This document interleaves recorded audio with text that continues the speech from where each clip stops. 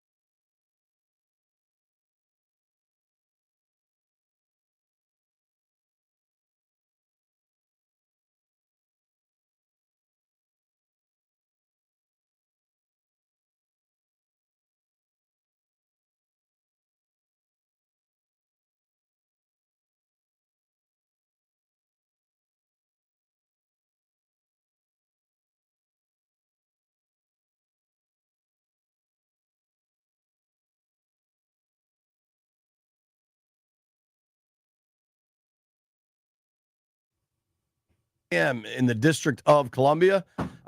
Kicking things off, trying to figure out if the mics are working. Jeff's wearing flip-flops. Good morning, Brian. Microphone check. Microphone checker. They work. Bing bong. Knicks not going out like that. All right. I think the Pacers take them out Saturday night, but Knicks showed up last night. I kind of think the Pacers half-assed that thing, honestly. It looked like they were.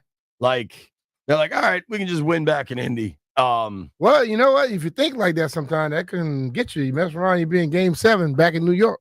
Right. I don't think we're in like oh man, the Pacers are in trouble situation. I think Knicks fans are going to push that, and if I had to guess, there'll be a very vocal Knicks supporter on ESPN screaming that here in a few minutes. But Who yelling, eh? Yeah, exactly. How are you, man? What'd you get into? I asked B. I walked in this morning. I was like, "Oh, what'd you get into last night?" He's like, "Man, I don't remember." I'm trying to think about something. I think I was trying to remember to tell you, but now I went over to this event. How many bike rides you got going? Well, it's the Armed Forces Classics, and I do a lot of stuff with Events DC. So there's the first year they're going to come into DC with the challenge ride, where each lap is 12 to 13 miles. And you can go in. You can try. Each lap is 12 to 13. Yeah, so people try to do up to 5 laps. You know, my goal is just to go do 3, maybe 4, and I'm done. Where are the laps? You start in D.C., back into Arlington, back into D.C., and it starts over by the Capitol. And this is the first time they've allowed it in D.C. When is it? Saturday morning, tomorrow. Damn. It starts at 7. And you're gonna try to ride what sounds like I'm gonna do about 36 to 48 miles. Okay. Then I may go play golf. There you go. Last time I did something like that, I shot 75. Whoop everybody. With my clubs. No. That when I rode a bike, then didn't you shoot a 75 with my clubs? Yeah, but I'm talking about in a tournament. Here's what I can tell you. My clubs did not shoot a 75 yesterday. Your clubs are probably saying like, damn, who was that dude was holding me the other day? I need him back. Dog, so I have a match this afternoon. Mike Kelly, if you're listening, we're going to need you, buddy. You going to tell a man before the match that you just not bringing it? Yeah.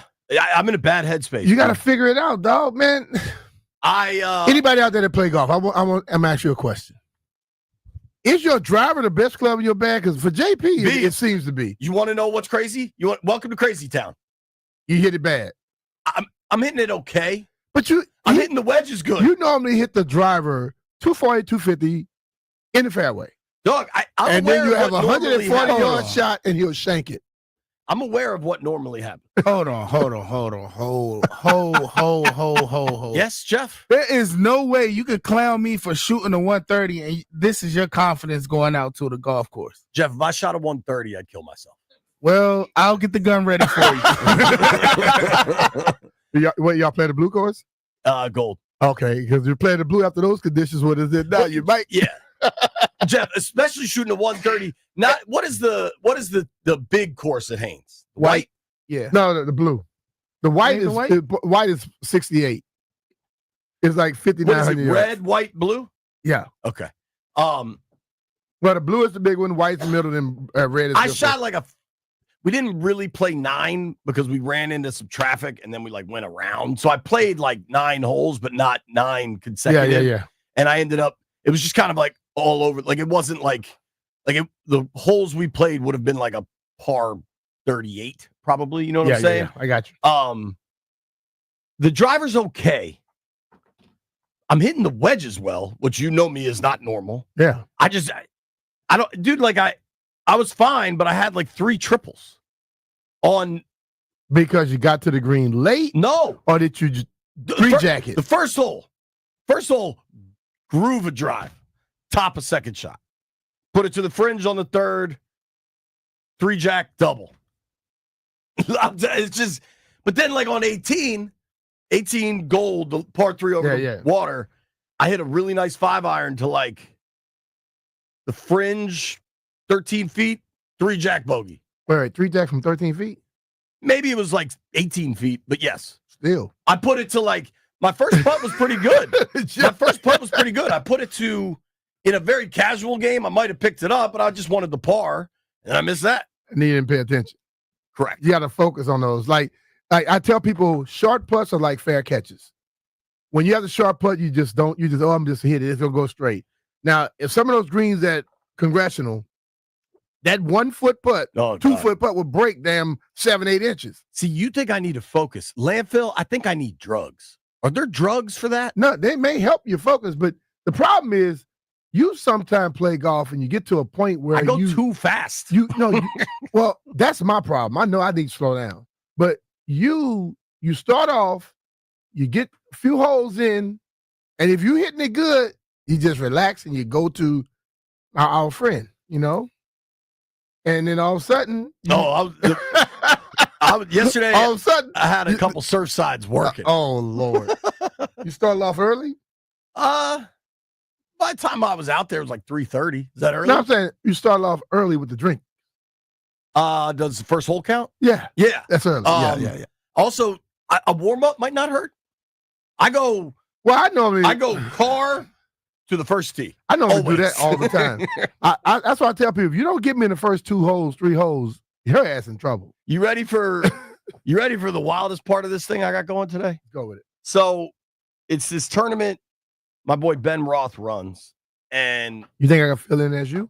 Maybe. Anybody would know that I'm you? I don't know. You. Put a hat on. Maybe they'll never know. I wasn't aware of this little caveat. So it's good players, right? And the good players, like you, get cranky when you got to give a lot of strokes. Hell yeah. Because, dude, get better. You play golf every day, get better. I'm a 14 handicap, right? So that I can shoot. Good now. I'm a 12. Yeah, right. I went up. You're a 12. Yeah. You're just a liar about strokes. So being a 14 handicap means, I can legitimately shoot an 86 or I can shoot a 98. Like that's my range. And to really good golfers, they get frustrated because it's like, I'm giving this dude 13 strokes and he just shot an 88 on me. Like, what the hell? So this is good golfer tournament, which my boy Kelly plays with my boy Parker. These are all guys. All right. Yeah. I know. Parker's an absolute stick. Parker had to get back surgery, so he's on the IL. So Mike asked me to fill in. I was like, sure, man, I'm happy to play. They cap everything at 10. So you got to play. So I'm not even getting my full set of strokes. So that's already in my head. And the dudes I'm playing against are like a +1 and a +2. Don't worry about that because you mess around Brian. and go shoot 82 on them. I doubt it. What you need to do today, slow it down a little bit, and then just strike your shot. Yeah. We'll see how it goes. I'll let you know. I got some advice for you, JP. I don't want your advice. Mm-hmm. Yo, actually, If I was going DJing, I would want your advice. No.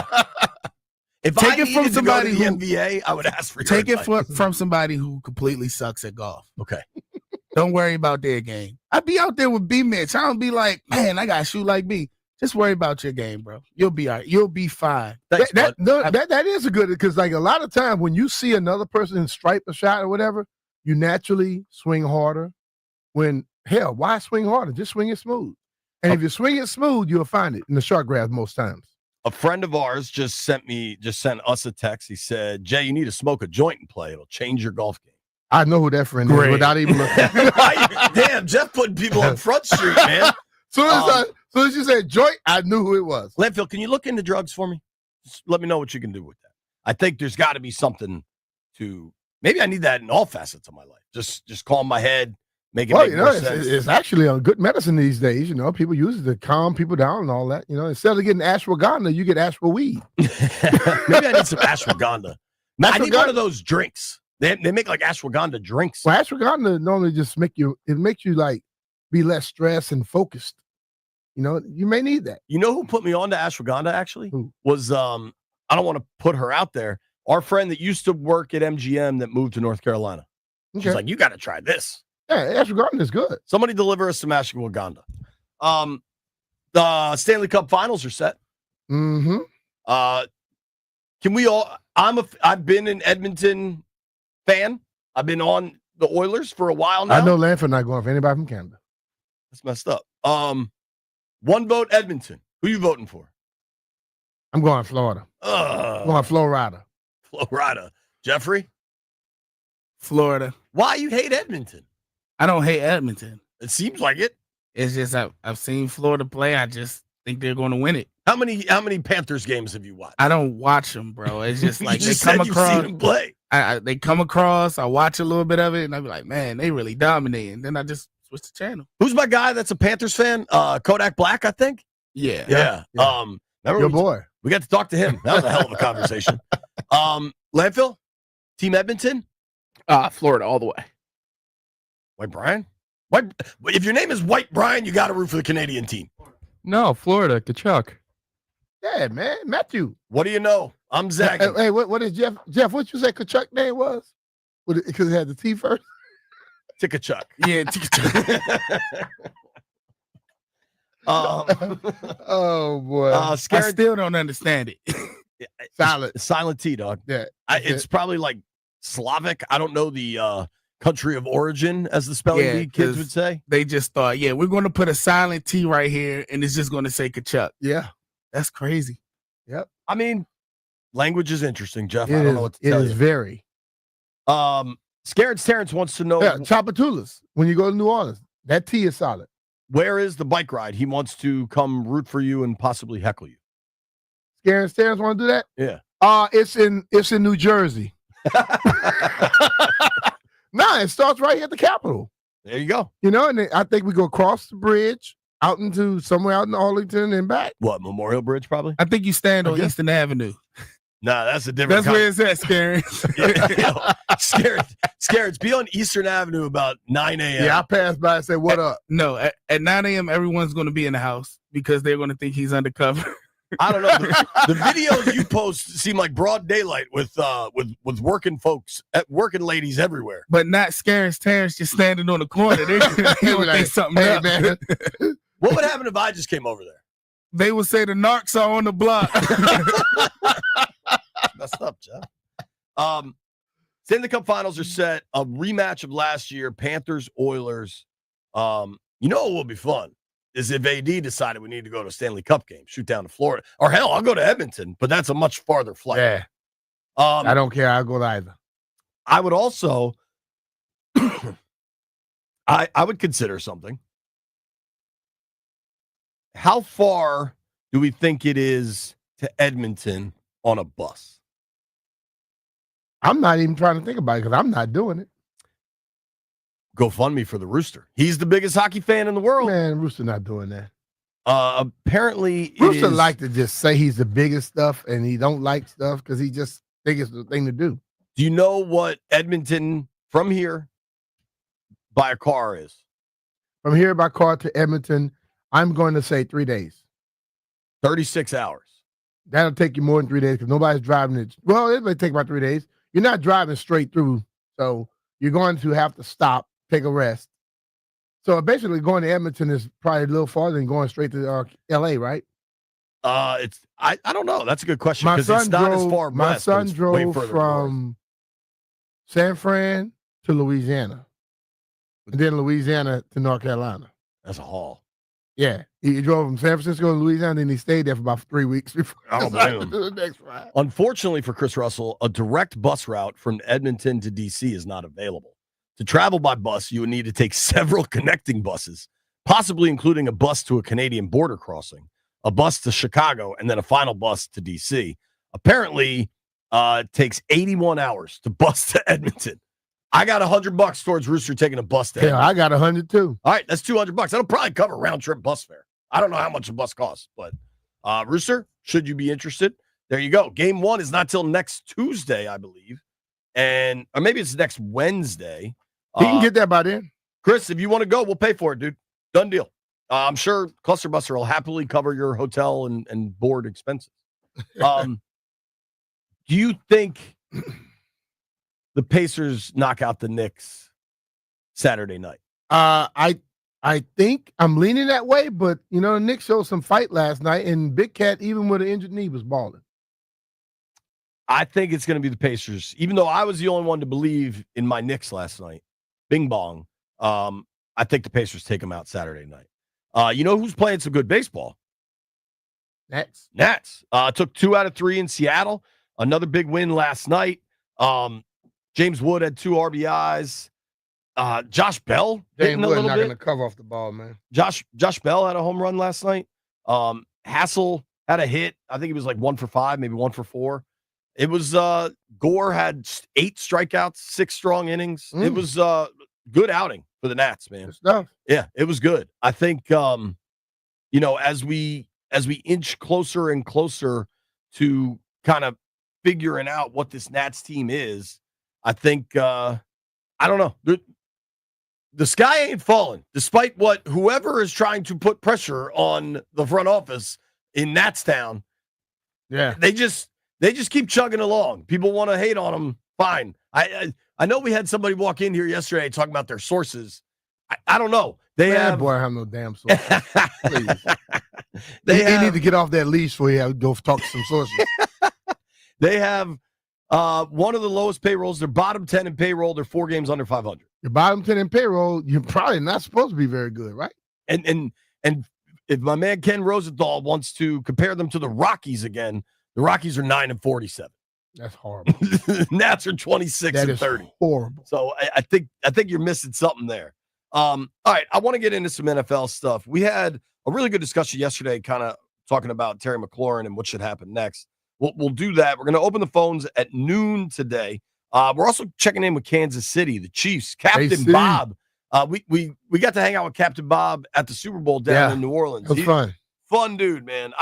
I am really curious. My boy Cam Lynch is a huge Chiefs fan, and they remain confident, I would say, as they should. Yeah. But that Eagles Super Bowl loss, the way it went down, seemed to humble them a hair. Well, I mean, it should humble them, but ultimately it comes down to what you always look at. Quarterback don't have time, can't play. And Pat didn't have time, so the offensive line was horrible. And if you get better, Pat got jumpy for the first time. Yeah, but when you're getting hit every play, you will get jumpy. I don't care how much experience you have. One thing that will bother a quarterback is laying on his back. That troublesome. All right. Coming up next, we're going to talk about the NFL's most well-rounded teams, best rosters, a team that doesn't have holes. Unfortunately, I got to guess who's tops on this list. All right. I think you used to play for him, and it wasn't burgundy and gold.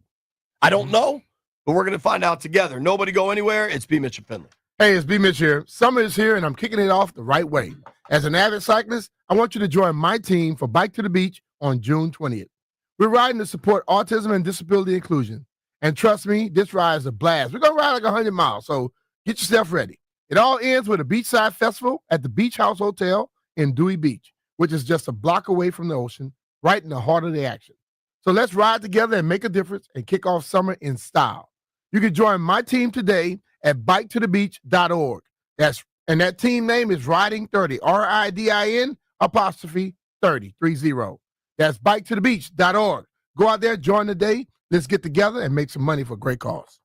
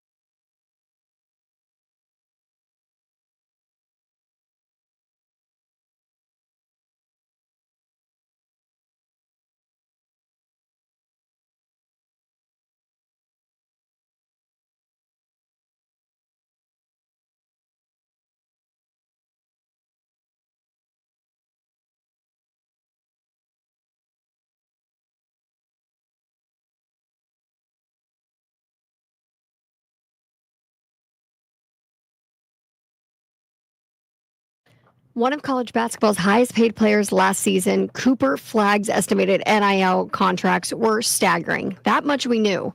Well, sports journalist Howard Bryant revealed that the Duke star made $28 million, noting that he had a $13 million deal with New Balance and a $15 million deal with Fanatics. Now, Howard's reported total is likely Flagg's NIL contracts in totality, not his annual payment. But Flagg's previous estimated NIL valuation was $5 million with the Blue Devils during his only season of college basketball, and that was the leading number in the sport. So to think that now he's bringing in 5 times more than that after a single season is unfathomable. From the Club MedCap 5-Star Sports Desk, Savannah McCann on The Fan.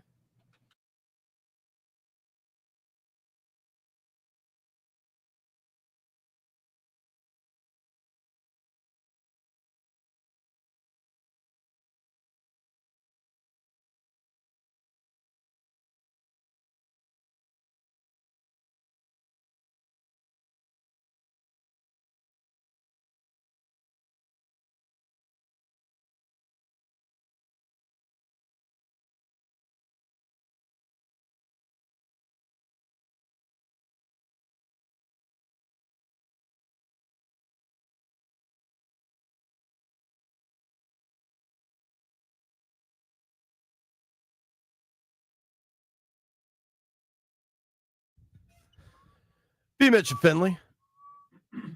106.7 The Fan. It's interesting because I think when we have our conversations about the Commanders, I think we're expecting the offense to lead the way. Mm-hmm. And there's a lot of, if things break right, the defense could be pretty good. I would say if Trey Amos can play right away, like on a level we think he can, that'll really help defensively because then you get more flexibility with Samerstill. Mm-hmm. You need Lattimore to play well. I think at this point that's an if.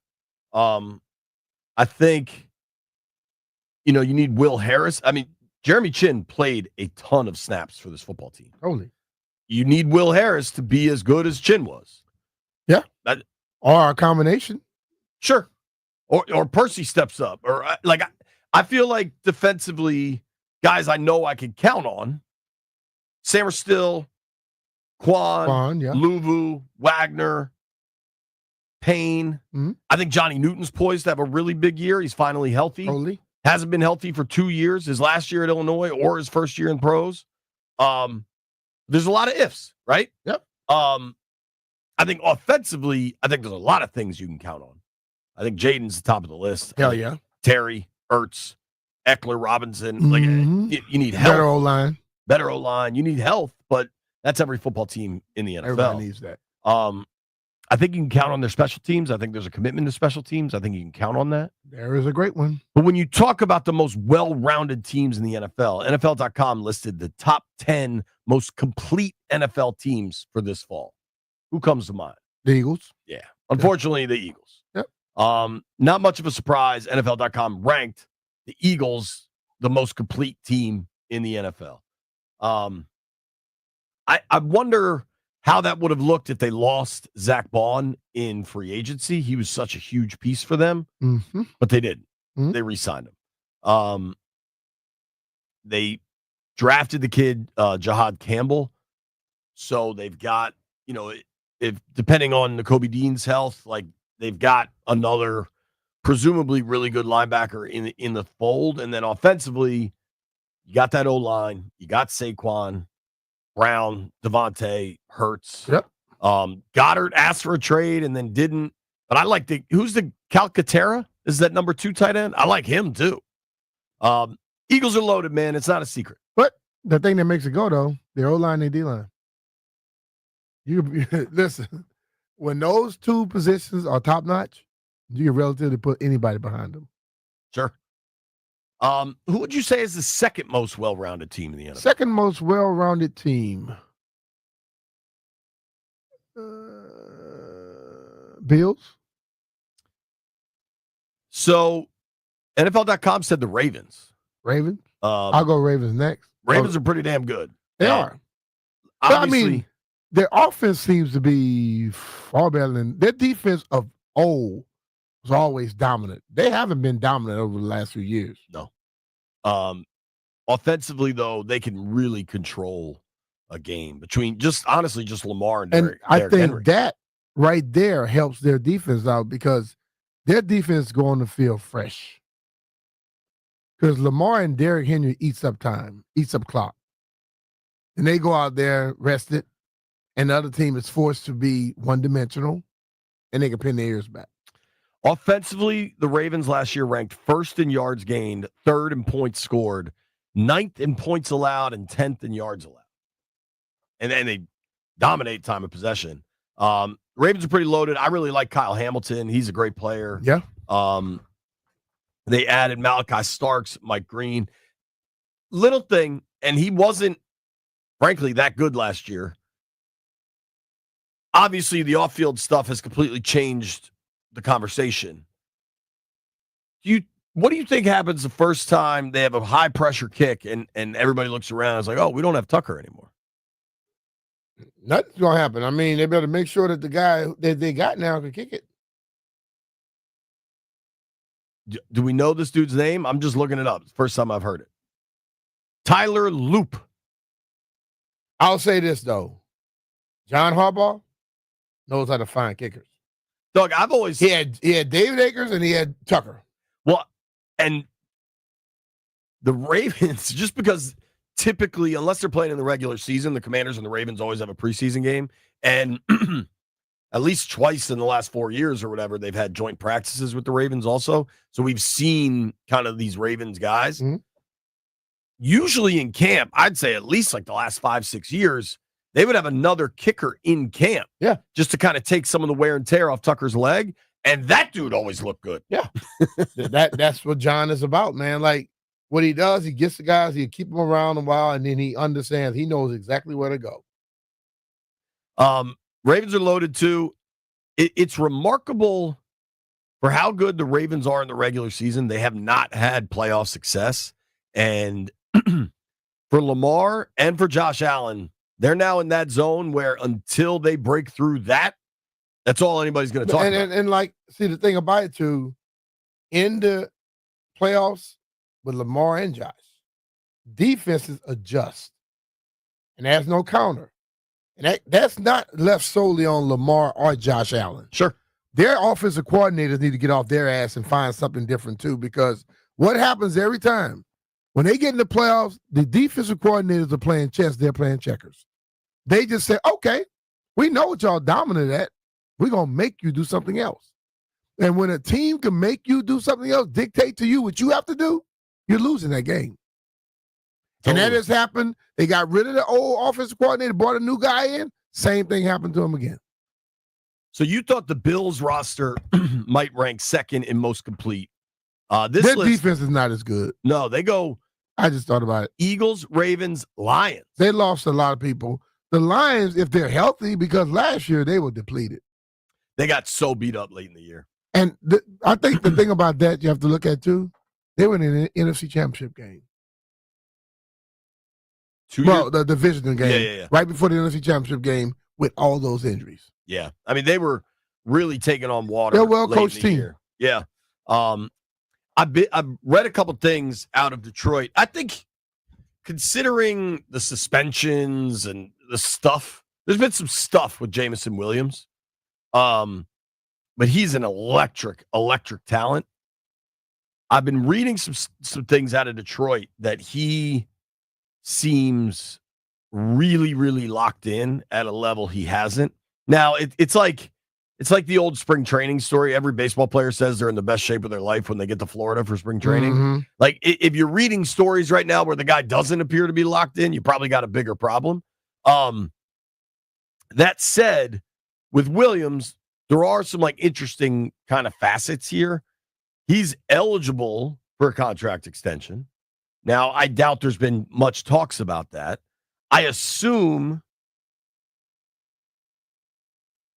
White Brian, see if you can look this up. I assume the Lions have already picked up his 5th-year option for next year, just based on the talent and what he's shown. But B, if Jameson Williams can give them a full season and I thought before he got hurt, remember he got hurt in the title game against Georgia?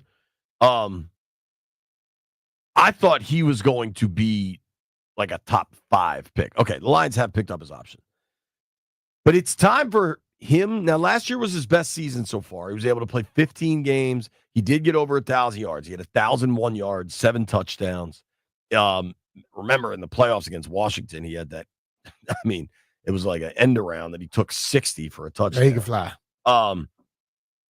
If Williams could take another step with what you've got with Amon-Ra there and Laporta and Gibbs, like if Williams can stay healthy and just be laser focused for a season, that offense is dangerous.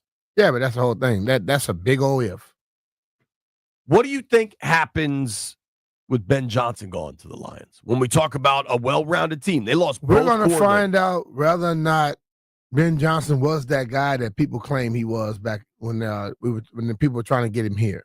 Thought he should come here because what I saw in the playoffs, he's an idiot. The most effective player he had, he stopped running, stopped using. So that's not smart to me. And if you are considered top notch, you don't do that. It worked out well. It would be like every time we got in third and short and fourth and short, Cliff winning his bag and came out with a play with Jaden involved. Yo, that little QB draw to the right side. It would have been just like if Cliff had stopped using those plays with Jaden. That's what Ben Johnson did. It was to the benefit of the old Washington Commanders. Mm-hmm. I may be on an island with this take.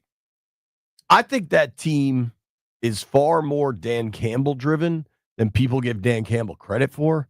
And I think he likes it that way. I think Campbell likes the impression that he's just this big meathead and all he's doing is lifting weights and arm wrestling. You know what I mean? Mm-hmm. I think Campbell's much, much more than that. He's from like the Bill Parcells coaching tree, Sean Payton. Like I think if you did a random poll, B, I'll try it right now. Jeff, what position did Dan Campbell play?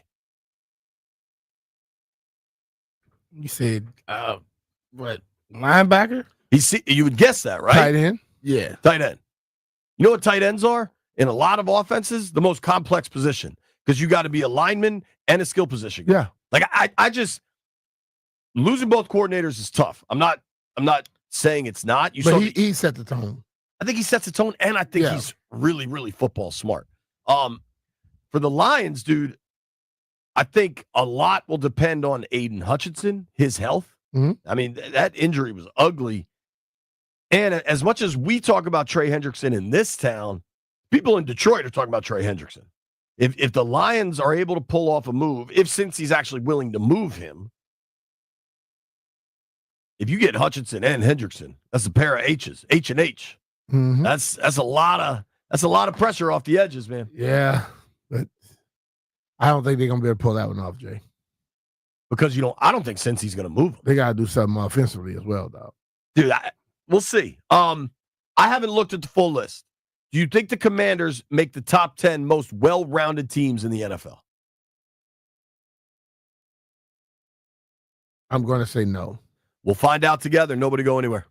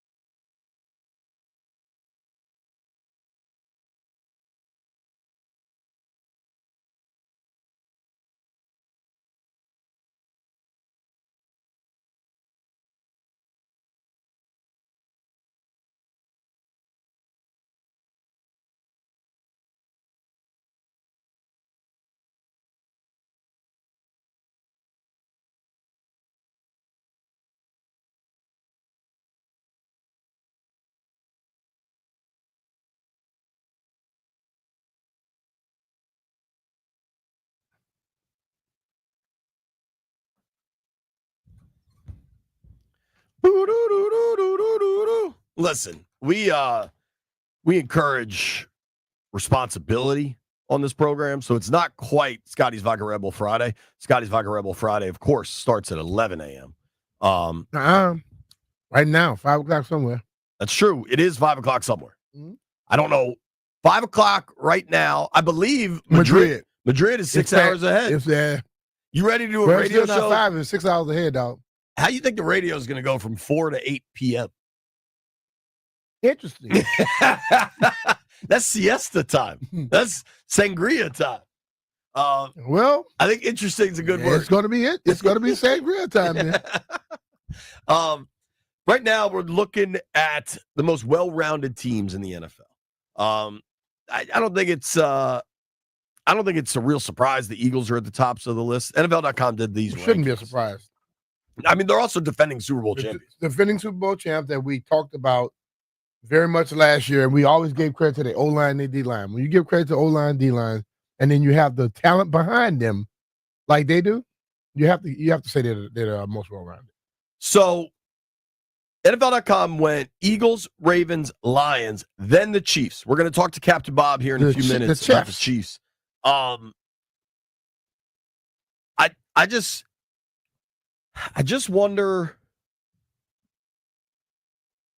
I think the Chiefs are so smart and focused that they don't think they need to overhaul anything.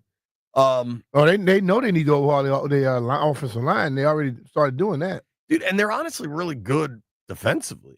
Who's that linebacker? I love that linebacker. Number 32. Yeah, I forgot his name. I'm gonna pull it up, but I think with the dreads. Yeah, dude, that dude could play for me. He's all over the place. The Chiefs just win games. I mean, they have an uncanny knack of just winning games, but I think they need a little bit more. I think it's Bolton is the guy we're talking about. Yeah. I think they need a little more explosion in that offense. They just got bogged down last year, man. They got bogged down because I think Travis Kelce was out of shape for most of the year, and their offensive line wasn't very good early on. They were very, very serviceable, but as they got in the playoffs, they began to get depleted, and they got a couple of injuries, and then they were in trouble. The thing that they remain wildly impressive on, dude, Mahomes didn't even throw for 4,000 yards last year. Yeah, that's crazy. Their offense. Guess where they were though in the playoffs? In a Super Bowl. Totally. They ranked. I mean, you want to talk pedestrian? They're dead middle of the league. 16th in yards gained, 15th in points scored. Mm-hmm. That just doesn't sound very Chiefsian. It doesn't. But the thing of it is, you have to learn how to win different ways. And the Chiefs right now, when you think about the Kansas City Chiefs, the first thing you think is their offense, Andy Reid and Patrick Mahomes. That's not the reason they were in the Super Bowl last year. They were in the Super Bowl because of Spags, Chris Jones, and their defense. That defense gave them chances to win games. Pat is a magician down the stretch. And when the defense only allows a team to score 10, 12, 15, 14, Pat gets the ball on the last drive, that's a game you can win.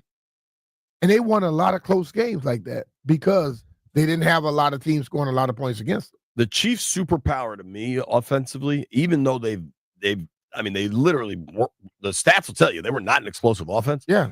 They're so hard to get off the field on third down. That's what I'm Mahomes is saying. a magician on third down. Yeah. They rank second in the NFL on third down conversions. They converted almost 50% of their third downs. So when you have a quarterback of his status, his standard, and your defense is as good as theirs was, you don't have to score a lot of points. You just have to get key third down conversions, and have a guy who has ice in his veins late. They got that. Just imagine the defense stays like they are. The offensive line get better. Pat get another weapon. Everybody's in trouble again because you don't want to see that.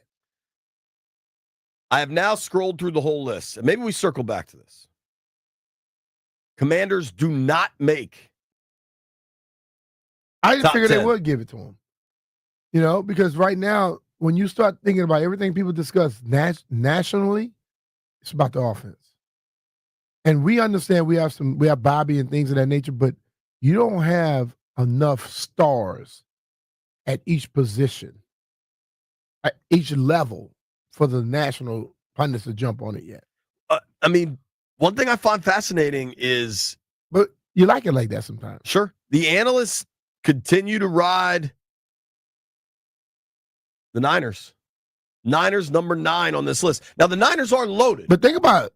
The Niners offensively, if Ayuk is healthy, they have receivers. They lost Debo. They run the ball. I know they're awesome, but they run the ball effectively.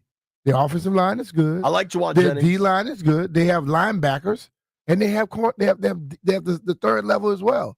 So Bosa, Warner, although Kittle. that team doesn't have what a lot of other teams have, they have people at every level to make people get on them like that. But they also have this other thing that the national pundits don't talk about. They don't know how to close. Dude, you know whose roster is loaded? Denver.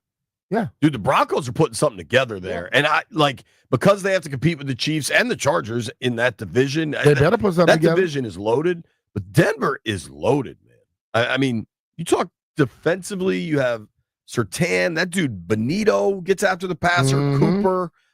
They signed Greenlaw. They added Hufanga, I think. Offensively, I like their skill position guys. I like Knicks. I think Knicks really improved over the course of the year. Denver is loaded, dude. Just from a talent all over the field standpoint. Mm-hmm. The White Brian, what is the Niners win total? Am I crazy to kind of like the under?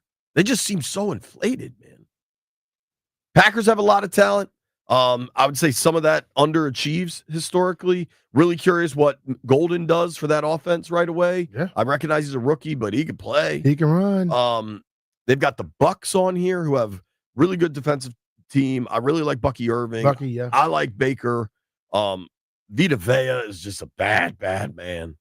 The Vikings have a loaded roster. What do you think of J.J. McCarthy? Basically going into his rookie year after blowing out. We got to see how he responds, how he bounced back from that knee injury. You know, I didn't think his arm was like that superpower arm. I think he was a guy who can position the ball, throw the ball in the right places. But he's going to have to be able to throw it down the field with that offense. Jefferson wants to go down the field, brother. Sure. I mean, you're stepping onto a loaded squad. As good as Jefferson is, Jordan Addison's really good. Yeah, they have Hawkinson. Addison's special. They signed John Allen. Yeah. Forgot about that. I mean, they're pretty darn good. I think KOC is one of the best coaches in the NFL. They can't break through in the playoffs. We're going to keep this going. Why didn't the Commanders make this top 10? When we return, we're going to deep dive into the Chiefs, who Washington will play on a Monday night football game at Arrowhead Stadium. Captain Bob Fesco joins us next.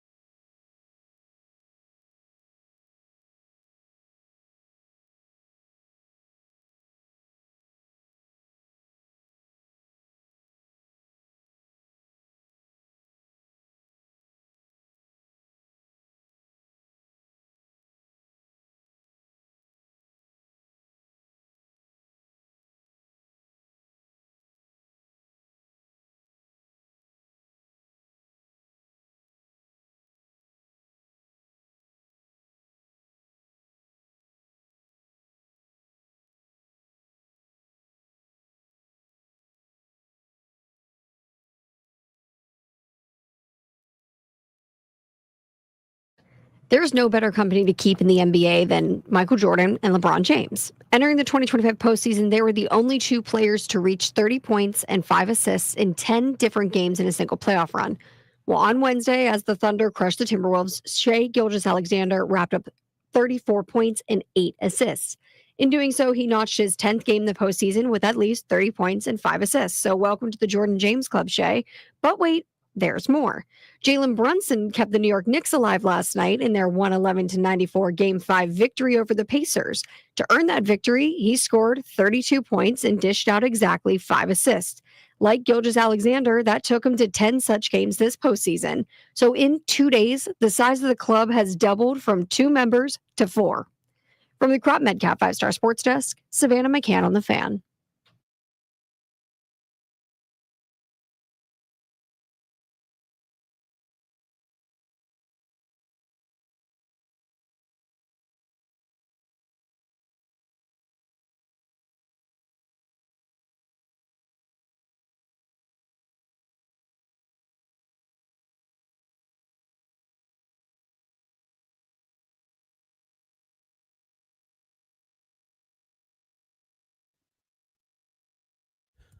And drinks are free. B Mitch and Finley, 1067 The Fan. We are fired up to kick off a Scotty's Vodka Red Bull Friday. Vodka Red Bull Friday is powered by Scotty's handcrafted vodka. Scotty's vodka is Maryland made, amazingly smooth, and loved throughout the DMV. I think one dude who would enjoy Scotty's Vodka Red Bull Friday is our guy, Captain Bob from Kansas City. Bob Fesco joins us now. Bob, what's up, dude? What's up, fellas? How are you? It's good to hear your voices Good, man. again. Yeah, man. How you been? We had a lot of fun Good. out in Great. New Orleans. Yeah, we sure did, man. I mean, except for the game, right? So you can listen to Bob on 610 Sports Radio in Kansas City, hosts Fesco in the morning. And we kind of all hit it off because we were all in that same Odyssey area at Radio Row at the Super Bowl. And Bob was wearing a captain's hat all week. Are you still wearing it? You know what? I'm actually going out on the boat today for the first time this summer, and I will be sporting the captain's hat. You better believe it. All Hell right. yeah. I love it, man. But, Bob, after that game, you could tell they needed to do some work on the offensive line. Have they addressed that? You know, I think they have. I mean, they went out and got 2 options for left tackle, Josh Simmons being the latest addition from the draft out of Ohio State, who, you know, every draft insider, whether you believe him or not, says he would have been the first offensive lineman taken if he was healthy, but he ended up falling to the Chiefs because of his banged-up knee, and he's kind of kicking butt and taking names in OTAs from what everybody's saying, if you want to factor anything into that. So maybe he's on the fast track, and so I think they did go out there and address their needs along the offensive line. They've got some competition at guard now that's going to take place on the left side to replace Joe Tooney. They'll re-sign Trey Smith, get a deal done with him, and they'll go and kind of figure things out. And Andy Reid's always been good at figuring out the offensive line. It's just that Super Bowl game, they just got overexposed, and now they really need to make a push to fix that thing to protect Patrick Mahomes. Yeah, I mean, what was it like for Chiefs fans to kind of I mean, they kind of got dominated in that Super Bowl game. And yeah. I feel like Chiefs fans weren't ready for that outcome. It kind of is the wrong word. There's no kind of. They got their ass kicked. And you're right. We're not used to that here in Kansas City, at least in the short term, right? You're used to going out there and winning. That game was over at halftime. Everybody knew it. And quite frankly, I don't know how you guys feel about it. I'd rather lose that way than, lose on a heartbreaker field goal at the end or something like that rips your heart out. At least the 24-0 at halftime, you could turn the page and start to focus on the next season. It made I think the grieving start a little bit earlier and getting over it a lot faster. Dude, we had some people over for the Super Bowl, and everybody's got young kids, so everybody left at halftime. And yeah. I just went and started cleaning up. I just went and did the dishes. And my wife's like, what are you doing? I was like, this game is over. And, I came back to watch, but I missed some of the third quarter because I just knew how it was going to go down. Yep. Dude, Bob, I'm curious. We just looked at the numbers, and the Chiefs' offense, I mean, everybody has this vision in their head of Mahomes and Kelsey and this explosive offense. Last year, they were pedestrian as hell. They're great on third down. They stay on the field, but how do they get explosive again? Well, you get Rashee Rice back, right? I mean, that was a big loss for them. I think it was either week 3 or week 4 against the Chargers, and Mahomes throws an interception. Rashee Rice is trying to make a tackle. Mahomes is trying to make a tackle. He takes out Rashee Rice, and you lose him for the whole game. Hollywood Brown comes back this year, right? We didn't have him at all last year until maybe the last game of the season. So going into last year, 365 days ago, your top 2 wide receivers basically didn't play all year for you, and you still went 15-2 and went to the Super Bowl. Now, Xavier Worthy stepped up and did some obviously good things, but having Rice back and having Hollywood Brown back healthy, hopefully all season, I think that's going to. Those are 2 huge additions to what this team's going to try to do. And just kind of talking with some people in the organization after the season ended and to where we are today, it's like we're going back to bombs away, man. They're going to start airing it out. They're going to have a lot of fun this year. Travis Kelce's senior year, you know how it is. It's going to be like American Pie and everything like that. Like it's going to be a lot of fun to watch how these guys go out and what they want to do in their final year together as well. Well, I was talking to JP earlier. I told him, I said, listen, when Pat didn't have to score all the points, the defense showed how good they can be. If you have this defense play the way it did this year, coming up, like they played last year, if they play the same and then the offense is now explosive again, could this be one of the better teams that Kansas City had? Well, I think it's going to be Patrick Mahomes' second greatest year as a pro coming up, because he's never going to do 50 and 5,000 again unless we add that 18th game, right? And which is coming. We all know that sooner rather than later. But I think there's a lot, like when Mahomes loses, he feels like they've done nothing. They've never accomplished anything. Everything that they've ever done doesn't matter. They lost that game. And losing that last game of the year is a big deal to Patrick Mahomes, because now everybody's talking about them being washed, the Eagles, the new dynasty, all this stuff, because they lost one football game. Patrick Mahomes keeps records of all of this and writes all this stuff down and uses it as fuel to the fire, which is brilliant, because when you're as good as Patrick Mahomes, not many people saying bad things about you. But when somebody does, man, he takes that to the next level. We're talking with our friend Bob Fesco. You can listen to him on 610 Sports Radio in Kansas City. Fesco in the mornings. Last year I thought it was very strange, especially for us in DC, that Philly kind of became the team America was rooting for. I think people grew tired of the Chiefs. That's not the case for us, but right. How weird was that shift kind of in real time, where the Chiefs kind of weren't like the America, like a team that America rooted for anymore? It was different, but it makes it even more different when it's the Chiefs. I grew up in North Jersey, my entire life till I was 18 and came out to KU, and I hate the Eagles. I hate everything about Philadelphia.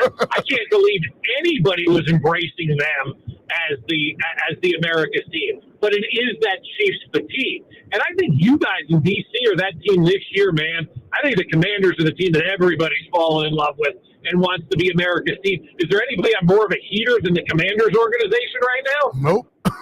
Not at all. I mean, you change that name to something that people like, and man, you talk about having a complete off season, it would be, dynamic what they've got going on there. So I think that's going to shift quickly away from Philadelphia, because people will see the behavior of the fans. They're deplorable. We all know that.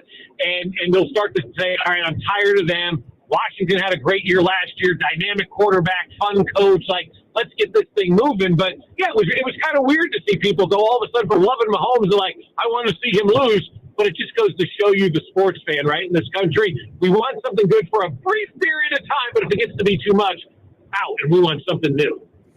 It's interesting you say that. So I think one of the biggest things, for better or worse, is Travis Kelce. And I don't think I'm saying much here, but Kelce was not great last season. I thought it was by far he underperformed. Does he seem fully committed at this point? Yes, 100%. He's lost 25 pounds. He's at OTAs, and at this stage of his career, you don't have to be there. And I think Patrick even said yesterday, he goes, if this is the last dance, it sure doesn't seem that way with Travis Kelce. Mm-hmm. So the fact that he came back in with his weight cut 25 pounds, looking good, looking young. And look, I think Travis is going to be better this year, because you've got Rashee Rice and you've got Hollywood Brown coming back too, which is going to take all the pressure off of Travis Kelce. You're not going to be able to triple coverage that guy anymore, or even double cover that guy anymore, because that's going to leave somebody else open if you want to do that. So I think Travis can have a really nice year in his final season. most likely in the NFL. Has he said he's going to hang it up this week? After this After season? this year. Not officially, right? But I think everybody's kind of reading that writing on the wall. His contract is up after this season. Kind of like what you said, a little bit of a rough year last year. The Super Bowl obviously wasn't great for him or for anybody. So I think the writing is on the wall. I don't think anybody's officially said that. And if you still have the ability to play, never close that door. As you guys know, you play as long as you possibly can. So I don't think he wants to close that door, but I think the feeling is it's probably going to be the last ride for Travis. We're kind of approaching it that way here in Kansas City.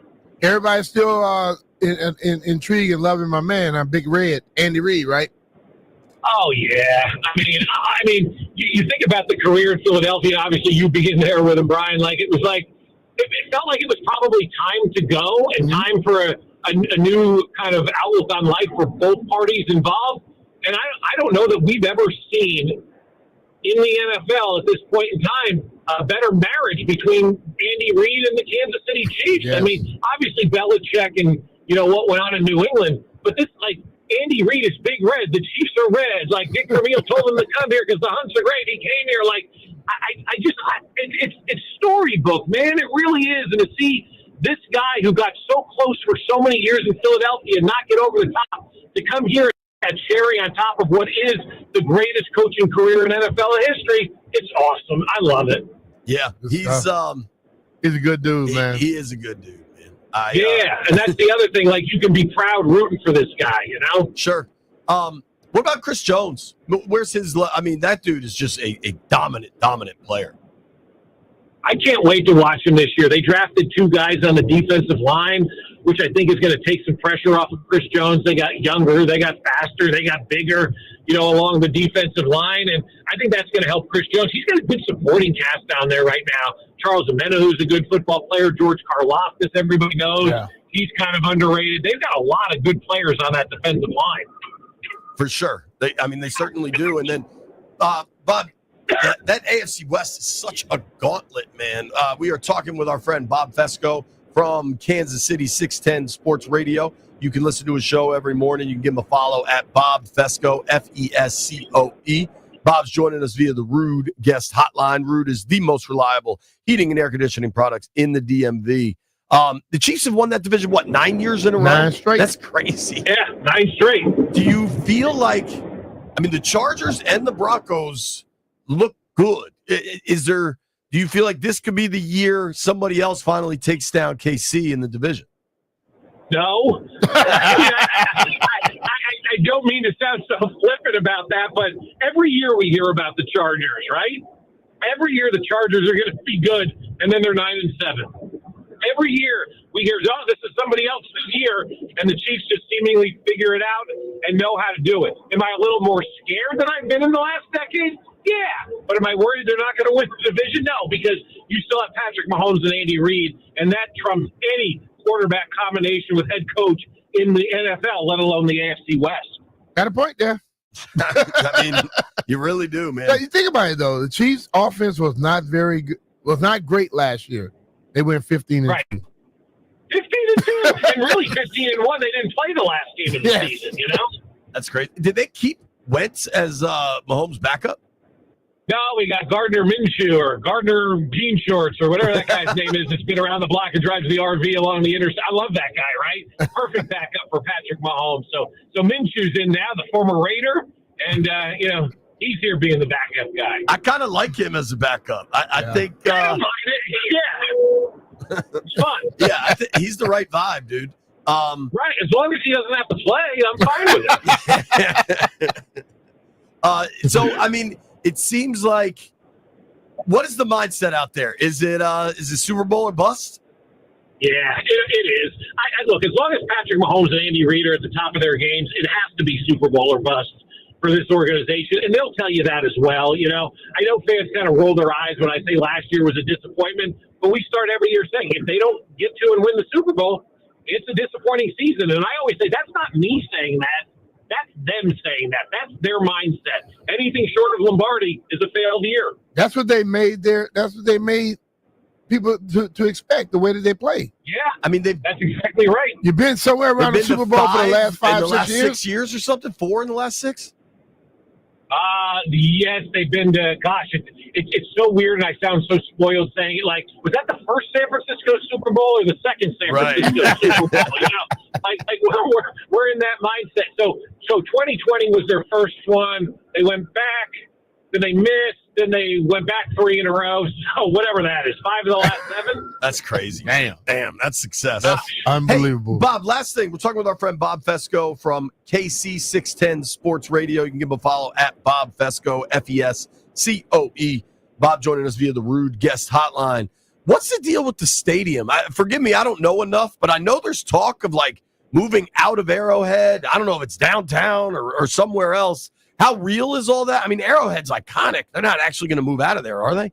Yeah, they probably are. I mean, it's Really? time. You know, you guys know what it's like playing in a bad stadium in D.C. Yeah. It's an iconic stadium, but it's also 2025.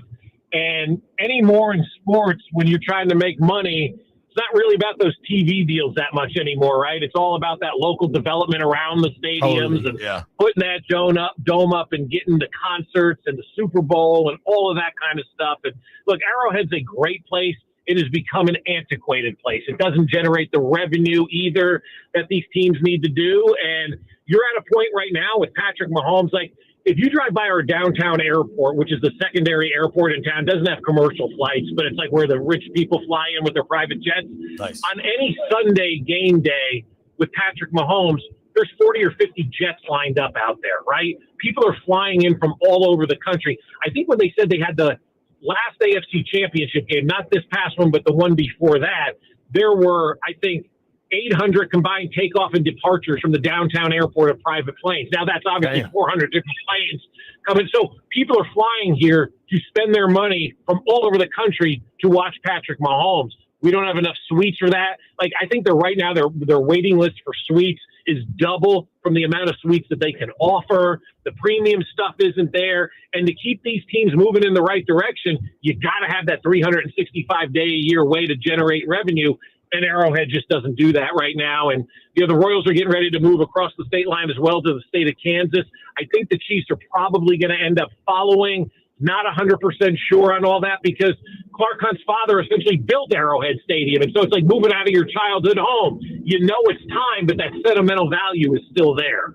Yeah, but I think what you just said probably can, if any people in D.C. listening, they want to hear that. They need to hear that to see that what a new stadium can do for the area that has a stadium that's just antiquated right now. That's exactly right. It creates a new area of entertainment for people. It's great for your residents, and it's great for the teams because that money that you make in your market at your stadium and your surrounding area, that's all your money to keep. And so you get that leg up when it comes time to having those signing bonuses and, you know, guaranteed money. You got to have that in your account to transfer to dudes. And the more money you can have in your account, the more opportunities you can have to sign your guys, or maybe you want to go out and get a free agent. So you just got to find ways to generate that revenue. The landscape of sports has changed so much. Yeah.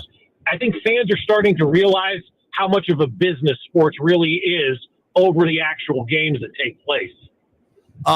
Bob, always appreciate talking with you, man. Appreciate you, Bob. Where do you go for the boat in KC? Forgive me for not knowing. We got some lakes. It's just a little small lake right outside of town. My friend has a boat. We just, run out there. It's called Perry Lake. And then, of course, there's Lake of the Ozarks, which, everybody knows about that. Sure. And whatnot in Missouri. But, this is a quick little day trip. My friend's got nothing else to do, and he owns a boat. He's like, come on out on Friday at like noon. I'm like, okay. Is this like a beer boat ride or some fishing? Nice pontoon boat. Yeah, no fishing. Yeah. Drinks, cocktails.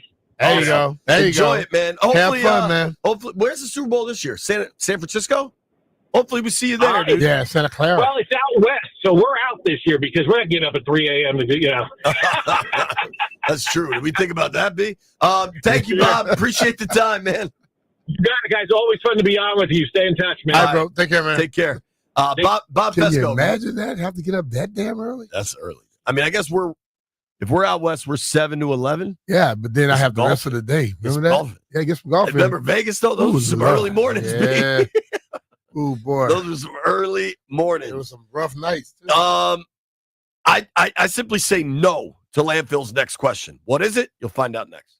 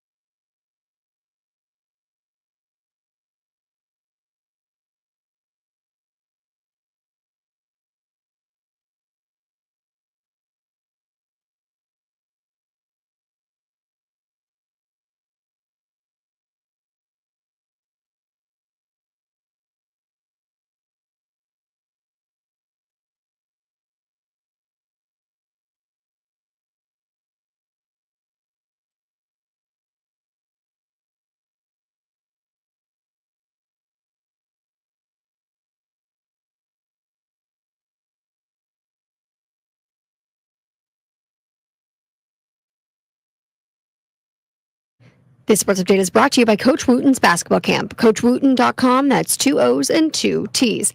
The Minnesota Vikings have announced a new contract for general manager Kwesi Adolfo-Mensah nearly 5 months after signing coach Kevin O'Connell to a new deal that moves locking up their football leadership group for the near future. Now, both of them signed 4-year contracts when they first arrived in Minnesota in 2022. O'Connell's new deal is for 5 more years. We don't have any of the details or the duration to know if it matches O'Connell's contract for this new Adolfo-Mensah. However, we know that Minnesota's future locked up for a while. This team not going anywhere on the leadership side. Coach Wooten's basketball camp, they instill a love of the game by teaching their kids how to play, the values of the game, and just having fun. Join the rite of passage for beginners all the way up to the rising high school star and experience the legacy of the Wooten basketball camps. From the Crop MedCap 5-Star Sports Desk, Savannah McCann on the Fan.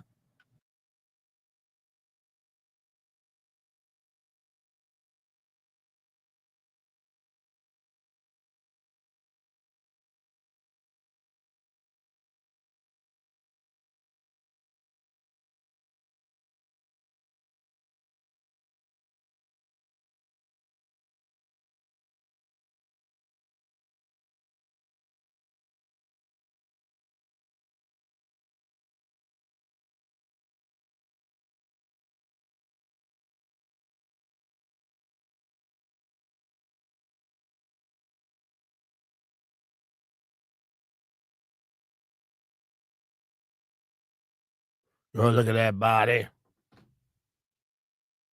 Girl, look at that body. Work out. B Mitch and Finley, 106.7 The Fan on a Scotty's Vodka Red Bull Friday. B just said something to me that I think is pretty accurate.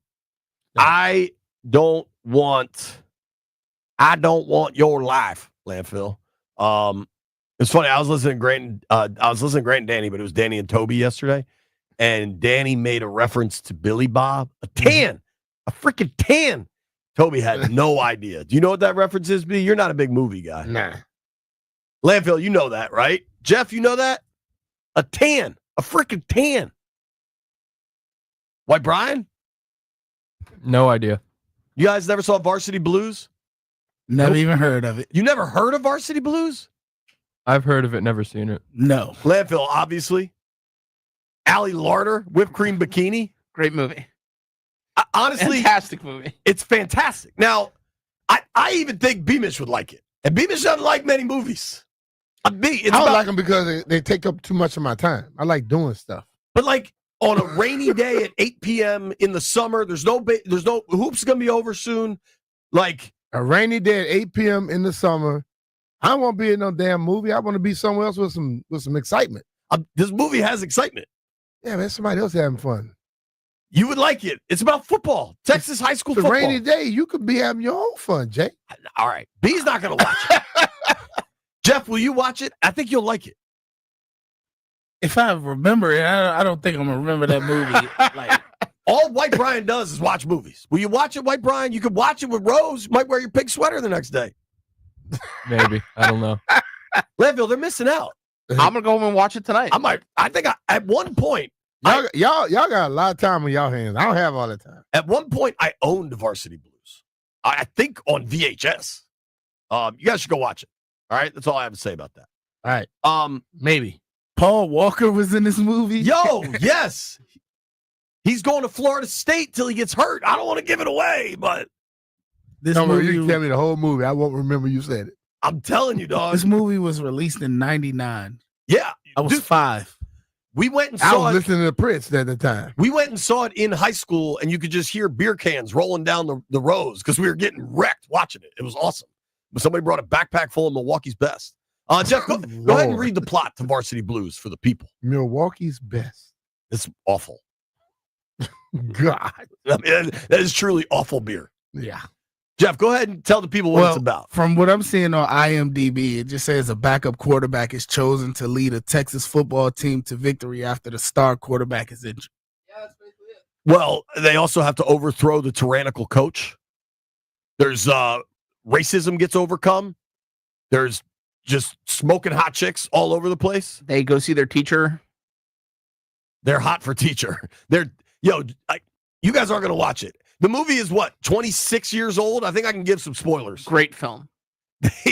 They go to it. These dudes in Texas high school football live the life. They can go to any bar they want, even though they're 17.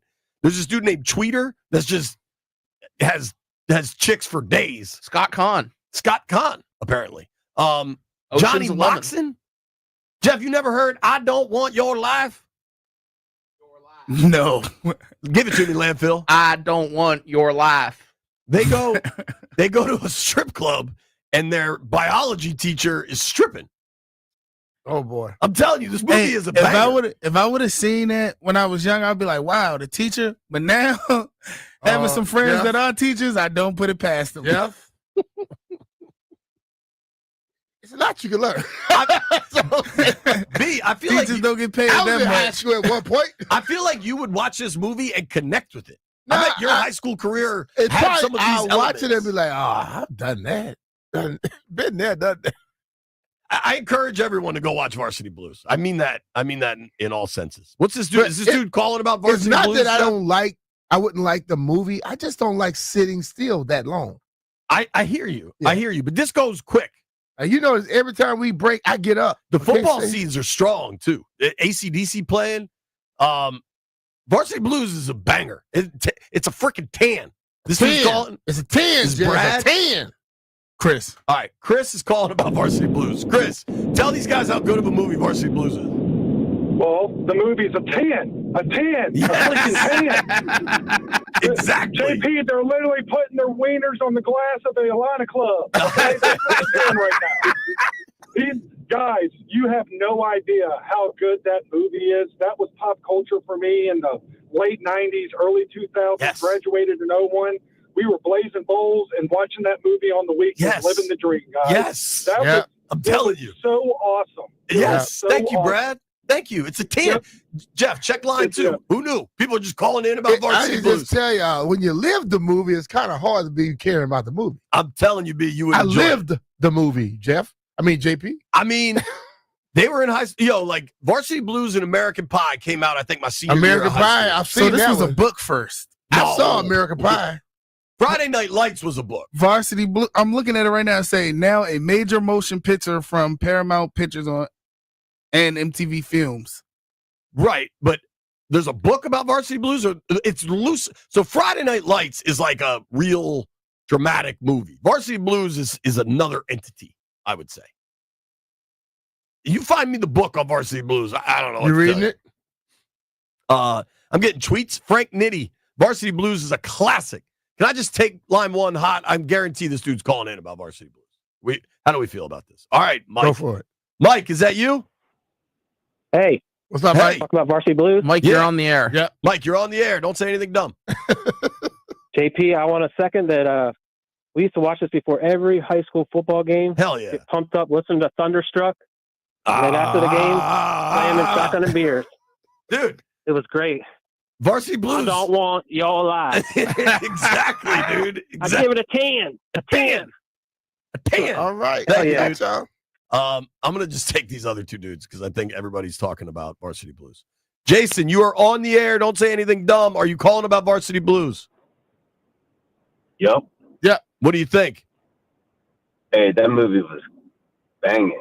And you got to watch that one, B Mitch, and you got to watch American Pie back to I've back. seen American Pie. American Pie. Dude, imagine American Pie, but it's Texas high school football instead of Your head would explode. those, like the American Pie dudes. The one dude's an athlete, but the rest of them are kind of nerdy. Yeah. Like these dudes are all just athletes living Yeah, they their like best pie. life. And I'm telling you, it's a I don't think you're gonna watch it. I bet Bria's closest to me in age. I bet Bria watched it. Willie is closer to you in age. Want your life, Yes, play it again, Landfill. but I don't want your life. It's Dawson from Dawson's Creek. Johnny Moxon, baby. See if City you of can your get lifetime, but I don't want your life. see if you can get Billy Bob. Country. Billy Bob. My guy Tweeter is going through it, man. I'm telling you, Varsity Blues is an absolute classic. If you can get a freaking 10, although he may curse, I don't know. Billy Bob has a pet pig, B Mitch. He calls him Bacon. Drives Yeah, that's what he's gonna become. drives a big ass He's truck. basically telling the pig his future. He is. He's gonna be some damn bacon. Tyler Turner just tweeted me, how is it not a prerequisite to anyone working on the B Mitch and Finley program or any sports media station to not have watched every famous football movie, especially Varsity Blues? This is the first football movie we talked about. I've never heard of that movie at all. This is a first for me. Jeff, roll an L, watch Varsity Blues. You're going to enjoy it. I promise. This is left hand up, a dead ass guarantee. If you watch Varsity Blues, you're going to enjoy it. Now I will complain about the NCAA tournament next. Hey, it's Brian Mitchell here. It's First Inning Friday on FanDuel, where every week FanDuel is hooking all customers up with a special offer you can use on early game MLB action. Put your baseball knowledge to the test from the very first swing with no runs and yes runs, first inning bets. Will anyone score in the first game in the game's first frame? Check each team's season stats right on the FanDuel app and make the call. Every First Inning Friday, you can expect a special reward like a profit boost, no sweat bet, or more. So make sure and come back every week to take another swing. How about McKenzie Gore in the first inning, striking out all three guys, just going through them, rolling them down, just line them up, and I'm gonna strike them all out. Just visit FanDuel.com/Brian, America's #1 sportsbook, and make every moment more. FanDuel Sportsbook is the official partner of 106.7 The Fan. You have to be 21 years old and present in Virginia. Restrictions apply. See terms at sportsbook.fanduel.com. Gambling problem? Call 1-800-GAMBLER.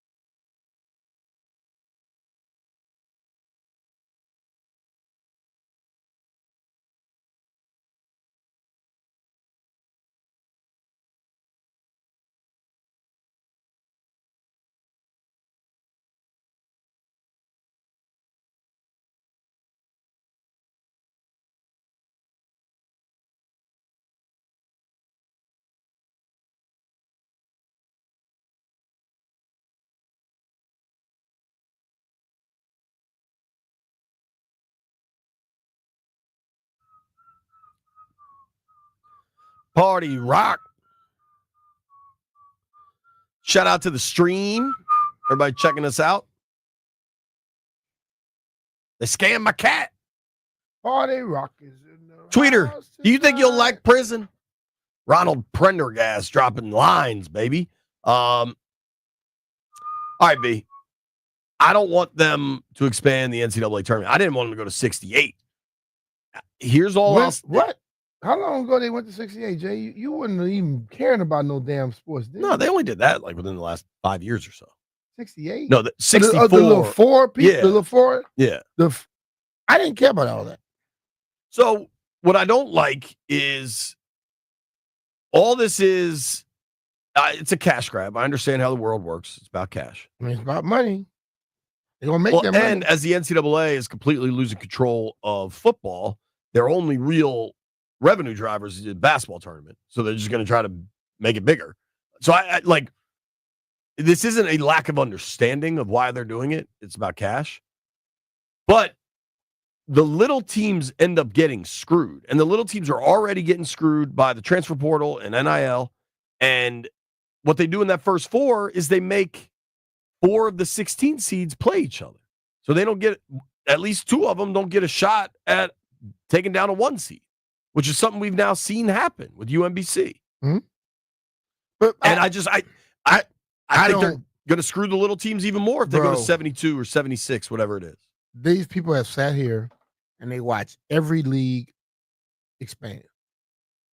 They watch the NFL, they watch, basketball, NBA, and they are going to expand. The world is a copycat. It's not like we say copycat league. The world is copycat situations. If other people are doing it and making, why the hell are they not going to do it? They're going to do it. And let's be real. The world ain't fair. Again, I'm not saying I don't understand why they're doing it. I just don't like it and don't want them to.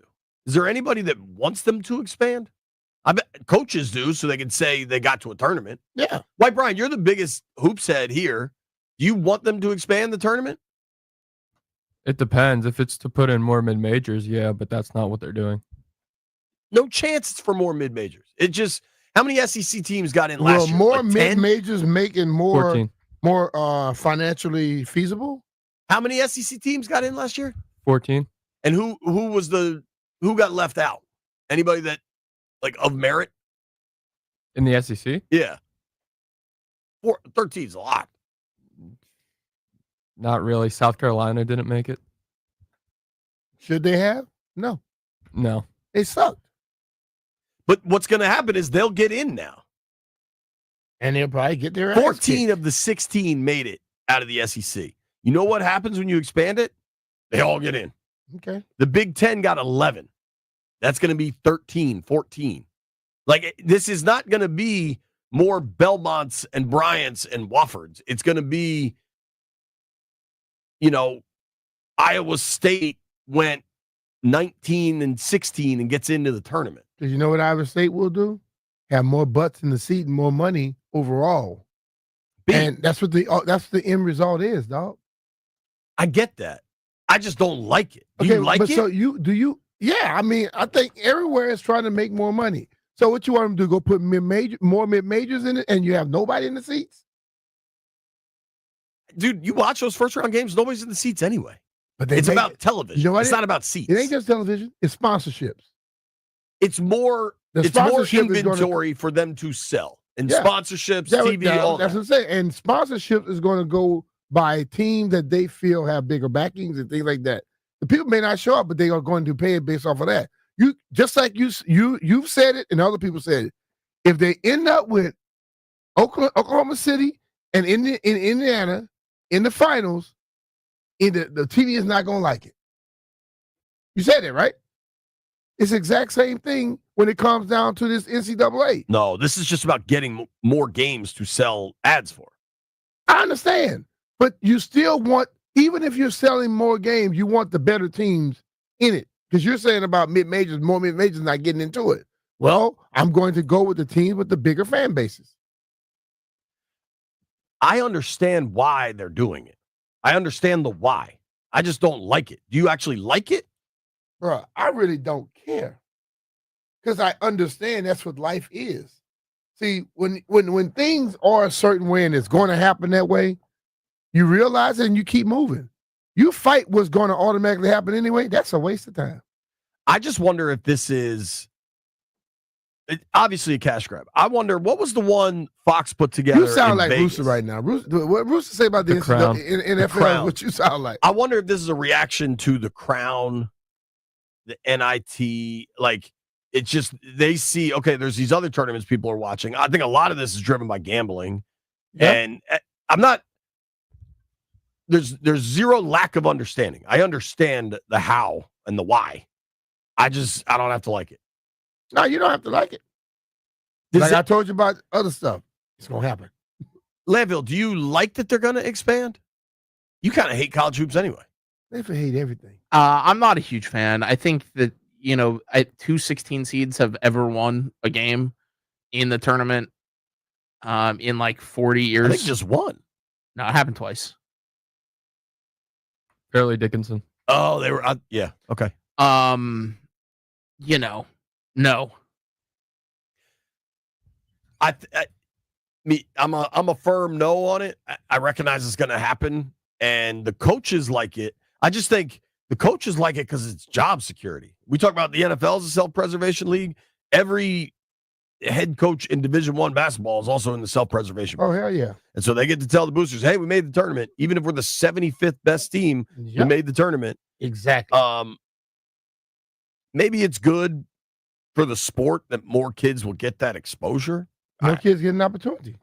Yeah, I mean, I think that's what when we start looking at college sports, as we begin to break things down, we never ever think about that aspect right there.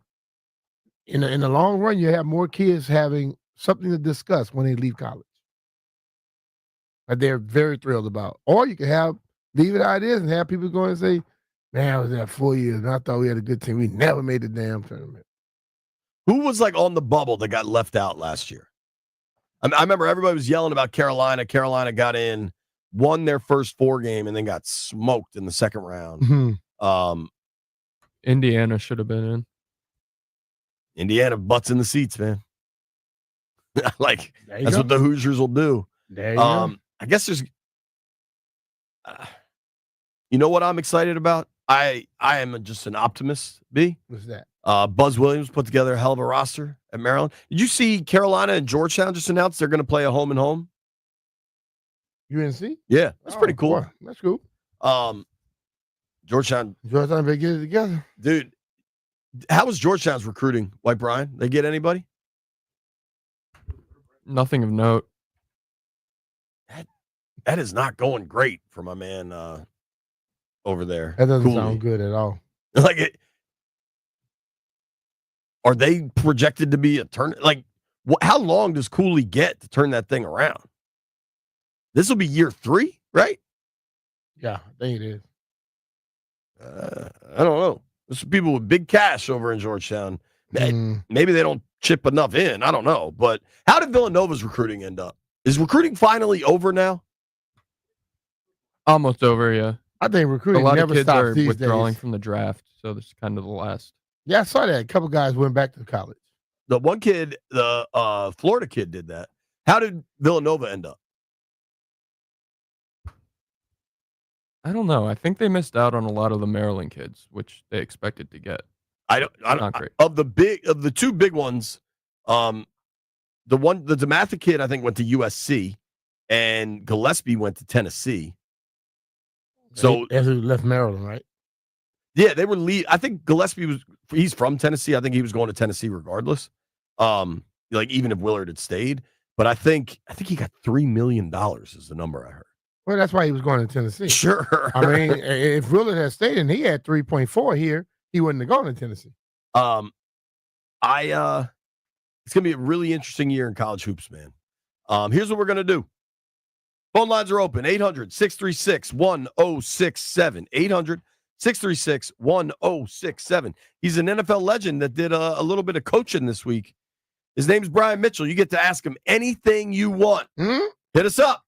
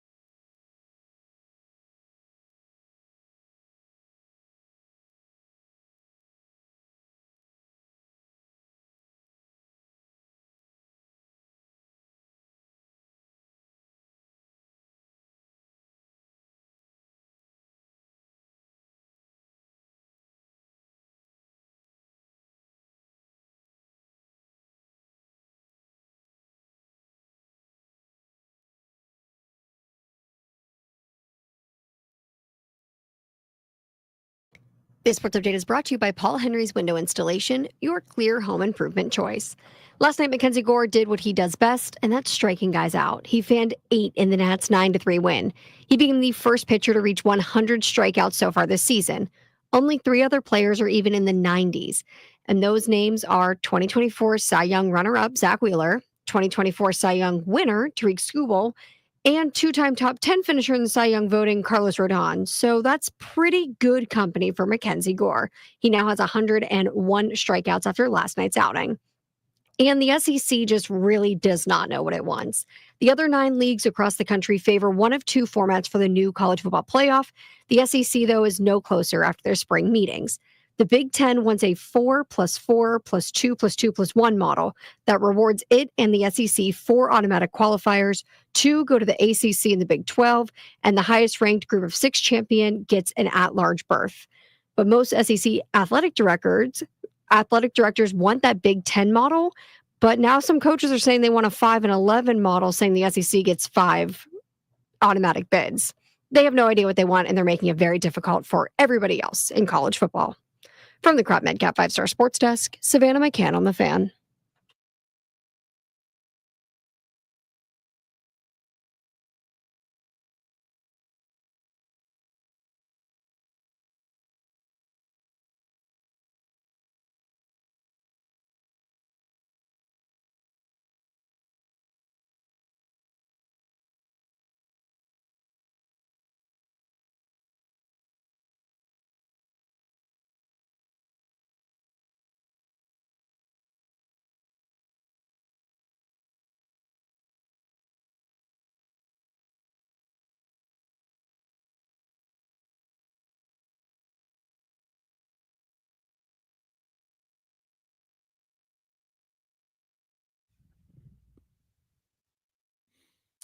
High noon in the District of Columbia. Points north, south, east, and west. It's that time of the week. You guys get a chance to ask an NFL legend anything. Mr. Brian Mitchell. That's right. Ask B Mitch anything. We'll start with Mark in D.C. What up, Mark? Mark, what's up, man? Hey, how are you guys today? Doing good. Good. Brian, I wanted to ask you, I think I'm probably a couple years older than you, but and I've been thinking about it, so I wanted to sort of get some insight on your motorcycle experience, how that's been, and just maybe some challenges. I hate using this word, maybe being a little bit older, taking it up. Well, I basically went through the class and stuff, and I've rode maybe one weekend, one little ride. That was it. Okay. Yeah. Because, you know, sessions and... No, I'm sorry. I interrupted you. Go ahead, sir. No. What you were about to say? No, I'm just wondering how you found the sessions. Like, was there anything more challenging? Now, like, are you with an automatic start, or do you have to use a crank, a push, like a kickstart, or? No, it was automatic start. They got cranks. Oh, it is. Yeah, you got. Well, I'm just wondering. I'm going to be brand new, so I just like I say, was looking for some insight. Oh, you're picking class, it up. Huh? When you go to the class, man, they are very, very. They're gonna let you know exactly what's going on, and they're serious about it now. If they tell you to stop. If they tell you don't do something without them telling you, don't do it. They'll kick you out the class in a heartbeat because they take it serious. And you looking at motorcycles, you have to understand that because you make one mistake on a motorcycle, it's all over. No, I hear you on that. Your safety has got to be first. Oh yeah, absolutely. Definitely. Thanks, Mark. Good luck in your. I'll thank you for your time. I wish you well in your adventure of it. Just was looking for a little insight. All right, man. Okay, cool. Thanks very much. Yeah. Who are our people? Hey, guys. If anything happens on the bike, you need somebody to help you. Olivia Donahue. Law Tigers. Law Tigers. Make sure you call them if you need somebody. Yeah. Thanks, Mark. Okay, appreciate it. There you go. Okay, have a great day, guys. All right, man. See you, buddy. Bye-bye. 800-636-1067. 800-636-1067. The commander is on the line. Hello, Commandante Tequila. Hey guys, how you guys been doing? We're good, man. Buddy. What's happening? You okay, I got a football scenario, all right? All right. Jack Del Rio Walker got fired last week. So we put up JP up as the defense coach. All right. Uh-huh. This was going on. It's 4th and 3. B Mitch is the quarterback and the kicker. All right. It's 4th and 3. B Mitch, you're down by 2. Uh-huh. All right. You're at let's say you're at the 25-yard line. All right. All right. JP got to walk real quick to Landfill or to them, how are you going to do his defense? Is he going to blitz, or is he going to run, or is he going to man cover somebody? All right. You got the wide receivers, the secondary wide receivers. All right. Because the main quarterback just ran out. So he doesn't know what he's going to do. All right. You got 2 seconds. Go. So what you asked me? What am I gonna do? What are you gonna do? Oh, I'm going to the end zone. I'm gonna throw a touchdown. All right. Because JP defense sucks. Landfill and JP running the defense sucks. I'm going straight down the field. All goals. I'm gonna be honest. I usually all nines. I will push back at times, but if it's me and Landfill on defense against B Mitch, I think he is gonna score. So thank you, Commander. Appreciate it. Good to hear from you, buddy. NFL owner on the line. Oh boy. Hello, Jera. How you guys doing? I don't know how you followed that last call. Bronco, I swear to God, I couldn't understand a damn thing you said. But listen, this is for Brian, but Finley, you might be able to chip in. These other two are inadequate because it's going to be beyond their damn time and standing. They can't remember Varsity Blues. Hell, they can't. They're not in this question. You all know who Brent Musburger is. Sure. Yep. You are looking live. Exactly. Now, I just discovered this the other day, and I defy any of y'all to go on YouTube or whatever and pull both these up. You know who he sounds like? Who do you think, if you close your eyes and just listen to the other voice, you'll know what I'm talking about? He sounds just like Seinfeld. I swear to God, both of their voices are identical. Musburger and Seinfeld? Yes. Just listen. Before you listen to Seinfeld, just listen with Seinfeld in your head while you listen to Musburger. And I swear to God, you'll think that you're listening to Seinfeld. All right, Landfill. This is an audio program. Get me a Musburger clip and a Seinfeld clip. We will test this theory, We're going to test it out, Jared. All right, y'all have a great day. All right, man. You too. Thanks, dude. I know it's Ask B Mitch anything. Phone lines are open, 800-636-1067. Now, phone lines lit up when we talk about Varsity Blues. Can we ask Jeff to define cool? Is that all right? Jeff, define cool, buddy. Hey, look, man, if you're not causing no problems, you're getting along with everyone else, it's just a nice vibe, you cool in my book. That's it. That's fair, I suppose. How would you define it? I suppose somewhat similar. I don't know. That seems relatively fair. I would call it not hot. Also true. Also depending true. on which school you want. I know what Coach Cully meant to you. Mm-hmm. Who was your favorite position coach post Joe Gibbs era? Like once it was Norv and then you got to Philly and like Ted Williams. Where was that? In Philly. What was he like? Cool as hell. Ted was like what Jeff just said. He grew up with Dusty Baker in Compton. Oh, wow. They were best friends. But just laid back. Look, like if you did something wrong, you didn't must know he was mad. He was like, boy, you know you got to do something better than that. You know, he was not a yeller, but he was just that dude laid back. And he and his wife both, she was, Miss Williams, she was the coolest. She always bought us food and stuff. So that's the way to you your you heart. like them. That's our Cully wife used to always do too. Who was the biggest hard ass coach you ever dealt with? Bobby Jackson tried to be like that. We quickly had to let him know, dude, you 5'4", 160. Who are you going to intimidate? You know what I mean? Yeah. Mike is at Gaithersburg. Mike, you got a question for B? What up, Mike?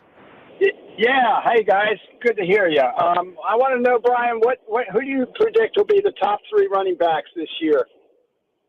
Probably the same one from last year. You got Saquon, you got Derrick Henry, and I'm going to give you I think Bijan going to jump up this year. Okay. Yeah. All right. You think so? Yeah. Thank you. I think so.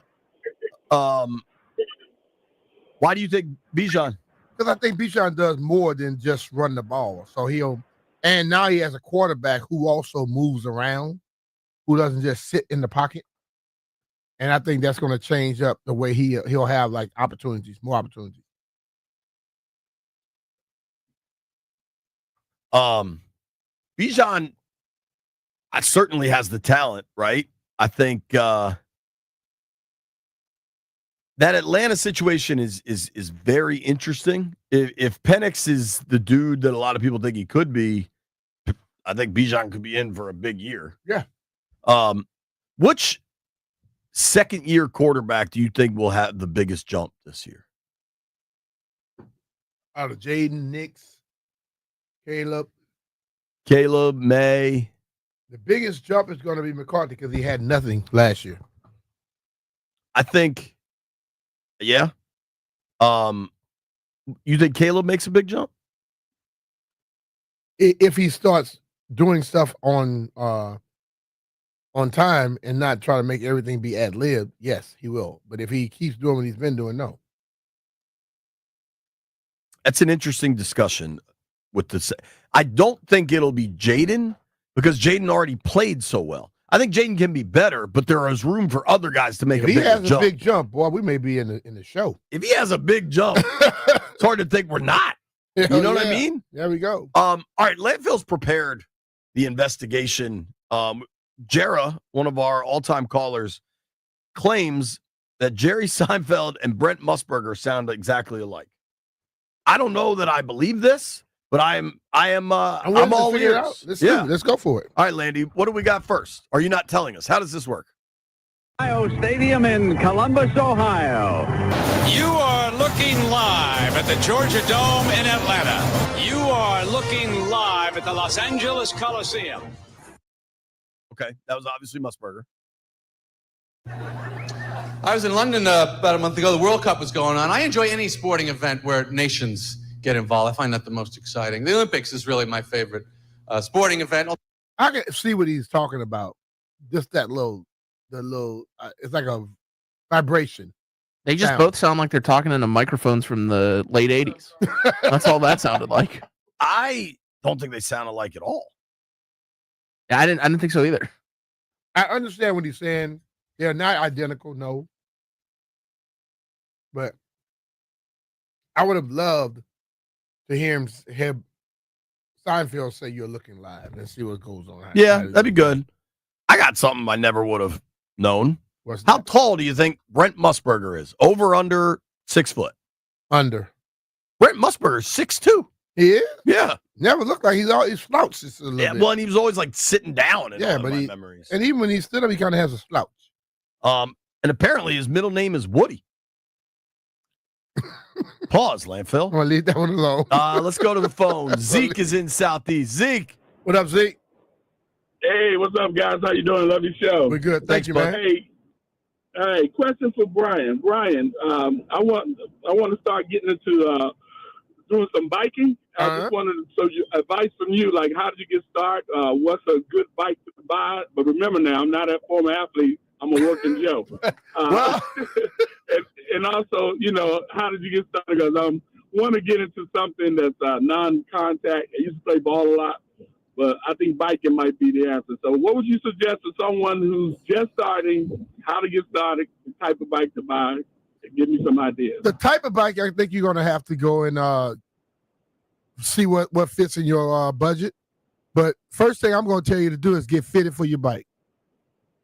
Okay. Don't just go buy a bike, start riding, because if you just buy a bike, start riding, it's not properly fit, your butt will be hurting, your feet fall asleep, everything else falls asleep, and you probably will give it up before you continue. But if you go get fitted for it, and you start off just riding like easy rides first, and then gradually go a little bigger, because first time I rode, I think I rode 10 to 15 miles, but actually the first time I went out and rode, I rode like 2.5 miles, and I couldn't sit down for a couple of days because my butt was hurting so much, Right. And make sure you go get don't worry about people talking about how you look in your kit. Go get you a kit, get you something that's cool with the pads in the butt. Don't try to ride the bicycle like a basketball player with some basketball shorts on, because that ass is going to hurt, believe me. Okay. But if you get fitted. So what would you recommend? What would you recommend go get fitted? When you get a bike, most of the places will fit you for your bike. Somebody got to pay B to recommend them. Yeah. Most places will fit you. You can go to any of these bike stores around, they'll fit you for your bike. And then to be honest, if you go somewhere, tell them you're looking to buy, have them fit you up, get your measurements, your size. You go on Facebook Marketplace, you might get a lot of people bought bikes during COVID. Now they're selling 15,000, and now they're selling them for 2,500 or less. So you can probably go get you a damn good bike for cheap on the Facebook Marketplace. Thank you, Zeke. All right. I appreciate you. All right, bro. Thanks. Carlos is in Alexandria. What up, Los? Hello. Hey, how you doing, man? Am I in the air? Yeah, you're on the air.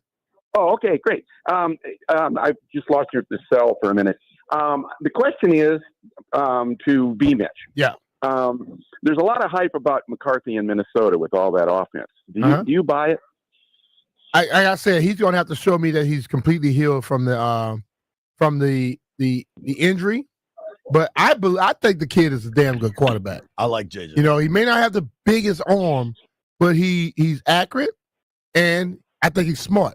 And I think all you got to do is let the ball go early. Like Joe Montana didn't have the strongest arm, and I'm not comparing him to Joe Montana, but Joe Montana knew when to throw the ball, and he had receivers like Jerry and John Taylor that can go get it. So if he can work like that with Addison and also Jefferson, he got something going. Thank you. All right, man. Thanks, Carlos. Carlos, a Viking fan. I'm not.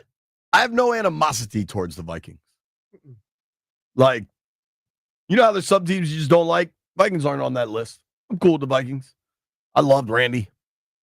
Let's go to Matt Stafford, Rams quarterback. What up, Matt? Hey, the Philadelphia Eagles running back room from 2000 was loaded. Future Hall of Famer Brian Mitchell, Deuce Staley, Carell Buckhalter, Brian Westbrook. Yeah. Do you have any good anecdotes from that team together? Were y'all good friends, or did anybody have any rivalries? No, we were all real tight. Like when you hear me on the radio talking a lot about successful teams, I always talk about the closest of a football team. And on that team, you would have sworn that we all grew up. We all grew up together. We you were and Deuce are still tight. Me and Deuce still tight as it. Westbrook as well. Yeah. And Carell Buckhalter from Mississippi. We were all real cool. You had a dude from South Carolina, a dude from Louisiana, dude from Maryland, and a other guy from Mississippi was Carell. We all were cool as hell. And that Ted was the glue to bring all that together, man. Seriously. That was a loaded room. Terrific. There was just so much fun to watch. I always watched every preseason game just to watch all four of you run wild. Oh, appreciate it, man. But like I always tell people, like Brian Westbrook, I remember when he first got there, and we were practicing and we were watching him. We were gonna watch Monday Night Football, and it was me, him, and Deuce. We had like a three bedroom place in training camp. And Brian was like, man, can I ask y'all some questions? So I said, yeah, cool. When he walked in, he had a notepad writing down the answers. That right there, I said, Deuce, he's different. Because I had never had a dude come ask me questions and write down any damn thing. Beautiful day outside. Where do you think Brian Westbrook is right now? He probably golfing right now because Brian back to golfing. Oh, I was going to say riding his horses. Nah, he's golfing. He's into it. He's big time into it now. Okay. Yeah. Where's he? Because he lives over towards Woodmore, right? Yeah, he lives over in what's called PG. Upper Marlboro or something? Marlboro That's what I area. thought. Yeah. Upper Marlboro is like a huge horse area, too. Yeah.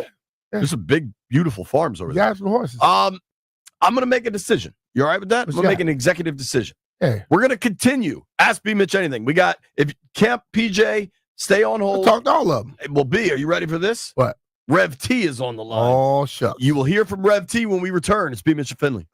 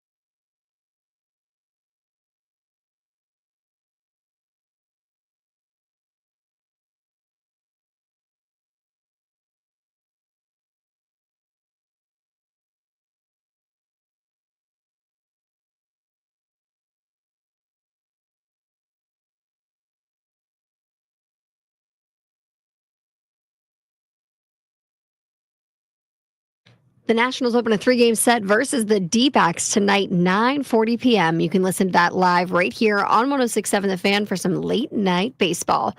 The D-backs just lost their last 2 games to the Pirates, so the Nats are going to see if they can make it 3 in a row for Arizona. Jake Irvin on the mound for Washington just had a great last time out. Last night, the Nats rallied back with a franchise-setting 7-run 10th inning. That's the most runs they've ever scored in extra innings in a single inning. However, one catch, though, the Nats team playing because it went to extra innings and it was a late-night game, didn't land until after 2:30 in the morning, getting them back to the hotel around 3:30 in the morning. So hopefully they're able to get some rest and shake this one off for a 9:40 start tonight. From the Crop Medcap 5-Star Sports Desk, Savannah McCann on The Fan.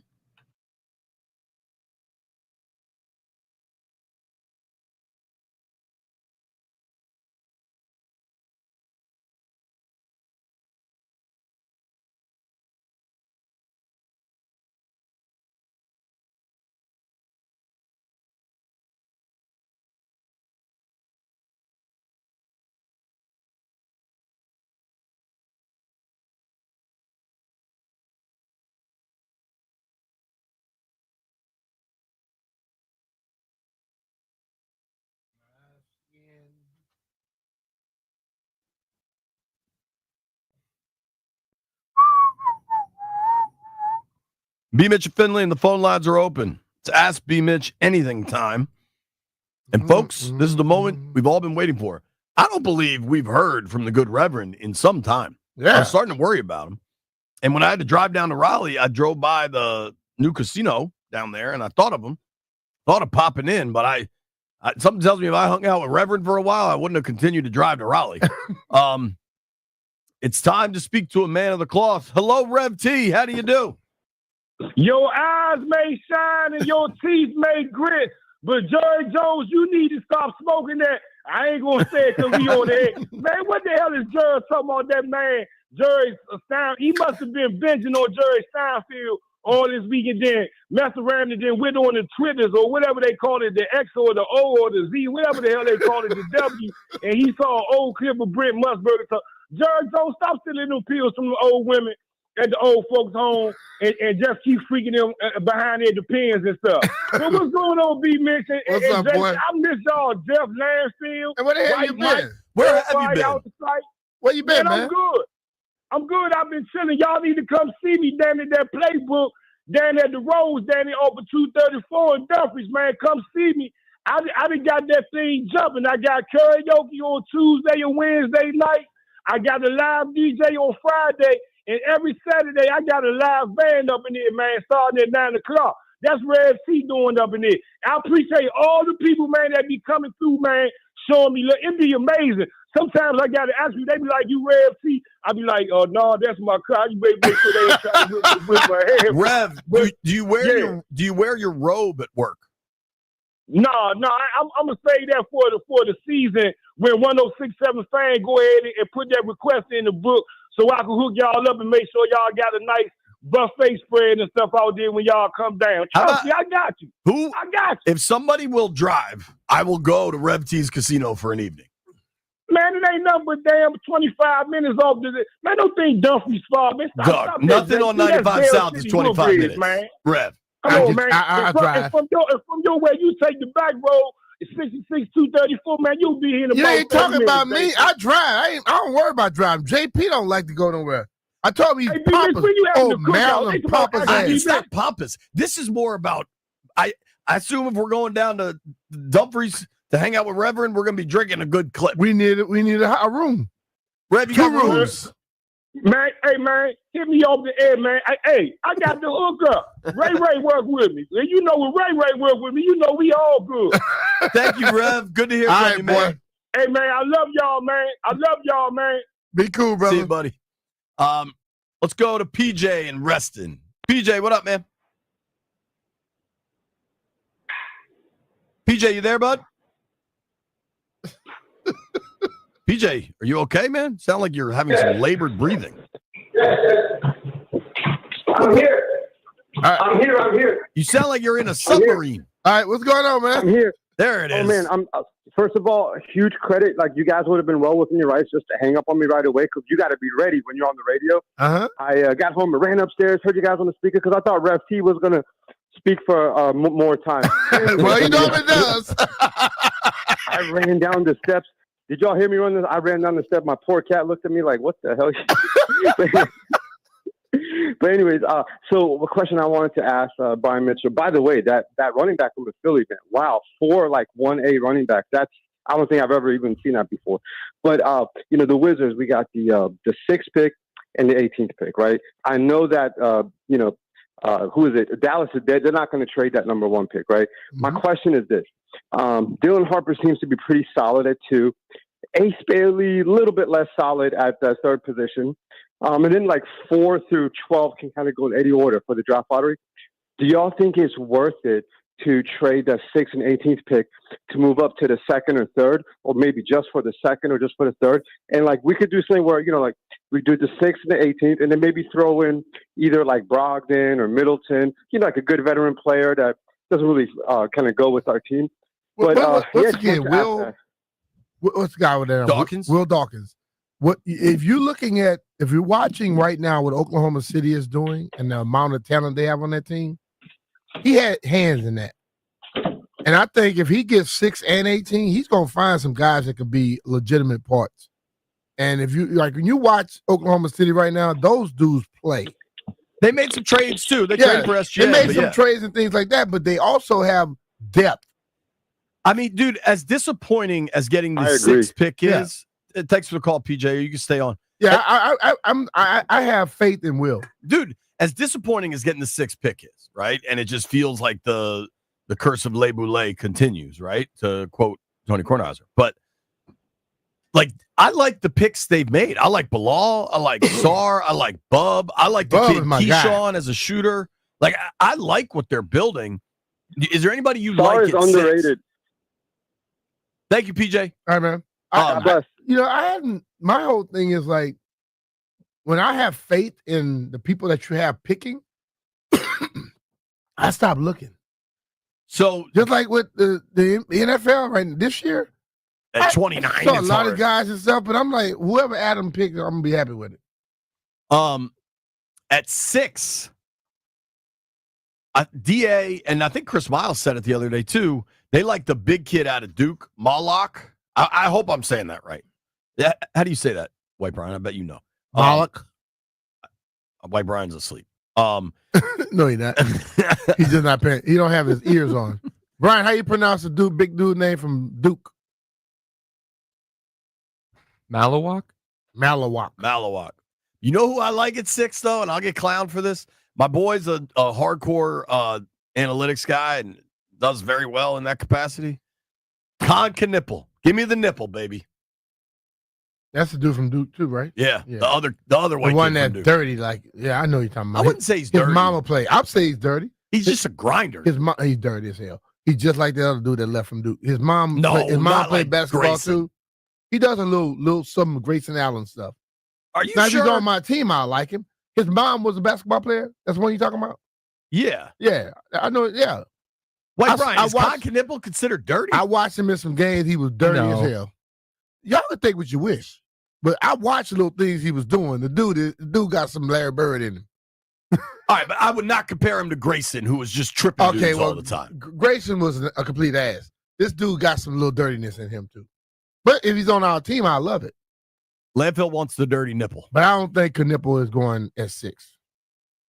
The analytics dudes love him. That's all I'm saying. Yep. These dudes are analytics dudes. Yeah, the analytics dudes, I don't love them. The other dude, the hell with them.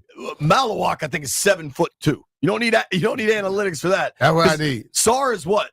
A legit 7-footer, 6'11"? And he plays. But he's not a defender. Malawak's a real defender. Is Sarr a defender? Is he going to play the 5 or 4? No.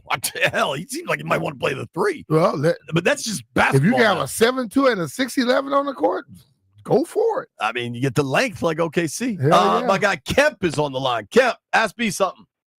Hey, B Mitch, how you guys doing? JP Finley. We're good, brother. Good, buddy. First time caller, long time listener. Appreciate you.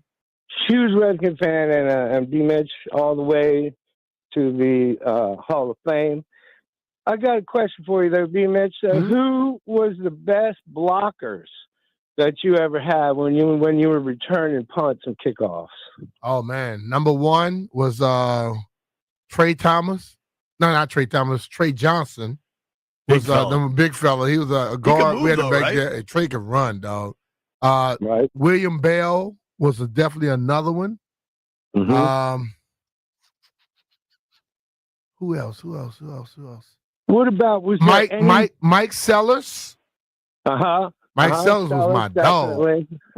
Him and Vanderbeek together was ruthless. Awesome. Yep. So was there any one big block you remember that sprung you for a touchdown? Well, I remember a touchdown where Trey went through the hole. I followed Trey into the hole. When I came out, it was nothing in front of me. So I was gone. I think more guys jumped out of Trey's way than tried to take him on. You know, they try to jump out and they come back in. If you jump out and come back in, I was coming so fast that I was going to get through the hole before you. It was over for you. Right. Yeah. Hey, I wanted to say I grew up in Potomac and I used to mow Larry Brown's lawn. Oh, cool, man. That's awesome. Thanks, stuff. Oh, Larry, my boy. Thanks a lot, y'all. All right, man. See you, care. man. Thank you. Take care. That's a good call. Yeah. When you were playing, did you have a fullback often? In the league. You talking about in the offense or in offense? Is there one fullback you remember just laying people No, out? we didn't have a lot. We played H-back stuff early, and then hell, when Norv got here, he had me playing a lot of the fullback. I was wondering. But Norv fullbacks wasn't blockers. They were like come out the backfield and stuff like that. So it was different. You know what I mean? So, and then what's like the biggest hit, or like, because I've asked you this a million times, and I love the Derek Thomas story. But what's the biggest hit you remember watching? Like, just like, damn, you got lit up. Not that you took, but just like on the field. When who was it? Was it Joe or Walter Stanley who got hit in the body bag game? When he got hit, I knew he was asleep. I think it was Stanley. I saw some highlights. The arm was just up. I was like, ooh. Yeah, that's tough. And then my mind went to, ooh, you got to go in the game probably. Quickly change. Yes. All right. Coming up next, I got some stats. We're going to do a James Wood appreciation segment because this kid is absolutely crushing it. Nobody go anywhere.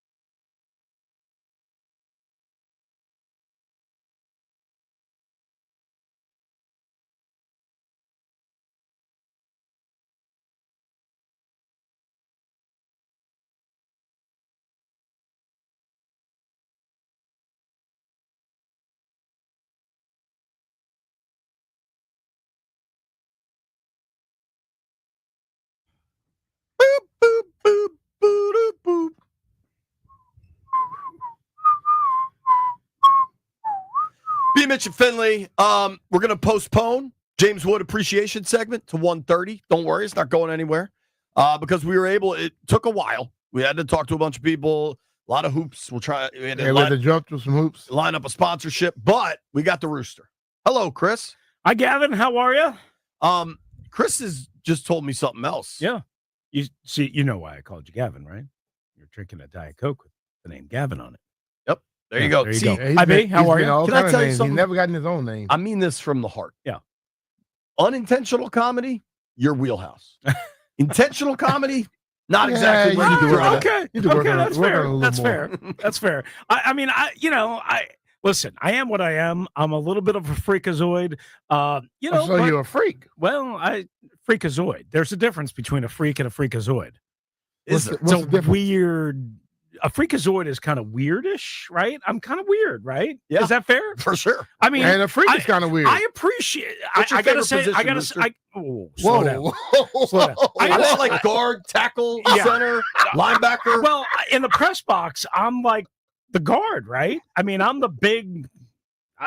It's Mitch. Grant. We should talk to PR because the fact that they put Snyder, Grant, and Mitch in a row, forgot about that. And then Hoffman, skinny mini lean, Hoffman, low body mass, whatever. Hoffman in the middle of them just gets crushed. I think we should send Snyder and Mitch and Grant down to you guys where all the skinny people We're are. good down there, yeah. man. That's what I think we should do. By the way, I just want to thank you guys. I tried to do it on Twitter yesterday. I don't know if you saw, but I want to thank you guys for being awesome to me, kind to me, even if you're ripping me or making fun of me. You guys are the best PR I've got. You're the only PR I've got. Nobody else cares about me or my radio show. So I appreciate we need to you get guys. paid. All publicity is I don't good have any publicity. money to pay it, B. That's Well, the problem. we have more to offer. We have more to offer. Okay, let's do it. A bus to Edmonton is far. Yeah. I think I'm going to be It's reasonable. 81 hours. I don't. A bus. There's no direct bus lines from DC to Edmonton. What if you take like a yellow school bus? I don't. Is that longer or is that about the same? That's gonna be about 162 miles. I mean hours. Hours. Yeah. What? Double. Now you're a hockey guy. Yeah, I am. Best sport in the world. I mean, it was a great game last night. I watched. Unbelievable. I've been on the Edmonton train for a while. I'm a McDavid believer. Connor McDavid is amazing. The way you talk about him is a little much. I do have a little bit of a man crush on him. Whoa, why are you getting all sultry, Bruce? I just want to spice it up a little bit on a Friday. I mean, we got an hour. I'm gonna let y'all have the list. I hear you guys doing an extra segment of Ask B Mitch Anything. I know what the deal is. You're trying to avoid talking about boring, same old sports. I'm trying to do the same thing. Yesterday, for an hour and a half, I made fun of my producer. Last Friday, I talked about Chicago hot dogs, for an hour and 20 minutes. I am trying. We're all just trying to move the needle until we get to camp. How do you talk about hot dogs for an hour and 20 minutes? B, I'm a food connoisseur, in case you're not aware. And a Chicago dog is absolutely freaking disgusting. It's gross. It's revolting. It's literally it's a hot dog right through a garden. And anybody I lived in Chicago for 6 years. My daughter was born there. I love Chicago, deep dish pizza, all of that Chicago beef, the Portillos, all of that stuff. The Chicago hot dog is the worst creation known to mankind. It's awful. Outside of caviar, maybe, which I've never had, but I've looked at and I know what it is. And but you eat it with a lot of crab meat, so you don't really taste it. Where have you been in a situation that serves caviar? I don't go to as many black tie events as I'm an idiot, JP or Gavin. But occasionally I have found myself. You were boots on the ground. I meant to try to book you for this, but your agent wouldn't get back to me. Yes, my agent. You went to the tour. I don't have money to pay an agent. You went to the tour big boy. of the new Monumental. I did. How was it? It was great. I mean, for those of us that were there for the final Caps tell everybody game, what it was. Okay, so basically they're doing a 3-summer renovation and essentially turning it into a new building. for those of us that you were there for a bunch of playoff At games, Capital One Arena. you didn't cover any as a media, but I know you were there as Yeah, a fan. baby. But the event like your floor where feet. the Etihad Lounge used to be the VIP lounge and the Caesars Lounge, like if you had the good tickets, right, and all the good food, all of that is completely gone, completely demolished. It literally is down to the studs. That's on the event floor. You walk out to the rink or where the ice rink would be. It's completely covered. They've taken all the nets, the Zambonis, the hoops, everything out because they needed the room to do a construction zone. What they're doing is building a new elevator, new suites for this September or late September when they return. And over the course of the next 3 years, they're changing the complete outside of the building, basically gutting as much of the inside core of the building. They're widening concourses up on the third and I fourth think it'll be level. dope. There are more bathrooms. Those renovations are awesome. What I saw on your show, it looks good. Yeah, it's like 11 elevators compared to it's going to be 23 elevators. There's going to be 35%, I think they said, more bathrooms, more high-end eats. I mean, they had a Pat They need LaFrida bathrooms. Tomahawk steak that was just So dangling wait, there so- that I didn't get to have. They had what? So there was a tomahawk steak yeah, that Pat Rooster LaFrida. posted a picture of Mhm. that he made a point of saying he didn't get to have it. Right. I just wanted everybody to feel bad for me, and nobody felt bad But for you me. always want everyone to Right, feel But my bad. question is, you looking at why couldn't you have none? Yeah, why couldn't you have it? Because I had to come back here and do the show because my agent Hold on, double booked hold me. on, hold on, hold on, hold on. I mean, So he who's couldn't your book me agent? for your show, but he double booked me to do the Monumental tour So who is the and my agent? show. Huh? Who's your agent? Drab. I can't tell you these things. Hold baby. on. Let me ask a question. He'll be in touch. So Okay. they I mean, now serve- that you're coaching, he's got to pick your brain. He's got to make sure that we understand the proper technique and all. They Oh, served the steak to the people that got the tour, I right? assume so. I did not see that part. And you just had to leave before you were I able had to get leave it. at 12:15. The tour ran so long. My guy Jim Van Stone did a great job. Chris Brown from Monumental and all the crew, they did a tremendous job showing us everything, all the models, all the makeup Oh, you were suites, and all partying that. with models? Not those models. That's Stephon Diggs. Have Not those models. Have you ever tried pink cocaine, Roost? Not recently. I've tried pink pickled onions. Not pink cocaine. Okay, I'm glad we clarified I'm that. down with the kids, man. You I don't can't know. hear all the drops. Landfills No, play. I can't. I can't. I hear them all. I'm sorry. They say you're a Anyway, sausage guy. I just wanted to say thank you to both of you guys. Seriously, on a Because serious note, I we appreciate. don't be like ripping on you. We like you. No, dog. no. I do. Listen, Only time I say something not pleasing is when I think you just like to just act like you're crazy. Just when to I'm act an like idiot, crazy. when I'm a crazy idiot. Well, No. I When don't. you Because I'm an idiot. when you get mad at people for trying Yeah. to make money, I think that's crazy. I say this with all the sincerity in the world. You guys are help me almost every day in terms of promoting my whatever I am, and I'm a mess, I admit. So I just want to thank you guys. It means a lot to me. I don't always get to tell you that, but it means a lot to me. I appreciate you. Gotcha. And you can rip on me from now until cows fly because you're just promoting my Man, that idiocy. guy's a hunk. And part of being a radio host sometimes is being an idiot. That's certainly one avenue. Yeah. You know, not all have to travel upon it, but no. What second year quarterback do you think will make the biggest jump? Drake May. Really? Why? Because Jaden Daniels already made a meteoric jump. I don't know if he can make another huge jump. If I he think does, he'll make they're in a the Super Bowl. Yeah, I think he'll But make. I think he'll just be better. Absolutely. Yeah. I think he'll be better in a lot of different ways, but I don't know if it'll be as big of a climb as Drake May. Did I say it? Yeah, Drake May, right? Yeah. Did I say his What are name you right? confused about? I'm trying to remember his name up in May New England. May. His name Drake No, May. it's his. I'm Way. a sausage Tress Way, guy. Yes. Matt Gay.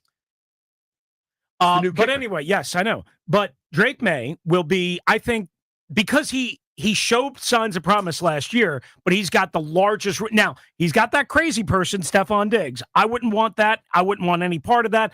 But hopefully Mike Vrabel will be able to get him off the cruise ship, get him away from the pink cocaine, and get him to catch some balls. What the hell is his name? What about Caleb? I can't think of his name. I was thinking about going there. I don't love Caleb's style, honestly. I think he'll definitely be better with Boy Wonder Ben. But I saw a lot of recklessness in his game coming out of USC. I kept trying to talk about that.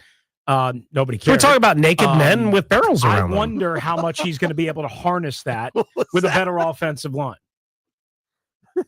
I'm just saying. Nobody cares about what I think. What about Knicks? I mean, you guys are the only guys that care about what I think.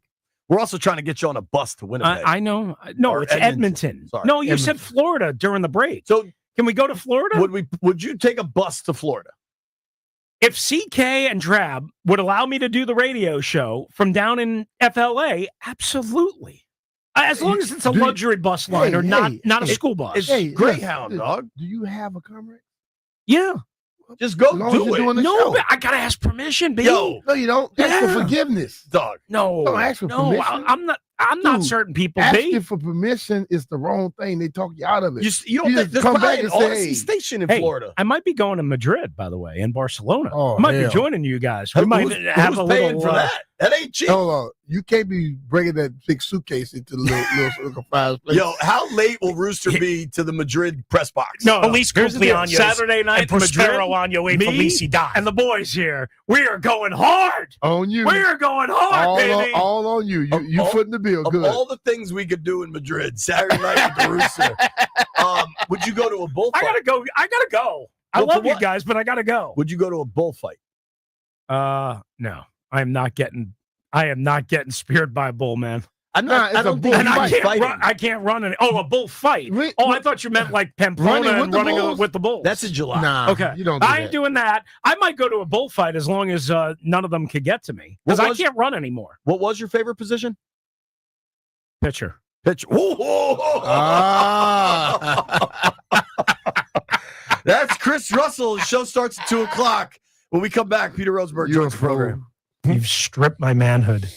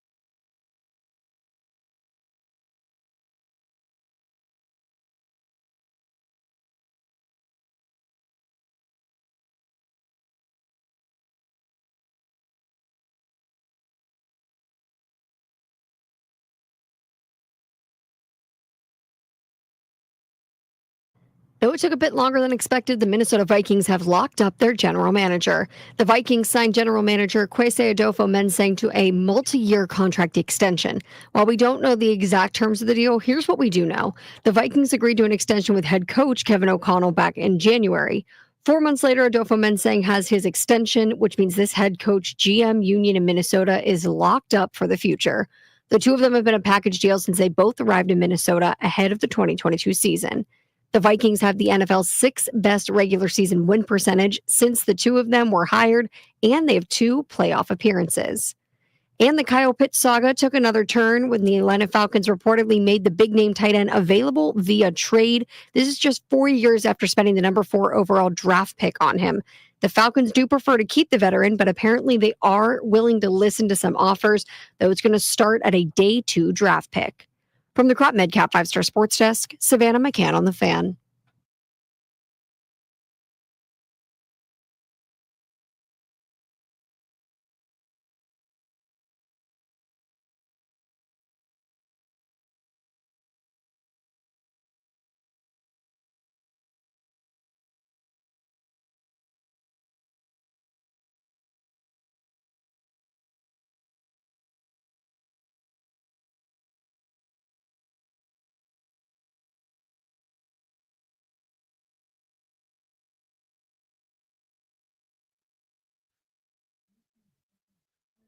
I've been grinding all my life.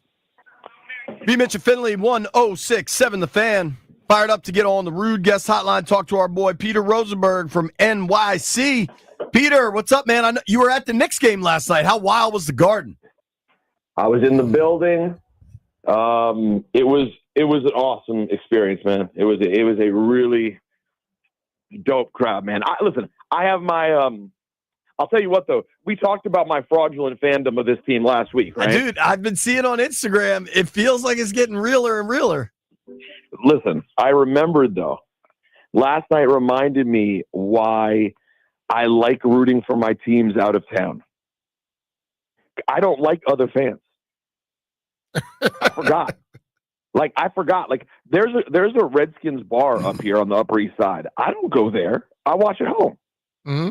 Because I don't like most fans. I think fans are stupid and petty and yell negative things at their team, and it's like not the way I'm a fan. I don't like. So while the crowd was mostly great, man, that Knicks fan base, like, they love the team, and I'll give it to them. They're in the building even when the team's not good, right? So I give them that. But, like, 2 bad possessions, and they're screaming to bench Josh Hart. Like, everyone is just so intense around this team, man. It is just so much pressure to be a New York athlete. And I think New York likes to fancy themselves like, oh, but why wouldn't you want to come here? If you win here, it's not like anywhere else. Yeah, but what's it like when you don't win? I mean, ask Juan Soto. Not great. Yep. Not great. And so last night was a long way of saying it was a really great night last night. I'm happy they got the win. I thought they looked really good. But, yeah, the fans are nuts. Yeah, they're crazy. New York, Philly, as you go up, north, Boston, all them crazy up there, man. Well, but don't ever forget. I mean, I don't know what it's going to be like in the new era. When we were at the end of the last era of the Commanders, it was our fan base down there was awful too. Like the crowd that was left at FedEx was the dregs of society. Bitter. So, they didn't like that little dude that was like signing checks. That's right. Or keeping checks. I'm hoping that we have a new vibe as we move forward. I was only at one game last year, but of course I was hanging out with my dear friend Jay-Z, so I didn't get to see, all the regulars, the regular degulars. So we'll see what that's like next year. That's a name drop. When you get to drop that one, that's worth it. You went to the Ravens game too, though, up in Baltimore. I saw you there, I believe. I did. And I'll tell you what, I generally really like the Ravens crowd. Of course, that game was then marred by the psychopath who knocked out a Commanders fan after the game. Oh yeah, but that was not representative of the experience I had. Walking in that building fully decked out in Washington stuff has always been chill. We're talking with our friend Peter Rosenberg. He's got 100 jobs: WWE, ESPN New York, Hot 97, ESPN, Yelling with Stephen A. All of it, man. Do Knicks fans feel like they can come all the way back in this thing? yes, if you were to talk to people, I think yesterday midday, the energy was not. It wasn't like in the dumps, but like the starch was out a little bit. And the friend who took me to the game last night said he sat in the same seats like a week earlier, and they were cheaper last night, right? Which is telling in two ways. One, that my friend has a lot of money, and two, because I certainly wouldn't have bought the tickets, and two, that fans on some level, were already starting to get scared this thing was over. I think after last night, and I predicted this on our show yesterday, I said if they win, and I thought they would win last night, I said if they win, this base is going to be completely back. And this is the thing about 3-1 in every series, and it's so funny because we all pontificate on it constantly. I mean, 3-1 is all the time. We always say the same thing. Fans say the same thing. But the truth is, it really is one game at a time. The Knicks had to win one game at home, and they got a best-case scenario. They won relatively easily. They didn't have to burn out in the fourth quarter. It was you guys would agree. It felt pretty comfortably in the bag with like 6 or 7 minutes left in the fourth. It did. It got moved to the up top TV. I didn't even need audio. The TNT crew basically said the team that wins that game will possibly win the series, and we're going to have to see if that's true. So you get that win last night, and you do it in pretty easy fashion. Then you go back to Indy. Yeah. And let's not forget that the hallmark of this Knicks team has been their play on the road throughout the playoffs. Halliburton's a worse player at home. He was awful last night, but he's generally a worse player at home. So then you just got to think, all right, let's win one game on Saturday night. You have a tied series, and then you got to win one game at home. So like it can get real very quickly. So I think people are back to believing in this team. Talking with our friend Peter Rosenberg here. You can give him a follow at Rosenberg Radio, joining us via the Rude Guest Hotline. Halliburton is a really interesting conversation.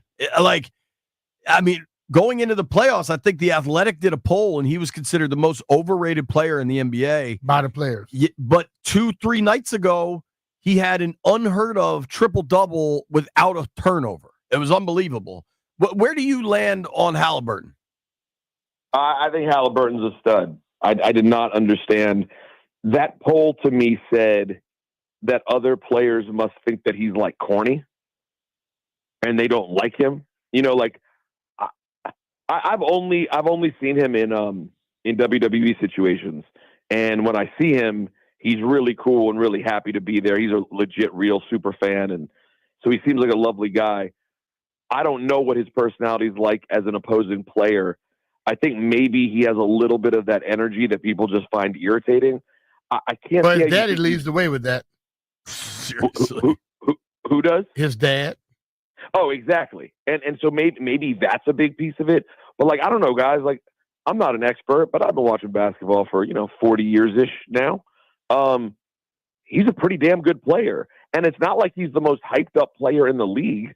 So I didn't understand how he would get most overrated when I don't think the world constantly talks about Tyrese Halliburton. But when he comes up big in big spots, and the game he played 2 nights ago, guys, I mean, you cannot be you have to be a top tier player in this league to put up that kind of triple double with no turnovers in a playoff game. To me, he's the real deal. I don't know. I don't understand that logic. I don't either, man. I think, B and I were talking about this, and perhaps the entire conversation is kind of silly, but there's this whole conversation about the face of the league and is Anthony Edwards ready for that role? And I mean, sorry to the New York crowd. I think the Pacers win tomorrow night, and I think we're looking at Pacers Thunder in the final. And I think SGA is the face of the league, and maybe it's Halliburton too. To me, rings are what drive face of the league. There's a reason Mahomes is held in a different regard than Lamar or Josh Allen. Now Saquon is held in a different regard than Derrick Henry. You know what I'm saying? Rings drive it, and I think the conversation will change when I think SGA and the Thunder kick whoever's ass they play. I think you're absolutely right about SGA. I think it will be a huge deal for him to get that title. I think we all saw it with Giannis. Right. You know, Giannis is now a tier 1 player, you know, and when you lead, in particular, a mid kind of market team to a championship, like, you're just that dude. You know what I mean? Like yes, obviously we know this team is loaded. The Thunder are a really good team up and down, but they have one true standout superstar, and they're from Oklahoma City. I mean, listen, the ratings are going to be abysmal if it's a OKC Indiana championship, but it doesn't change the reality that he would have made the Oklahoma City Thunder a champion for the first time. I agree with you. I think he's immediately in that conversation. I don't know if Tyrese will be in that conversation. I do think you have to be of superstar level talent. Yep. And then there's the next level of superstar. And by the way, I hate to say this, DC is sadly the perfect place to measure this. Do you sell out Capital One? What's the name of the building now? Capital One Arena. All right. Do you sell out Capital One Arena? Because we know the Wizards don't. So it was always Brad about Beal had that joint rocking. He did for a minute. but remember, do you remember? I don't even remember this. When we were kids, they would like sell. That was the marketing plan. And they would sell Bullets tickets. There was a way to buy them through school. I think it was called. When we were kids, the Bullets would advertise in the Washington Post the Superstar package, and it was just tickets to go see Magic Bird. Come MJ. see the Bullets play the stars of the NBA. Yes. Then they turned into a circus. We have the tallest and the shortest person in the NBA. That's right. So that's kind of how I measure is who are people in DC coming out to see? Like, when are you going to get Pusha T and Wale courtside, right? And those guys, it's a handful. You know, there are not many of them. It's Steph, it's Giannis. I think it now is Anthony Edwards. But like, there are not a ton of guys who do that. We'll see if SGA can become one of them. But I'm not ready to write off this Knicks basketball team yet. I think they got one last breath. We shall see. I don't, but we'll see. I'll watch. That's why we watch, right? Outmatched. I mean, listen, they are. I do believe they are outmatched, particularly from the way the teams are coached. I just think Carlisle has this team running constantly, and it's just really hard to deal with. Last night was a perfect storm. Halliburton was terrible. Everything worked for the Knicks, but I will say the Knicks did two things that they can control and change them as a team. They played bench players, right? You got to see Landry Shamet play important minutes. Fans have been screaming about that all year. And also, guys, is it me or does it seem like when Karl Anthony Towns catches the ball and decides he wants to go to the rack, he can? Yes. Yep. I like when he tucked that thing like he got a football and he goes to the hole and then he goes up for the layup. Now, when he goes through, people get the hell out of his way. Now, listen, he can't get a foul call to save his life because the team won't stop complaining. Like, I really think the refs are at a point where they're like, Knicks, if you guys don't shut up, we're not giving you a call. And the Knicks will not stop complaining. But that being said, I was sitting pretty close to the basket the Knicks were on going towards in the first half. Guys, there were like 3 takes that Towns had where he just got completely hammered and got no calls. I would continue, if I'm the Knicks, to pound Karl Anthony Towns going to the basket. I really don't think, as good as Siakam is, I don't think they have a real answer for Karl Anthony Towns. So we'll see whether they can stick with that game plan. I think if they do, they have a chance. Specifically of Towns, have you seen all the memes and everything? That guy makes some goofy faces. Does that? Yes. But are people in New York like defensive of him, or will people still kind of have fun with it? No. So you mean like the very zesty memes of him? Yes. Of him, like, zesty's a very good word. Yes. So they are hilarious. It's somewhat offensive, but it is also somewhat hilarious. Fans both find it funny and love him.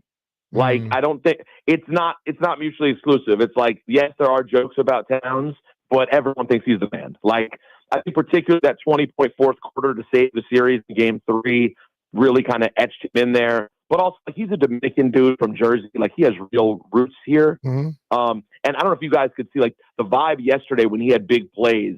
He is feeding off of the MSG crowd. Like, he seems to really feel comfortable there. I hope he's a piece that stays here. I really think that him and Brunson, I think Brunson is the absolute only unmovable piece on this team. But I hope that Towns continues to be a part of this too, because I do think he's a really fun player. I don't know if you were at the game, so you probably didn't see it last night, but Barkley asked him last night, he said, why do you be getting all those dumb fouls?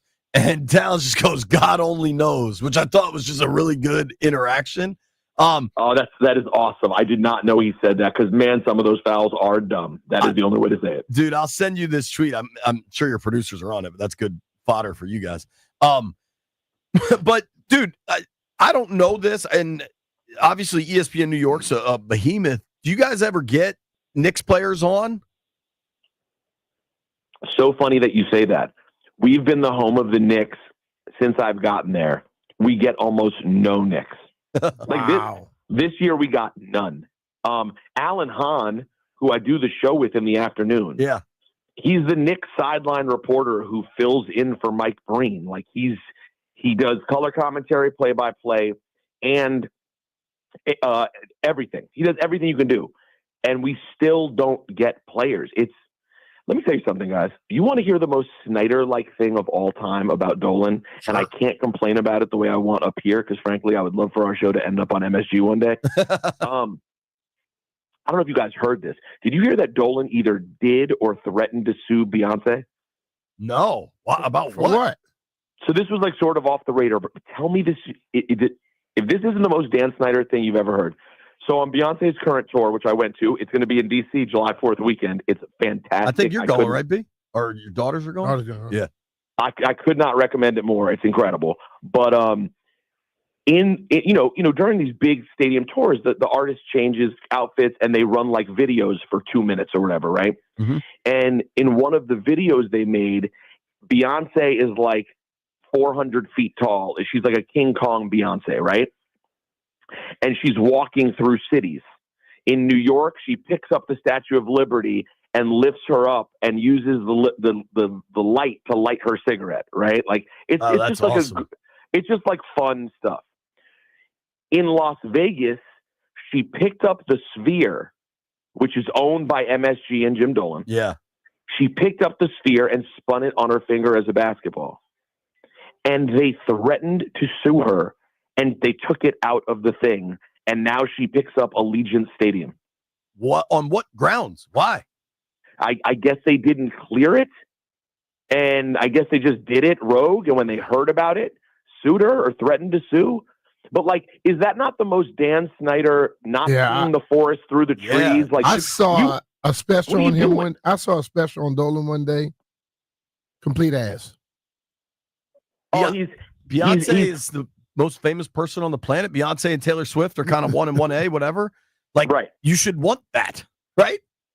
Not only that, the most famous woman on the planet is not only including you in her show and advertising your new building, which, by the way, not everybody knows yet, but also by doing that, it's making your building the landmark thing in Las Vegas. Yeah. Like, it makes no sense. But, like, sometimes these people who manage to be billionaires, you're like, how did they make any money? Like, it's crazy. I just thought everyone would get a kick out of that because it was so Snyder-esque to me. So let's guess. So in New York, she lit a cig off the Statue of Liberty's flame. In Vegas, she spun around Allegiant Stadium. What do we think Beyonce will do in D.C.? Well, I think I She's gonna come when the new stadium is here. No, she's coming in a month. Oh, so she'll probably do something with the White House or. Capitol. I think in DC I think they did show it, and I think she like stops over the White House and like looked at it. Natalie, was that it? Was it the White House? I think it was the White House. I tell you, this is just my mind, but I'm a fan of Beyonce. I think she's a beautiful woman. Get some swinging around the Washington Monument. That's a big old pole, B. A big old pole, B. Well, how about use it like a baseball bat? Yeah, that'd be dope. JP not thinking sports, dog. Not with Beyonce. He not thinking sports right now, Peter. Hey, listen, I'm not mad at you. I'm not mad at you. He not thinking sports. He's thinking. He sees a pole, dog. There's a moment during that show when me and my wife looked at each other. She came out. We were like in the standing room area. She walked. They like go around in circles, and like at one point she came right by us, and we just both looked at her. I just looked at my wife. We just shook our head. I was like, this woman is Put on together. another planet. Hey, man, that's that South, baby. Hey, man, thank you, dude.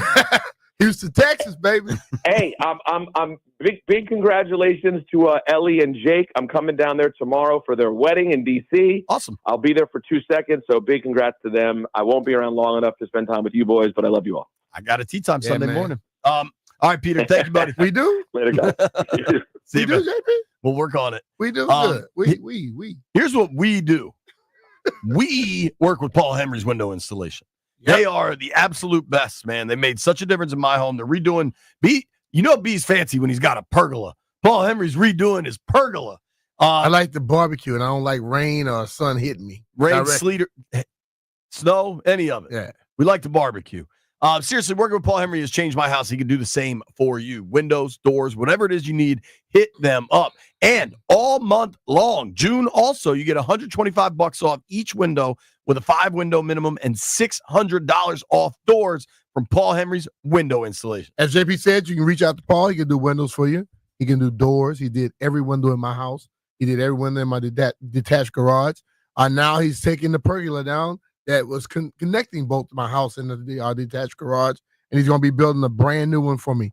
What I like about Paul comes in and he try to find out what's the most resourceful way of getting something done, not going to try to hit you over the head with the prices. And I think when you got a guy who's fair and not going to try to just take your money, that's a guy you're going to trust. So you can reach out to Paul right now, get $125 off each window with a 5-window minimum and $600 off doors. Contact Paul Henry Window Installation today and tell him B Mitch and Finley sent you. PaulHenryWindow.com, your clear home improvement choice.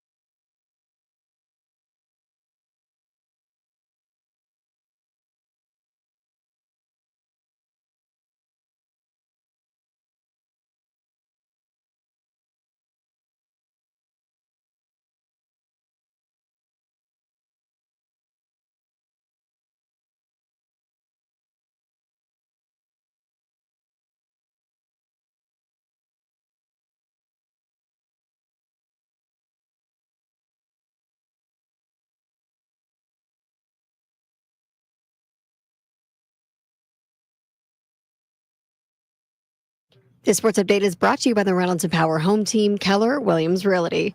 The Atlanta Falcons reportedly making Kyle Pitts available via trade. Now, the Falcons, of course, prefer to keep the veteran, but are willing to listen to offers requiring at least a day 2 draft pick in a potential deal. Multiple teams have already contacted the Falcons with some interest, according to CBS Sports. But CBS Sports also outlined the most likely landing spots for the tight end. That would be the Cowboys, the Jaguars, and the Giants. So maybe we are going to see Kyle Pitts in the NFC East. Want to hear the fastest way to know what your home would sell for? Reach out to the Empower Home Team. Simply text your address to 800-763-3000. No phone call, just text your address to 800-763-3000. That's 800-763-3000. From the Crop Midcap 5-Star Sports Desk, Savannah McCann on the Fan.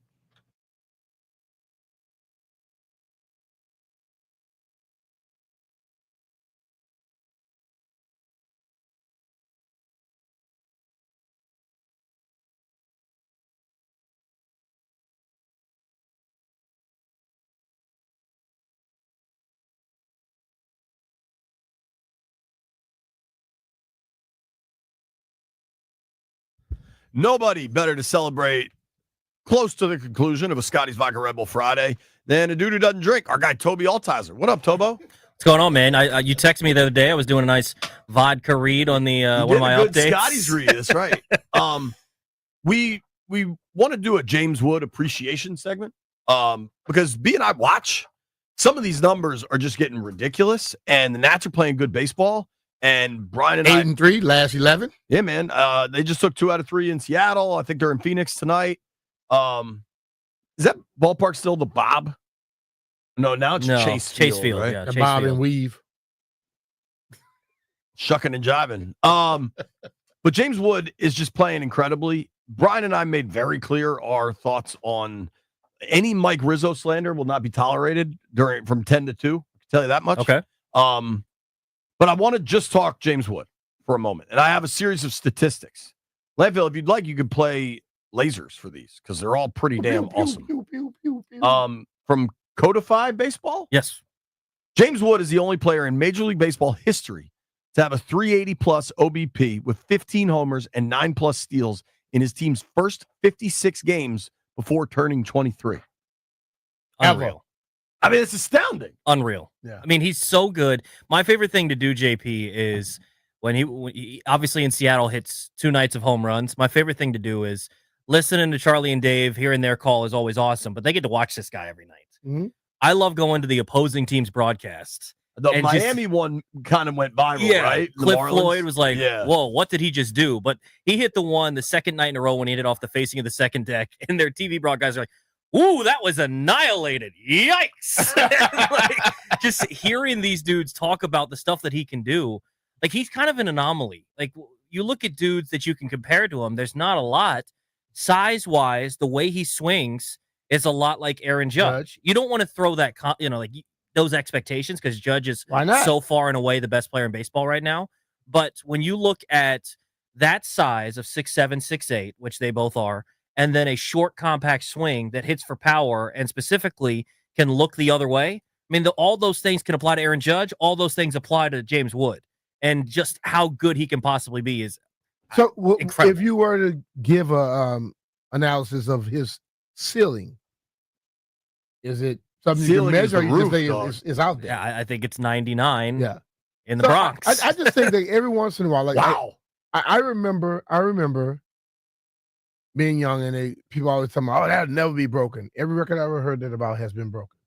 The Goals was the last one to me. So the thing, Obi breaking that. Was that'll never be broken. Okay, he broke it. I mean, he's when people compare him to Aaron Judge, that's the only person you can really compare him to. It really Nobody is. else looks like him. That's crazy. That's doing it. I mean, and the thing Judge is doing it, dude. Yes. He's incredible. And you have a guy that's hitting for average, that hitting for power, that can hit it to all fields. Like last night, he doesn't hit a homer, so he doesn't get the highlights, but he comes up in a big spot, laces a double into the left field corner to give the Nats 2 runs.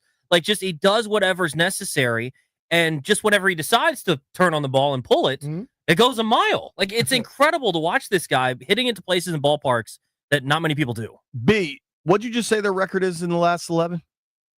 8-3. 8-3. I got a stat for you. What you got? This is from Just Baseball. James Wood continues to rake. He's recorded an RBI in 9 of his last 11 games, 6 of those being multi-RBI games. That's a record. Yeah, I mean, dude is just crushing the He's ball. good, man. Listen, and I hesitate to put, projections on such a young kid that's in his first MLB full season in the bigs. This is from Zuckerman, though. And I think Mark is by far the most respected baseball guy in town. I mean, he's been on that beat, I think, since Levo threw the first pitch at RFK. We used to work with Zuck. I've known Mark a long time. I don't think Mark puts stuff out unfairly. You know what I'm saying? Like how Landfill's convinced Dylan Cruz is going to hit 180 for his whole career. Like that's not how Zuck operates. Nah. Mark tweeted out last night, B. James Wood is now on pace for 43 home runs, 122 RBIs, 26 steals at age 22.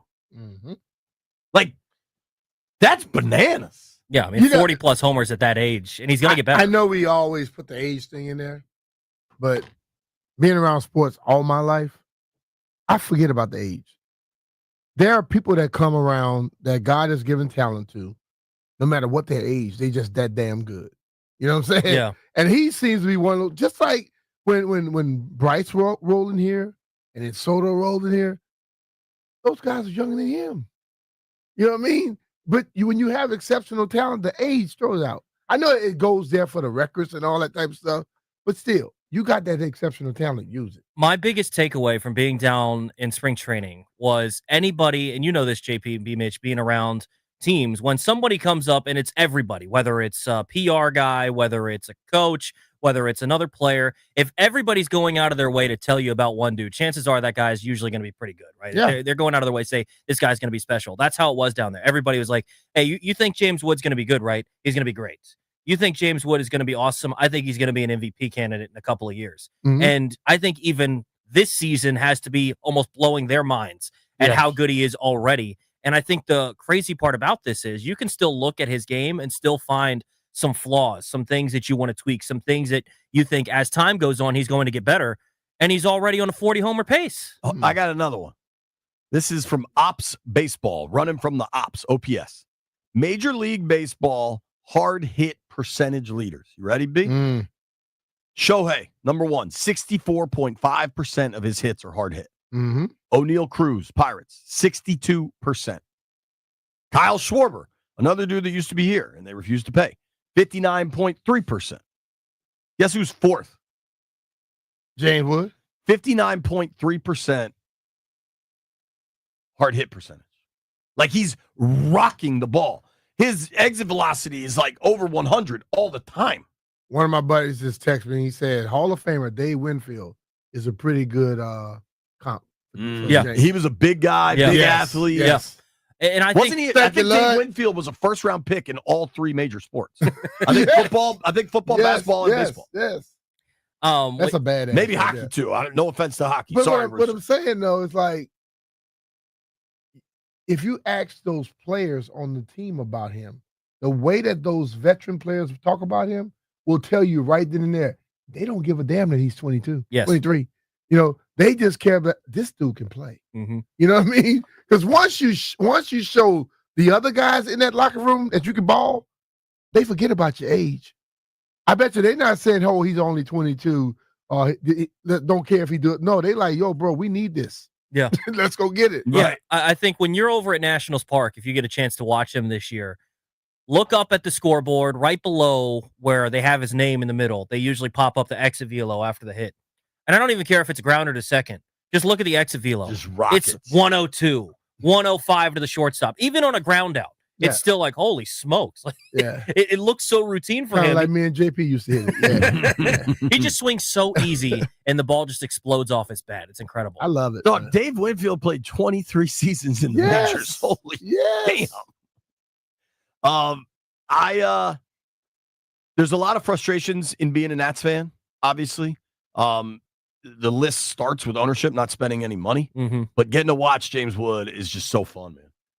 That was our James Wood appreciation segment. I hope everyone enjoyed it. Well, and by the way, I know you guys are big Mike Rizzo guys, and understandably so, because you want to talk about the top 3 guys on the Nationals right now. They're all from the same trade. And so you get a little bit of leash when you make a trade that turns into the major league leader in strikeouts, first guy to 100 this year. What did you have, McKenzie 8 last Gore. night? Yeah, 8 last night. Looked awesome in that McKenzie? 6th inning. McKenzie Gore. CJ Abrams, he's been in a bit of a slump the last week or so, but statistically, he's been one of, if not the best hitting shortstop in baseball this year. And you've got James Wood, maybe the best out of all of them. And you've still got some guys coming up to help. Robert Hassel had a 3-hit game during this series. Harleen Susana, who you haven't got a chance to see at the big league level yet, but this guy throws like 103 on average. it's the craziest. Hit him? It's the craziest thing seeing this guy pitch. So Jeff say he can hit him. Well, Jeff is delusional. He thinks he can beat me in golf too. So. Jeff is delusional in all capacities. Thank you, Toby. Have a great show this afternoon. Appreciate it, Absolutely, bro. I bet. James Wood is that dude. Think about Jaden Wood. We'll see if somebody can emerge with the Wiz. Just the amount of young stars in this town, dude. They're coming, bro. I think, look, man, life goes in just circles, bro. Yeah. And it's only a matter of time before somebody shows up and you go, oh, damn, I didn't know he'd be that good. When we return, we got some bets to reconcile for the week.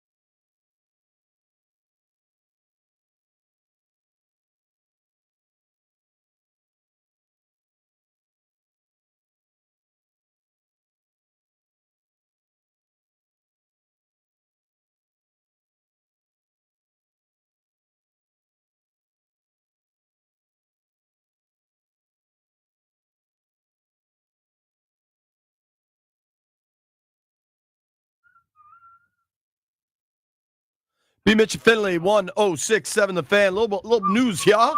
The Eagles sending away Bryce Huff to the Niners for a mid-round pick.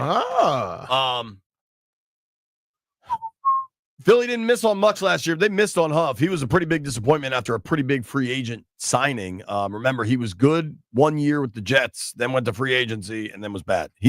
In 5 NFL seasons, he had 2 sacks, 3.5 sacks, 10 sacks, 2.5 sacks. You could spot the outlier in that crowd. 10.5? He had 1 season with 10. Got him paid, though. He got him paid for sure. Now he gets to go back to San Fran. Robert Saleh is there. That's who was his coach with the Jets. Maybe it'll work out for him. Return. We have some contentious betting to sort out. Let's get to Heard It here first.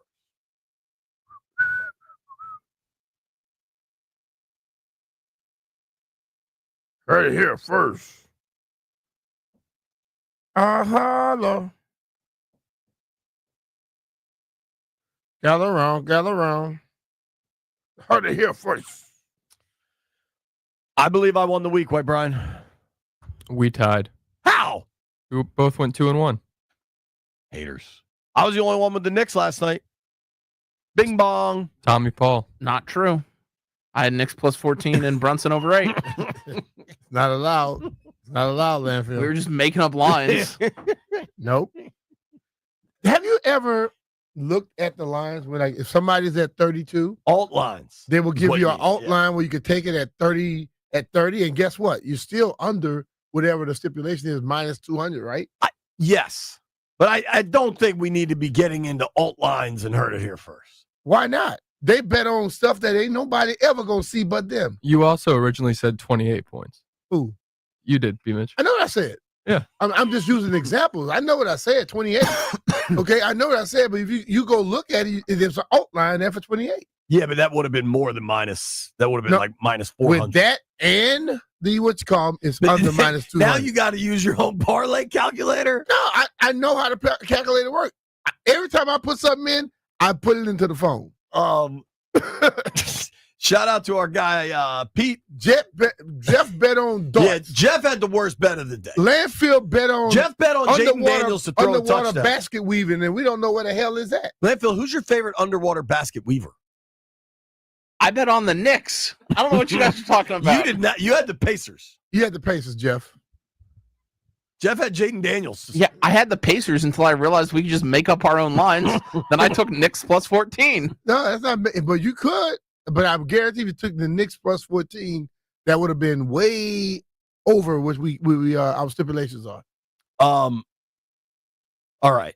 You are going to see our boy Pete. New spot, lobby bar, looks dope. I can't wait to get in there. Right there, Capitol Hill. It was just in the post. I just read about it. Looks really cool. Mm-hmm. The food looked really good too. I'm guessing you and Mr. Beasley might have to sample some stuff. Hey, I don't mind sampling. Hey, Bees, don't sneeze. You're gonna hurt yourself. Oh boy, he got those ribs. Yo, when the ribs are. Remember when I hurt my ribs? Yeah. Gosh, broken ribs hurts, man. You gotta stop chest bumping big people, man. You're right. Thank you to Bob Fesco for joining the program. Thank you to Peter Captain Rosenberg for joining the program. How do you think I'm gonna do today, B? Big match. If you do what I told you, you're gonna shoot well. If you go and do what you normally do, you're gonna suck. Landfill, how do you think I'll do today?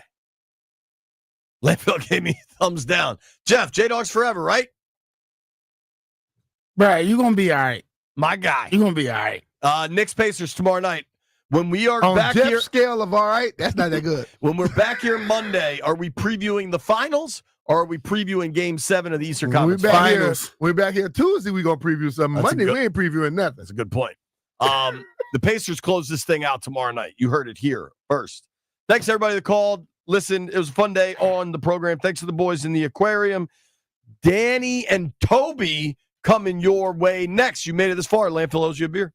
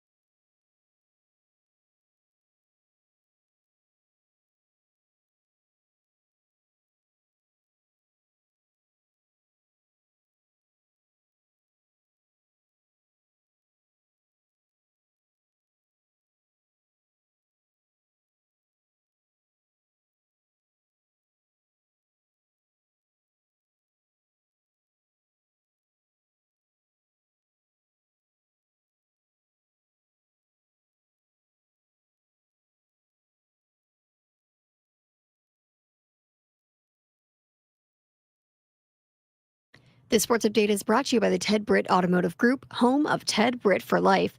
The Nationals open a 3-game set versus the D-backs tonight, 9:40 p.m. As always, listen live to that right here, 106.7 The Fan, if you're looking for some late-night baseball. Jake Irvin's on the mound for Washington, and his last time out against the Giants, he tossed 8 innings of shutout baseball, struck out 7. We'll see what he has in store for the D-backs lineup today. Now, this D-backs lineup, they just lost their last 2 games to the Pirates. On the other hand, the Nationals won their last 2, stealing one away last night from the Mariners with a 7-run 10th inning, 9:40 p.m. right here on the Fan, first pitch. And while most of the discussion around the Atlanta Falcons right now revolves around Kirk Cousins, another high-profile player on the roster is reportedly generating some trade interest. Per Fox Sports' Jordan Schultz, multiple teams have reached out to inquire about Kyle Pitts, but the Falcons do prefer to keep the tight end, though they are interested in a trade starting with a day 2 pick. Pitts was not present for the start of OTAs, though there are some different reports about why he was absent. Some say that he's dealing with a bit of a foot injury. Other ones are saying he's just holding out. For over 65 years, Ted Britt has set the car buying experience the best one in the DC area, hands down. Ted Britt Ford Fairfax, Ted Britt Ford Lincoln Chantilly, and Ted Britt Chevrolet Sterling, all home to Ted Britt for Life lifetime vehicle coverage. All of it is just a click away at tedbritt.com. From the Crop Medcap 5-Star Sports Desk, Savannah McCann on the Fan.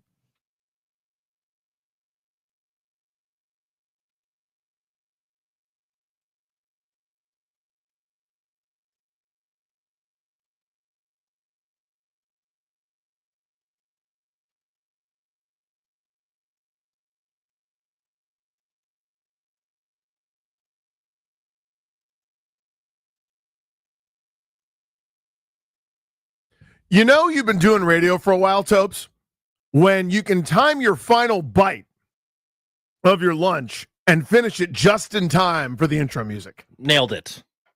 I mean, if anything that you learn, this is year 16 for your pal. Every day is incredible. I love it. That's when you kind of know, you know what? I'm getting the hang of this thing. I got a chance. I got a chance to make it. Savannah starts talking. I go, I have time for 2 bites, right? It's a chewy. It's Pupatella Friday. It's what we do. Hold on. I got to get it out. Hold on 1 second. Yeah, let's hear this thing. Just wait 1 second. Is it made of plastic? No, never. It's not a paper No. card. No. It's only for the big sillies. What is it made out of? Dreams. Oh. Hope. Yes. Belief. So here's just the regular sound of me tapping it on the desk. Can you hear it? Here we go. You feel the weight behind it. Now, this is probably a 7, 8-inch drop. Generous. You ready? Here we go. Oh. Yeah. That's the sound of being a big silly. Yes. Picked up the Pupatella for the boys. Is kind of now the new Friday sort of deal. Thank you very much. Absolutely. Absolutely happy to do it. Thanks to the folks at Pupatella as well. But I did that. And what else? Oh, yeah. Pretty good show for you guys today. We have to do the radio program instead of just talking about my day. I mean, I would love to talk about food for... I know. Well, I don't think you want to talk about food right now. And I'm not trying to embarrass you, but you told me right before, like the shot clock is already running. Yeah, the shot clock's running. I think I can do it. I think you can too. If Toby bolts out of here, just know that you'll know why. All right. It's great, Daniel the Fan. Toby's in for GP. One more day like that, and then we'll be back to normal, I think, at some point next week. A couple of things we want to talk about today. A menial task that you love doing. I'll explain that at 3 o'clock. NFL Network, the Good Morning Foosball, did a nice topic that we're just going to completely rip off and make our own. Who are the biggest threats to the Eagles, and where does Washington kind of rank in there? I want to talk about Jaden Daniels being potentially sophomore slump proof, because that sophomore slump has not claimed, but slowed down a lot of guys, where we assume this giant growth and you get struggles from year 1 to year 2, which now defensive coordinators have a chance to look at tape on you, figure out your tendencies, what you do, what you don't. Tougher schedules can happen. So all of a sudden, we're just anticipating this, rocket ship style SpaceX ascent, and maybe that doesn't happen that way. It doesn't change my feelings about Jaden Daniels. Just means, do we need to slow our roll down? We'll talk about that later on. We'll win off the field at 3:45. We'll do a little G&D's Tony's mailbag as well, a segment that we invented. Do that in the 6 o'clock hour. I've got some James Wood conversation I want to have with you guys as well. But let's start here, Tobes. It's kind of, we seem to, NBA playoffs last night.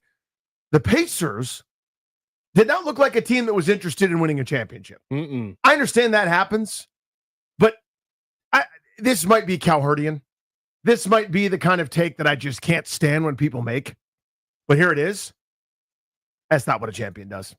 You might lose that game. The Knicks they're not here to be pushovers, right? That's not what a champion looks like. Now, I understand you could point to, just top of my head, the Chicago Bulls having a lay-down game when they were up 3-1, losing to the Jazz at home, and then go back before Jordan drills the shot over Byron Russell. I understand that. But when you've never done it before and you've got no deposits in the bank, I don't know, man. They don't look championship ready to me. Is that fair?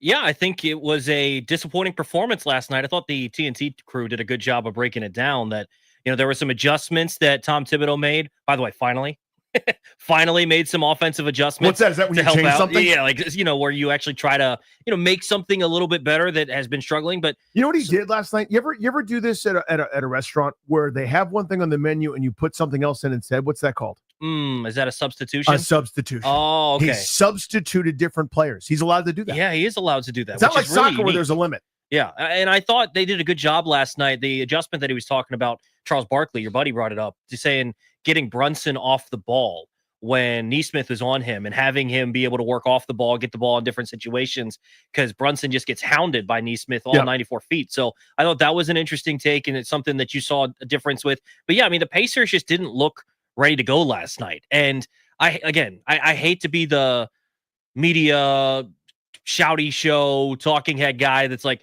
hey, is game 6 a must win for the Pacers? But it kind of feels like game 6 for the Pacers might be a little must win territory. That's where the pressure is. Back at home, right? You got to win this one, because game 7 at MSG, even though the Knicks didn't look great their first couple of games, they looked much better at the Garden last night. I don't know. You run into an interesting spot where if you lose game 6 and you have to go back to the Garden for game 7, they're going to be motivated. Seems like maybe they found something. I'm interested to see how Rick Carlisle adjusts for game 6. That's what's always so fun about these playoff series. The longer they go is just seeing the different strings that these coaches pull and the way that they do it. But it gets real nervy if you're an Indiana Pacers fan after watching last night. Having had a chance to close out, you don't. And again, it's not as if this series has been blowout city, right? I know, double-digit win last night, but these games were not weirdly, they were incredibly competitive. The first 3 games, the first 4 games of the series could have been won by either team. I think game 4, the Pacers were decidedly better. The Knicks kept chipping away at the lead, but couldn't quite get over the top. But still, game 1, the Knicks should have won that game. Didn't close it out, right? The one of the craziest postseason comebacks we've ever seen. Game 2, again, they're right there. Ends up being a 5-point loss, but it's not as if there was no chance that they win that basketball game. So we acted like, oh, Indiana's dominating the series. This is not a Carolina versus Washington close score, but being dominated. This is a tweak away. This is that Jalen Brunson off the ball a little bit away. This is a Karl Anthony Towns realizing that he's not a European big man and going to the rack every now and again, right? Now, they can't get a foul call to save their lives. I personally think it's because they're kvetching after every single possible thing, and maybe it's overkill. But at the same time, like, if they could if there's a game where they do get a couple of calls, who knows, right? I mean, so anyway, it's the Pacers, to me, they might win tomorrow night, and that's the end of it. This is the one where they'll look back if they don't win this series and go, we might have lost that game. We might have lost game 5, because again, the Knicks are right there. Is the point of my little soliloquy. But I really wish we'd come out with a little bit better of an effort and not sort of counting our chickens. I think this series has been interesting because game 1, like you said, probably should have gone the Knicks' way. We know that. Well, just watching that one, the crazy comeback that they made. So you can make the argument the Knicks should be up 3-2 in this series. And then I think if you're Indiana, you're looking at last night's effort, you're not happy with it. But game 3 was one that they should have won. They were outscored in the fourth quarter by 16 points, outscored 36-20. In the fourth quarter for the New York Knicks to win that one by 6, 106-100. Like, you got to feel like you should have won game 3. You at least feel like you should have had a better effort in game 5. Maybe you don't win it, but you should have had a better effort. So I think the interesting part about this series is maybe it goes 7, but either way, however it goes, even if it's finished in 6 and Indiana wins it, the Knicks could be kicking themselves for losing game 1. If the Pacers don't go on to win this series, they're going to be kicking themselves about game 3, about their effort in game 5, obviously whatever's going to happen in game 6. So I think this series is really interesting, and it's good, honestly, because the hockey playoffs, now we know the Stanley Cup final, both of those series finished in 5. You had the Thunder series finish in 5 as well. So at least now we still have one conference final that didn't finish in 5 games. So now if this thing goes 7 somehow, or the longer it goes, now there's kind of that rest versus rust thing with OKC. That does that negate things or change things? Because again, this isn't a group that's been here before in terms of experience, but they're the better team. That's whoever they end up playing in these finals. Yeah, no question. But still, I mean, maybe that's an equalizer. Maybe that's something that kind of changes the way that series goes. But anyway, I'm grateful for the fact that it's going beyond 5 games, kind of to your point. So the Nats won last night. I actually couldn't stay up anymore after midnight. As Jorge Lopez blew that lead, and it just was, if I'm McKenzie Gore, I'm just sitting there so pissed off, so irritated that I threw a gem, 6 innings, shut up ball, then he had 8 or 9 punches in the game. He was fantastic, got himself out of his own self-made trouble. He was great. But the thing I want to talk about isn't necessarily beating the Seattle Mariners, although it was nice to win 2 out of 3. It's James bleeping Wood. I don't think... Now, Grant does this running bit where he's like, people are sleeping on James Wood, and all the beat writers are like a little bit confused by it, and if not slightly put off by it, but I think it's a quality bit. But there is something to that here, Tobes. I don't know if we truly realize what's happening here. James Wood has an OPS of 904 and is hitting 282 against lefties. That's incredible. This is not major league veteran of 10 years who's seen now quality lefty after quality lefty after quality lefty come trotting in to match up with him, who's now finally starting to make some tweaks and adjustments. This is 22-year-old kid who can't rent a car without getting the extra insurance penalty, who is making those kinds of real-time approach-related adjustments. I think, listen, a nasty lefty will get him from now and again. That happens to everybody, right? Same way a nasty righty would get Aaron Judge. But for a guy overall, and then his numbers against righties are patently absurd, quite frankly. What's happening right now with his 15 home runs, 9 steals, walked into third base last night because they weren't paying attention to him, got a great jump, put the pedal to the metal, and again, stole the bag easily. What he's doing on a semi-nightly basis, I'm not really sure everybody quite understands how remarkable this is. He's so good. It's unbelievable to watch this guy. To your point, against lefties last night, in the top of the 6th inning, it's a tie ball game, runners on 1st and 2nd, understanding the situation. The Mariners go to the pen, taking out Emerson Hancock, the righty, to bring in Gabe Spire, the lefty. And what does James Wood do? First pitch, double down the left field line, drives in 2 runs, Nats up 2-0. Just his ability to go to all fields. And he's kind of an anomaly, Danny. You understand this as someone that's played. Like, he's someone that generally, if you have a compact swing, you can't hit for the power that he does. But his size, Judge has this too, to an extent, right? Yeah. A compact swing where because of your size, you can still hit for prodigious power. That's what he has. So, it's not like he's slump proof. Like I think people have said that and different things. I don't think he's slump proof or anything, but he's someone that can overcome a lot of things because he's just got a short, compact swing, can barrel it to left field. Obviously, he's a lefty going the other way. We've seen that. He can turn on the ball and pull it, which we're seeing more this year. I mean, honestly, he's one of the best hitters in baseball. It's not just, you can take out the young thing, right? Like, he's not one of the just best young hitters in baseball. He's one of the best hitters in baseball. Codify put out something today saying that James Wood's the only player in MLB history to have a 380 plus on base percentage with 15 homers and 9 steals in his team's first 56 games before turning 23. Only player ever to do that. I mean, when you're talking about what he's doing, we're talking one of only a handful or one of the only people to ever do this. He's so special. So special. In the National League right now, there are a handful of candidates through the first, and this doesn't matter all that much, but roughly first third of the season, who are, you would say, MVP candidates. Kyle Tucker's doing ridiculous things, double-digit homers, 15 steals. His teammate, actually, Pete Crow Armstrong, out of nowhere, we're going to see the Cubs here pretty soon, the Nationals are, is having, quite frankly, one of the most remarkable seasons you're going to remember. Yeah. I don't expect that to continue to that degree, right? Really, nice piece, super fast, good player, but everyone's like, okay, come on. He's going to come back down to earth at some point. And if he doesn't, give him the MVP award. But in the American League, it's Judge, and you go down the list of some, Cal Raleigh, the guy that we just saw, has been fantastic. But in the National League, Shohei, Kyle Tucker, James Wood. these are right now the MVP candidates as far as I'm concerned.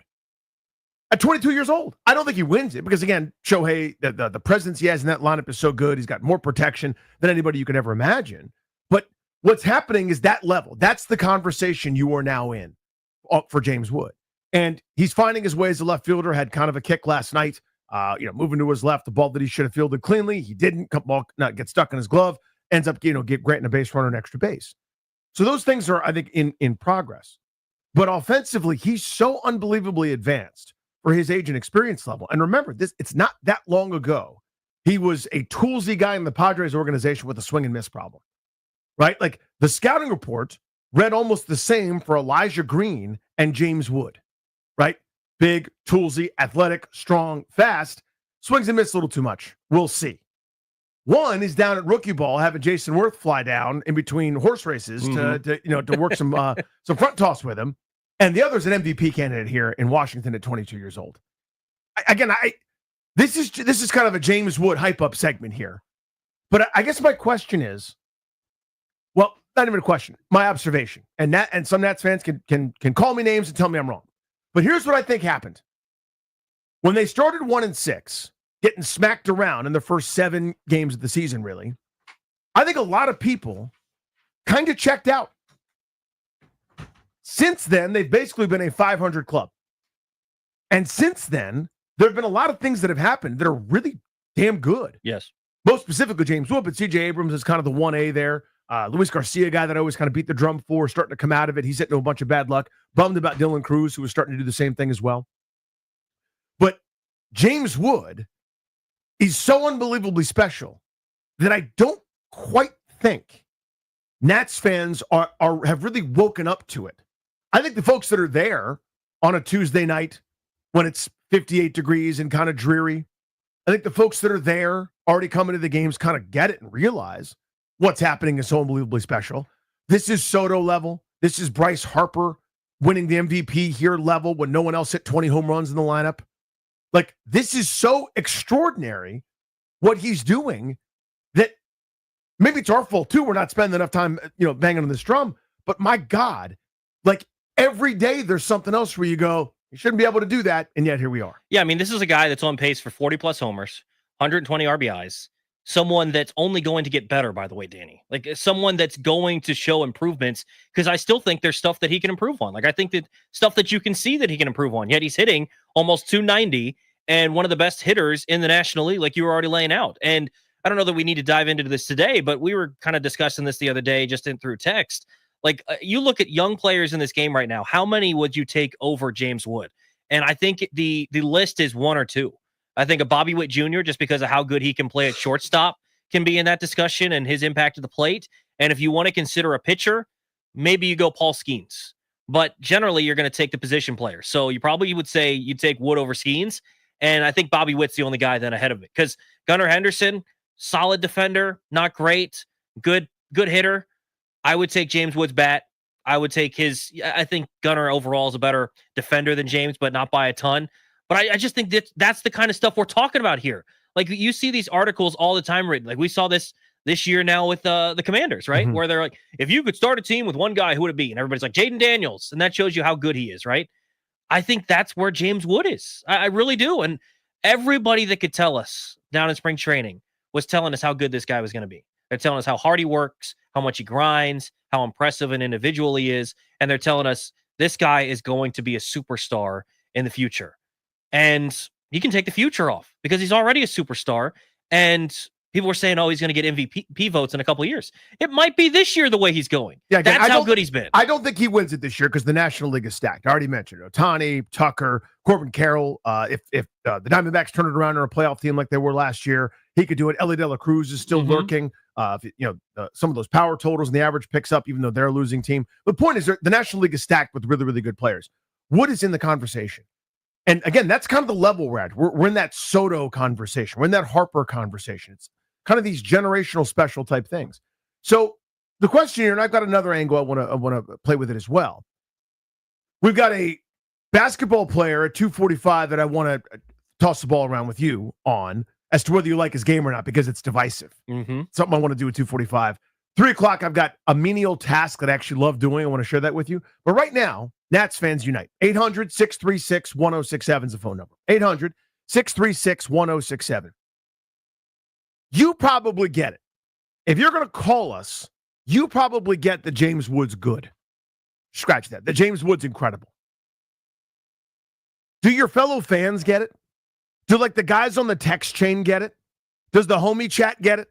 Does your version of, hey, you guys want to go to the Nats game tonight? I got $10 tickets in the scoreboard walk. We could get Shake Shack and then go right next door to get Palm Frites. You get a Shake Shack burger, maybe a shake there, and then the fry place right next door, which is the ultimate fat guy move. You could do that, for example. Or you could just go straight bench chili on the lower level. You could go to hot dogs. Hot dogs. I don't know how you say that, but I know the hot dogs are really good. I think what's the new? There's like a Filipino Hawaiian fusion place in left field. It's in left. I tried in the little concourse. Yeah, I can't remember the name of it, but try that place too. Tell me about that, right? Well, you and I talk about it. You go to Swizzler. The point is, you're going with the boys. Did they get it? Are people understanding what's happening? That's kind of my open-ended question. I got a second Kurt Angle I want to press on that here with you in a little bit, but 800-636-1067 is the phone number. You probably get it, person listening to this radio program. First of all, thank you for doing it. Second of all, appreciate you weighing in. Does everybody get it? Did the people in your circles get it? That's the conversation I want to have about James Wood. We'll do that at 226 on the Fan.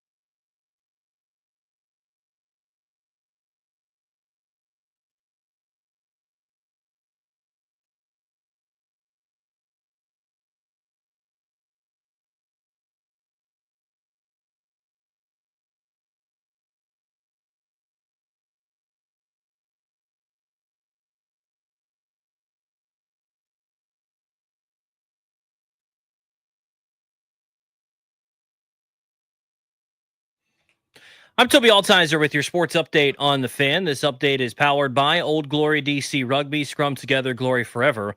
OldGloryDC.com. And the NFL, a trade in the works. The 49ers and the Eagles working on a trade that would send edge rusher Bryce Huff to San Francisco. Eagles would get back a mid-round pick. In the NBA last night, the Knicks stayed alive by beating the Pacers. Game 6 going to be on Saturday. Pacers lead that series 3-2. They'll meet the Thunder. The winner of that series will meet the Thunder in the NBA Finals, which will get underway next Thursday. In baseball last night, Nationals beat the Mariners 9-3. 7 runs in the 10th inning for the Nationals to beat the Mariners and win the rubber match of the series. McKenzie Gore with 8 strikeouts on the night. First pitcher to reach 100 strikeouts on the season.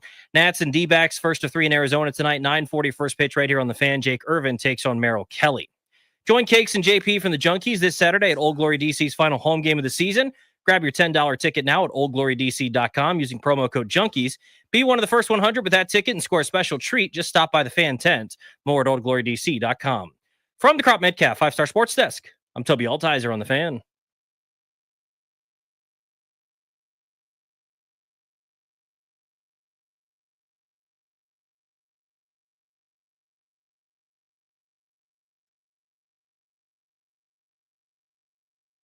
Three balls and 2 strikes. Again sets. This will be pitch number 21. And here it comes. Breaking ball. In there, strike 3 call. Actually, the splitter, a high splitter, drops in, locks up a Rosarena. And a Curly W in the books here in 10 innings in Seattle. You might recognize that voice. A guy named Charlie Slows, up-and-coming broadcaster. I hear he's pretty good. He is pretty good. There's a guy also that he works with, Dave Jaguar. Something like that. Jaguar, I think is how Jaguar? you say it. Jaguar. Yeah. They're fantastic. They call Nats games. You can hear those right here on 106.7. The Fan final out from last night. Sorry about it. 2 out of 3 in Seattle. An underrated ballpark, by the way. I still call it Safeco. It's not. It's like T-Mobile or something like that. I don't care about that part. The ballpark is a great visit. If you're in Seattle, they're playing. Get a cheap ticket and go. Walk around. Sightlines are beautiful. Anyway, welcome back to the program. Great Nanny here on the Fan. Tobes is in for GP. The conversation of the moment here is James Wood related. And this is kind of, again, I know, you know that expression, Tobes, preaching to the choir? I think if you're listening to the sports radio program, I think you probably have a pretty good awareness of James Wood and how good he is. I guess what I'm asking you is, among you and your friends and folks. So like my good buddy, who's in the neighborhood, who is a sports fan. Our kids play together a lot. We've become pretty good friends over the years. He's like, hey, how about that James Wood, huh? Seems like he's really good. Like that level of awakening. Like my point is, I want to stop him and be like, no. He's hitting. He's got his OPS over 900 against lefties. Like I want to like shake him, like grab him by the shirt. And no, like, he's not just good. He's awesome. He's so incredible. You know, like that's kind of the question. Do the people in your circles get it? Let's go to Frank in Great Falls. Are people coming to grips with how good James Wood is, Frank? No, they're not. Thanks for taking my calls, fellas. And I also think that even the baseball cognoscenti aren't coming to grips with it yet, in part because it's a small sample size to them, and in part because they assume that the pitchers are going to start adapting and changing things.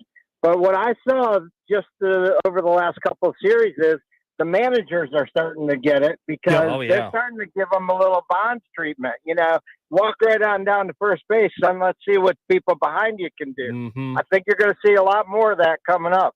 I 100% agree with you. I think that's on deck here, Tobes, as with all due respect to Nathaniel Lowe and company, but I'm not afraid of Keibert Ruiz.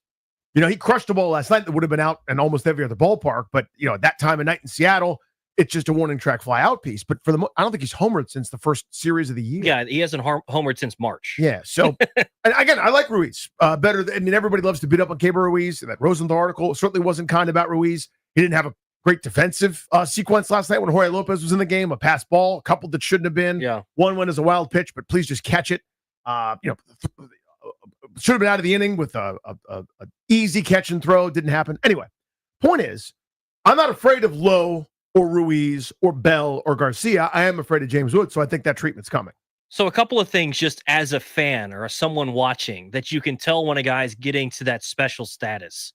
If you're watching the game at home And one of the things that I like to do, Danny, is I like to sync up the radio call and just listen to the radio call Mhm. because Charlie and Dave are so good. And I'm obviously paying attention. I'm watching, but sometimes you're doing other stuff. When James Wood comes to the plate, You stop doing it. everything gets put down and we watch the at-bat. And then we're back to whatever afterwards. But James Wood is someone that's must watch. And it's even at the ballpark, Danny. I told Grant this last year up in the press box. We're watching the game.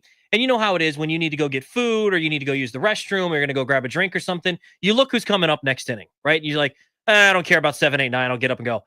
I got up and was like, I don't really care. It was like 2, 3, 4 in the Nats order. And I was getting up and I didn't really care. That's not the case anymore. Not this time. Not anymore. Phillips, let me do something real quick with you. Before you were born, let me take you back to 1991, January. The then Washington Redskins were in the Super Bowl. Old Randy Douye is sitting in his 7th grade math class. His favorite teacher, a gentleman named Lawrence O'Connor, known as OC or Mr. OC. After Washington wins the Super Bowl, takes the math test that we took the previous Friday, throws them up in the air, says they don't count. You would have thought we all won the lottery. Absolute pandemonium. Absolute pandemonium. It got to the point that other teachers walking the hallway weren't quite sure what was happening, and I believe someone ducked their head in to make sure that nothing was on fire, to make sure that nobody was hurt. OC's online too. OC, what's up, brother? Hey, Danny, how you doing? I'm great, my friend. Good to catch up. Yeah. Well, I couldn't agree with you more about Wood. I think he's got a very strong potential to be as good as Soto. And so this might be one of the greatest trades in history, the one we made with San Diego, because in addition to Wood, as you know, obviously, we've got Abrams and Gore, who are already very good. Hassel looks like he might very well turn into quite a good player. I hear Susanna might be a monster. And I guess the only guy in that trade that we don't talk about much is Voit. But, I mean, if you've got Woods, Abrams, Gore, Hassel, and Susanna, and you gave up Soto, and I love Soto, don't get me wrong. I love him to death. But Wood could be Soto, and then you've got those other 4 players. Unbelievably good trade. Hats off to Rizzo. 100%. OC, love you, buddy. Always appreciate you chiming in. It's why Rizzo gets a little bit of the benefit of the doubt with me, right? Because that trade right there, we can talk about some of the other stuff and the draft and develop stuff like we talked about with the Rosenthal article. That stuff is all valid. But even just look at the last couple of years. Candelario turned into DJ Hers, which he's hurt right now, but Hers could be a really good player. Look at Lane Thomas, the deal that they got him for John Lester, and then look when they flipped him and they get an Alex Clemmie and a guy that's helping you at the big league level right now, a solid hitter in Jose Tena. Like those sorts of things he's so good at. So he still gets the benefit of the doubt in some areas. I can understand some of the detractors, but those sorts of trades take you over the top. Let's go to Ian in Vienna. Are people sleeping on James Wood here, Ian? So my take, sticking to the question, is I just don't think the Nationals are getting a lot of publicity for a plethora of reasons. We've talked about ownership at length. We've talked about where they've been in the standings forever. So even if he was having a Ohtani caliber year, there's 2 things in play. 1, small sample size. 2, irrelevant team. And 3, there's a lack of buy-in from even the local public because we've been burned by Soto, Harper, Rendon, Turner, etc., where it doesn't feel like you can invest. Look at Jaden Daniels. Rookie year, everyone's like, I'm all in. I know he's going to be here for 5 years, and I feel very confident he's going to be here for the long term. There's a buy-in. We saw it with RG3. With Wood, I always tease Grant, and he gets mad at Nat's Twitter, quote unquote, is because every time something happens, people are like, well, he'll be gone in a few years. That's that sentiment. So it holds people back from, quote unquote, being all in despite all these next level metrics showing you how good he is. There's just a lack of faith in anything with this organization. And we've talked about that ad nauseum, and I've ranted and raved about that as well. So that's just kind of my stance there. I appreciate you, dude. Let's put a pin in that. We'll talk about that in a second. Chris in Hyattsville. James Wood, your thoughts? First of all, I want to say, Danny, you love Luis Garcia the way Grant loves fourth line D guys on the Caps. Correct. Chris, Okay? I'm guilty. Hold on. I'm gonna let you finish. You are correct about that. I have stood on the table so many times and had pies thrown at me. You're right.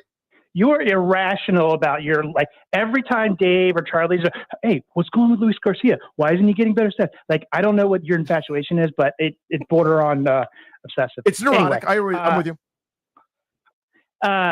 Listen, the reason why everybody is hibernating on James Wood is because he's shy. He's not Bryce Harper. Okay? He's not the phenom, the cultural phenom that Ohtani is. He's very shy. He doesn't talk very much. I watched the game of the night. The guy hits a 2-run double. He's standing on second base with the same demeanor as me picking up my luggage at the airport. I mean, like, he's shy. He's not boisterous. He's not demonstrative. He just goes out there and play. He's everything that I love about baseball and the antithesis of guys like Harper and Acuna and Ozuna and so on. I think that's 100% correct assessment on both counts, by the way. Both my obsession with Luis Garcia and the Wood assessment. I mean, because even Juan Soto, I don't think was overly brash, but he had the Soto shuffle, right? And he would stare at pitchers and do different stuff. Like, he wasn't always in your face like Bryce Harper was, but even he had a little bit more than James Wood. He hits a home run, and the most personality I've seen out of him was in the commercial, in the Papa John's commercial. Like, I've seen more personality in that than I have with him hitting a 3-run bomb that lands about a mile into Half Street. Like, it's crazy. So let's go back to what Ian said a moment ago. I want to tackle that next. 800-636-1067. We're kind of morphing, 2-in-1 conversation here. We kind of discussed the how public at large, maybe baseball fans at large, aren't really appreciating what's happening with James Wood and how good that dude is. Here's the part 2. Is there a reason behind that? That sentiment that Ian just shared, that what's the difference? He's going to be gone. I know that's 6 years away, and I know that irks the hell out of Grant, but I understand feeling that way. Yeah. I understand that he's got Scott Boras as his agent. I understand that because the Nats aren't really, haven't demonstrated that enormous commitment to winning like they were when they were top 10 payroll, and they're going to get Max Scherzer or sign Jason Worth or whatever, when their biggest offseason move is trading for Nathaniel Lowe and signing Michael Soroka. That doesn't signal to you, here we go. Now, their internal dialogue that came out to us was, we think we're ready to compete right now. We're ready to go play. And that's fine. But the actions of the team or front office, whoever you want to call it, didn't match that energy. Is there a reluctance to commit? Is there a reluctance to get excited because you've seen this movie before with all the players that Ian mentioned, whether it's Rendon, Soto, Harper, go through the list of guys that are no longer here, yes. right? 800-636-1067. Are you reluctant to buy in? And maybe that's why people don't appreciate James Wood enough.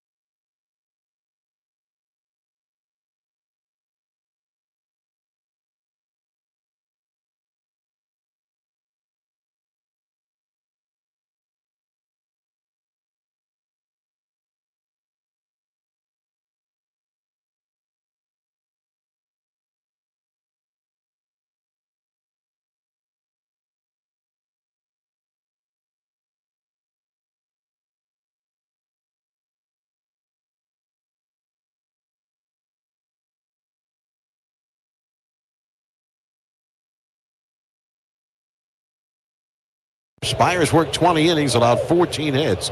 2 of them homers, struck out 28 and walked only 4. A 192 average against, and a swing and a line drive down the left field line. That's going to drop in fair into the corner. Rounding third, coming home to score is Tana. Abrams speeding around third will score without a play as the throw comes into the shortstop Crawford in shallow left field. James Wood foils the Mariners' strategy. We brought in a lefty to face James Wood. It'll be fine, right? Right? Right? Nope. We got a dude. Remember when that was the reason he wasn't up earlier, too? He's got to hit lefties. He's just fine. Bro. I do remember that now. He's just fine. He's okay. Now, would a left-on-left OPS over 9? Over 900? Would that work for you? We need 950. Would that be okay for you? We need 980, Danny. Yep, time for him to be in the show, and thank goodness he is. He's awesome. 800-636-1067 to talk to me, talk to Tobes. It's Grant and Danny here on the Van. Toby in for GP. So here's the sentiment that I'm addressing now, kind of part 2 of this conversation. A tweet. Shout out JP Finlay. A tweet. So imagine it was 2012 and Twitter, and you were tweeting, all right? A tweet from Josh. As much as I want to buy in, it's hard. Current ownership isn't extending him IMO.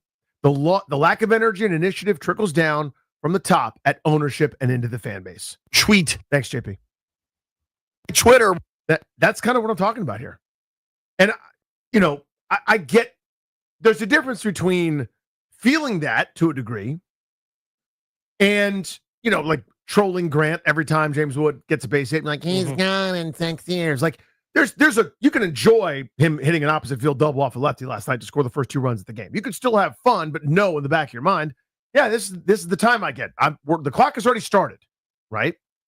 But I do think that sentiment and that feeling is kind of getting in the way of some of the joy that this fan base and baseball maybe at large might have. It 100% is. Absolutely is. Because it's a situation where if this team were good, Danny, and then they were adding in a guy that might not leave until 2030, it'd be a little bit different. But I think most Nats fans still believe that this team is a year, 2 years, 3 years away from being in a potential window where they could actually compete for a World Series, not just be above 500 and sneak in the back end, but be really competitive like we once saw this team be. And so I think people are looking at it and saying, that's awesome that he's going to be here till at least 2030. That's awesome that we can have control. But the issue is we might not be competitive until 2028. And then at that point, your window is 2 to 3 years versus, because you can look at the same sort of thing for, say, the NFL, if you wanted to go to that. You only have 5 years with the rookie, but you feel like you're building and then you have a chance to extend that guy. And so it's like, okay, now we're getting cornerstones that we can build and build.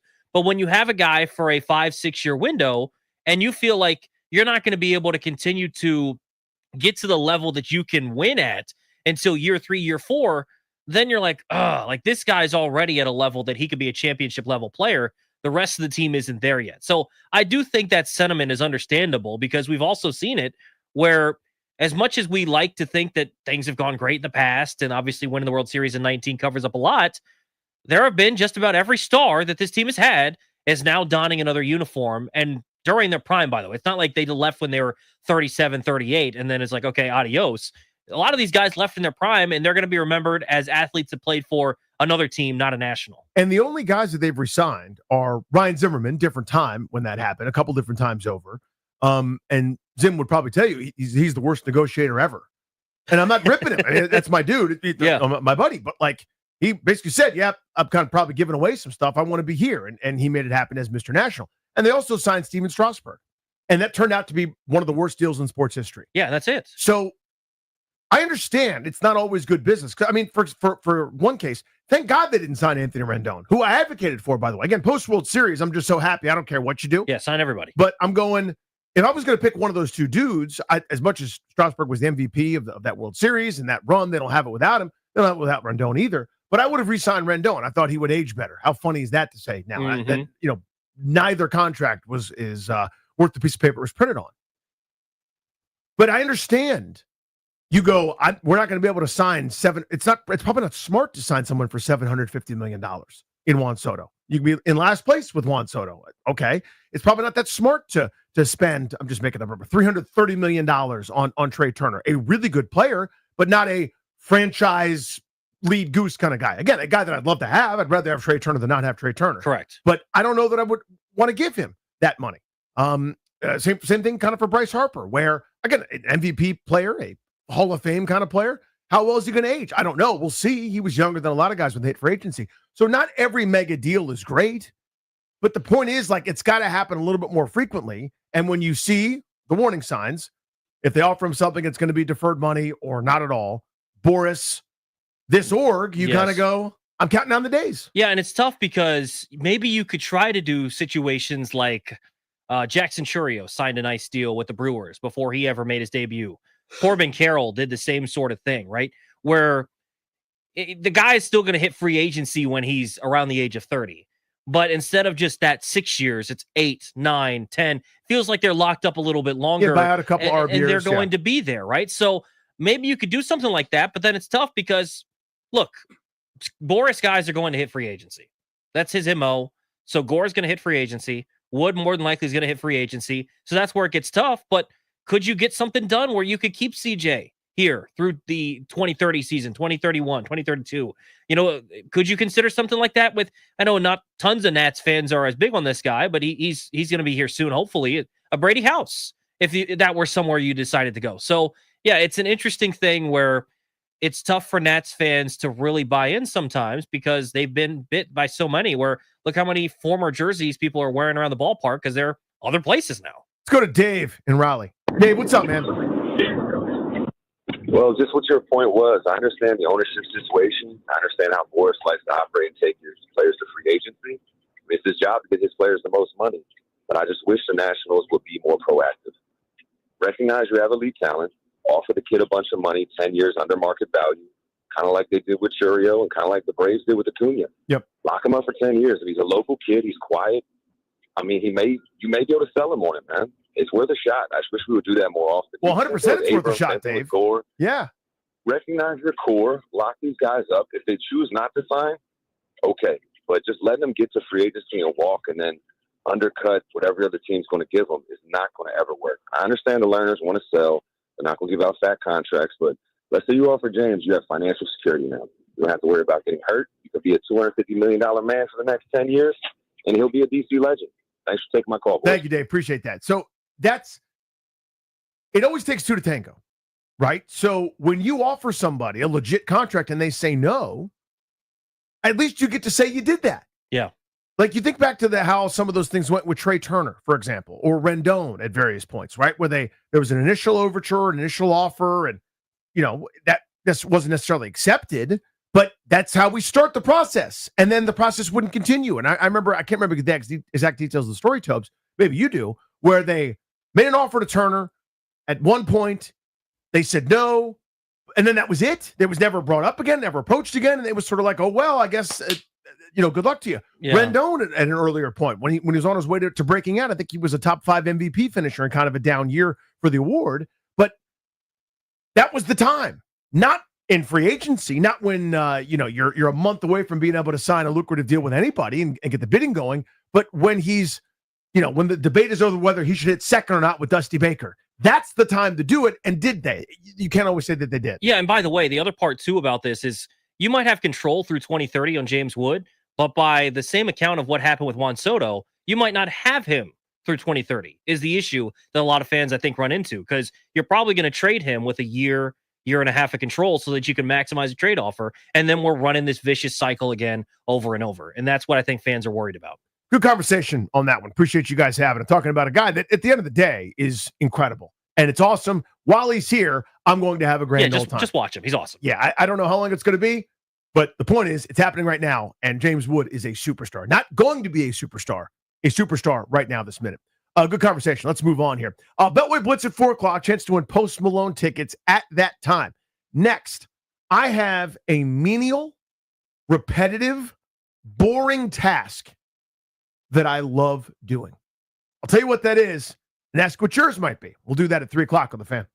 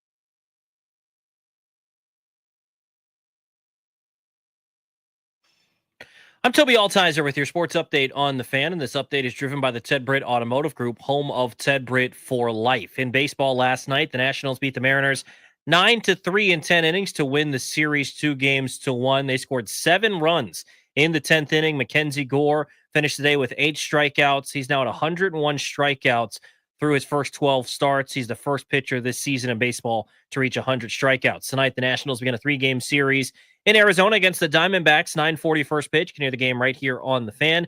Jake Irvin takes the hill for the Nationals. He's 4-1 on the season with a 3.42 ERA. He'll take on Merrill Kelly, who is 5-2 with a 3.52 ERA. Nats and Diamondbacks, 9:40 right here on The Fan. In hockey last night, the Oilers beat the Stars 6-3 to advance to their second straight Stanley Cup Finals, winning that series in 5 games. Panthers and Oilers will be the Stanley Cup Finals for the second year in a row. Game 1 going to get underway on Wednesday. In the NBA, Eastern Conference Finals Game 5 last night, the Knicks beat the Pacers to advance to a Game 6, which will be on Saturday. Pacers lead the series 3-2. The winner of that series is going to meet the Thunder in the NBA Finals, which will get underway on Thursday. And in the NFL, Eagles defensive end and edge rusher Bryce Huff going to be headed to San Francisco. Eagles getting back a mid-round pick. For the best car buying experience in the D.C. area, hands down, check out Ted Britt Ford. Ted Britt Ford of Fairfax, Ted Britt Ford Lincoln Chantilly, and Ted Britt Chevrolet Sterling, all home to Ted Britt for lifetime vehicle coverage, and all just a click away at tedbritt.com. From the Crop Metcalf 5-Star Sports Desk, I'm Toby Altizer on The Fan.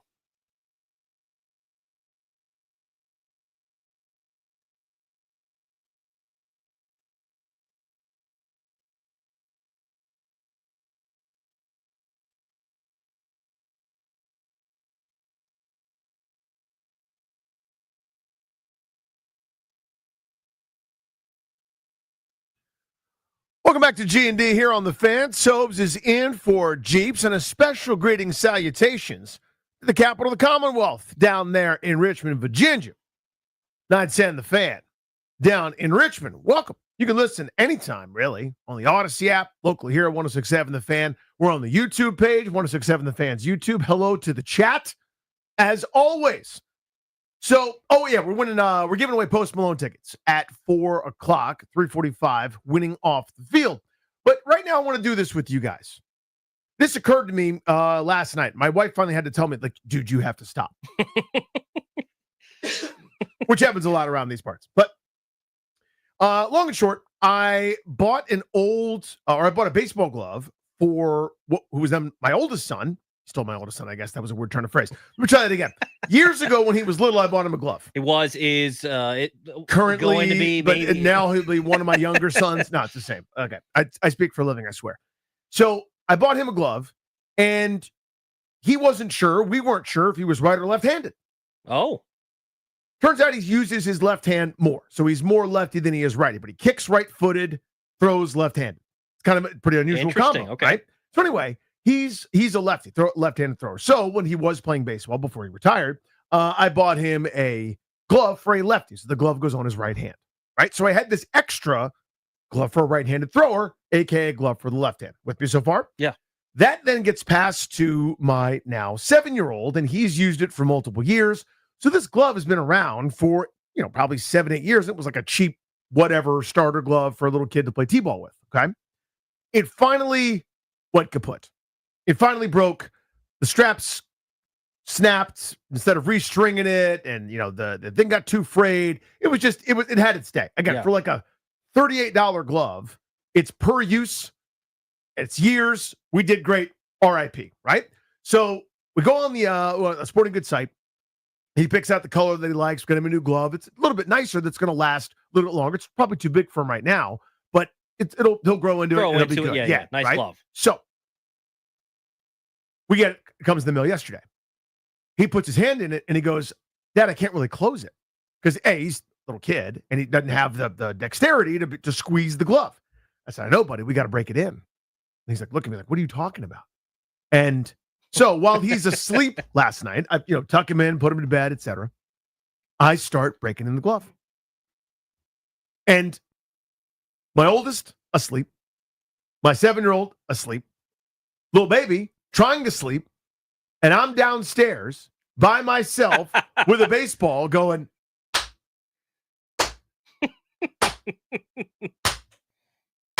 for minutes.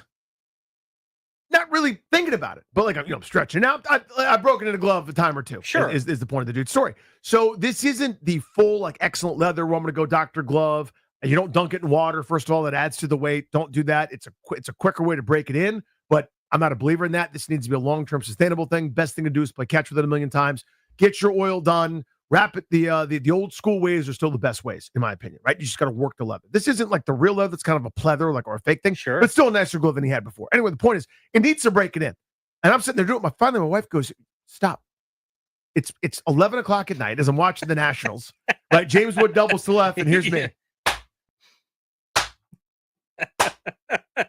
Right? Stretching. Just hammering it, right? So eventually she's like, you got to quit doing it. And I realized as I was doing it, I love this. I love that. This repetitive, boring, hard to measure bit of progress that most people would go, roll their eyes at. I love it so much. Breaking in that little 7-year-old's glove, and he doesn't care either way. If he never plays baseball again, he may or may not care. Like, he might miss a couple of buddies, and like maybe he has some fun sometimes, but like he doesn't appreciate it. It doesn't really matter to him. I got so happy trying to break it. And that's what I want to do right now.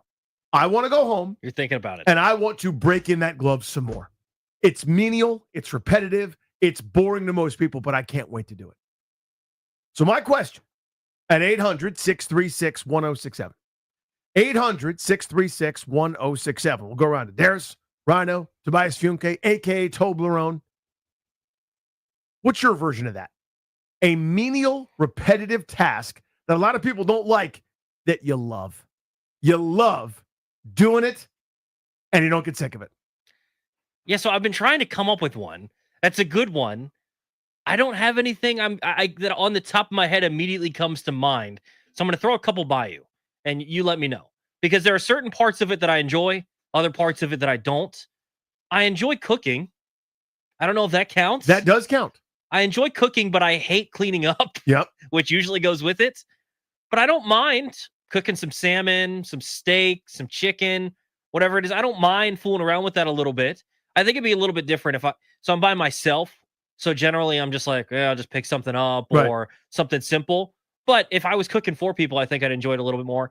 And I don't mind driving. That counts. I kind of like it. Driving for a lot of people is a chore. Like I was listening to the Junkies the other day, as is my want. And both Cakes and JP were like, yeah, I would want a driver. Like, obviously all the money in the world, there's no object. You could do whatever you want anytime. They would both say, if I got to keep doing the gig, but I had all the money, I would have someone drive me both ways. See, I'll take longer routes to enjoy the drive. See, that counts. That definitely counts then. Like, I just enjoy it. And one of my favorite things is right now the temperature is kind of perfect for it. I love being able to roll the windows down. I can do it even a little bit colder, but roll the windows down, blare whatever I'm listening to, whether it's here or whether it's some music, whatever it is. So yeah, I guess maybe driving would be mine. I don't mind it. 800-636-1067. Corporate Clary, what is yours? This is a weird one. I like plucking my nose hairs. I get tweezers, and I will just get a handful of them, and I'll just pluck them out. I'll have a tear come down my eye. I love it. I love plucking my nose hair. I don't know if that's exactly the same, but I want to go down this road. Do you do the unibrow? Yep, too? I do the unibrow as well. Yeah, I do too. I do that. I'll do like random hairs that are like growing on my cheek or around my body. So you pluck non I just like plucking right hair, and I like plucking hair off other people as well. I mean, it's one of my random activities that, like, if I see a random hair on someone's like cheek or something, I'm like, you'll can just I pluck take it. I'll be gladly. This might be out of bounds. Might be too personal. Okay. Because I am. Full disclosure, I am this. Let's say there's a little pimple. Let's say it says a little whitehead. Okay. What are you gonna do with it? I'm gonna pop it. Yeah, you are. I'm gonna get in that mirror, right up close and personal with it. I'm gonna pop it, and I love that. Just pop. It's so satisfying. It's so sad. People don't get it. People that are disgusted right now, and there's a lot of them. I get it. You don't get it, and it's fine. You don't have to get our thing. It's probably the grossest thing about me. So you'll notice this, and it's part of why I always have to trim my beard. I have a bad habit of picking my own beard hair. So I understand his point. What do you mean? Like if you notice I'm getting nervous, you'll just see me start picking. Oh, like kind of scratching it like that? No, or pulling it plucking out. Oh. It's maybe a problem. Yeah. But yeah, it's an issue that I always try to tell myself. So I understand Ryan's thing. I like that Ryan was like, here's my gross personal habit that I can't do in front of my girlfriend. Yeah. But I like that. Yeah, because it's feeding out of the same trough. So I love breaking in baseball gloves. Like it's hard to measure the progress. It takes forever. It's boring, but I'm sitting there so excited to do it. Mm-hmm. And I realized I haven't done it in a long time because I don't play baseball anymore because I'm 45 years old and out of shape and sad. You're not showing up to rec league games hitting nukes like Jason Worth? No, I can't do that. Were you here when I told that story? I actually was on a walk right by a rec league game and a guy like got knocked out and had to go to the hospital. Really? Yeah, I'm like that reminder number 1 million why I ain't doing that. You know, like that's the best I could hope for is to either have a hamstring explosion or get knocked out. 800-636-1067. Something that a lot of people would go, ugh, I don't want to do that you love doing. Mine's a baseball glove. Toby's driving. I think that's probably the best one for you. Yeah, probably driving. And by the way, I drive a Prius, so it's not like I drive a fun car either. The Prius is known for its fun. Matt in DC, what's the menial task that you love doing? Good afternoon, gents. Hey, buddy. I play guitar. I play act guitar would be a better way to put it. Mm-hmm. I like stringing my guitar when the time comes. It's menial, but it's probably the thing that I do unassailably the best at guitar.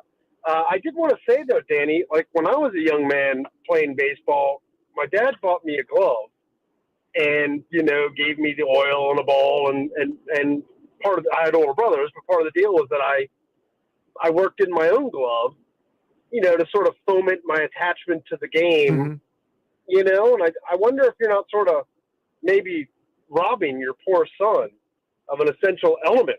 Matt, I would love for that to be the case, by the way. If he had buy-in on it, I think he's a little too young to understand it, but like if he was a serious baseball player, if he was like 11 or 12 and like really into it, then of course we'd be doing that together. There's no question in my mind. But as a 7-year-old that's like, if he asks me, do I have baseball today? And his reaction is the same for yes and no. See what I'm saying? Yeah. Like, I understand your point, Matt. Yes, and it's something the younger generation, like, hey, here's something that isn't going to give you that great of a reward. You know what I mean? There's no money in it for you. It won't be that exciting, but you just do it because that process is good. And, it's like the Mr. Miyagi sanding the floor. You know what I mean? You're sanding the floor at the end of the day, but you're also learning how to block various types of kicks. I think that's a pretty good analogy. Matt, Fredericksburg, menial task you love doing. Hey guys. So it's actually not me, but it's an Instagram page that when you watch it is incredibly satisfying.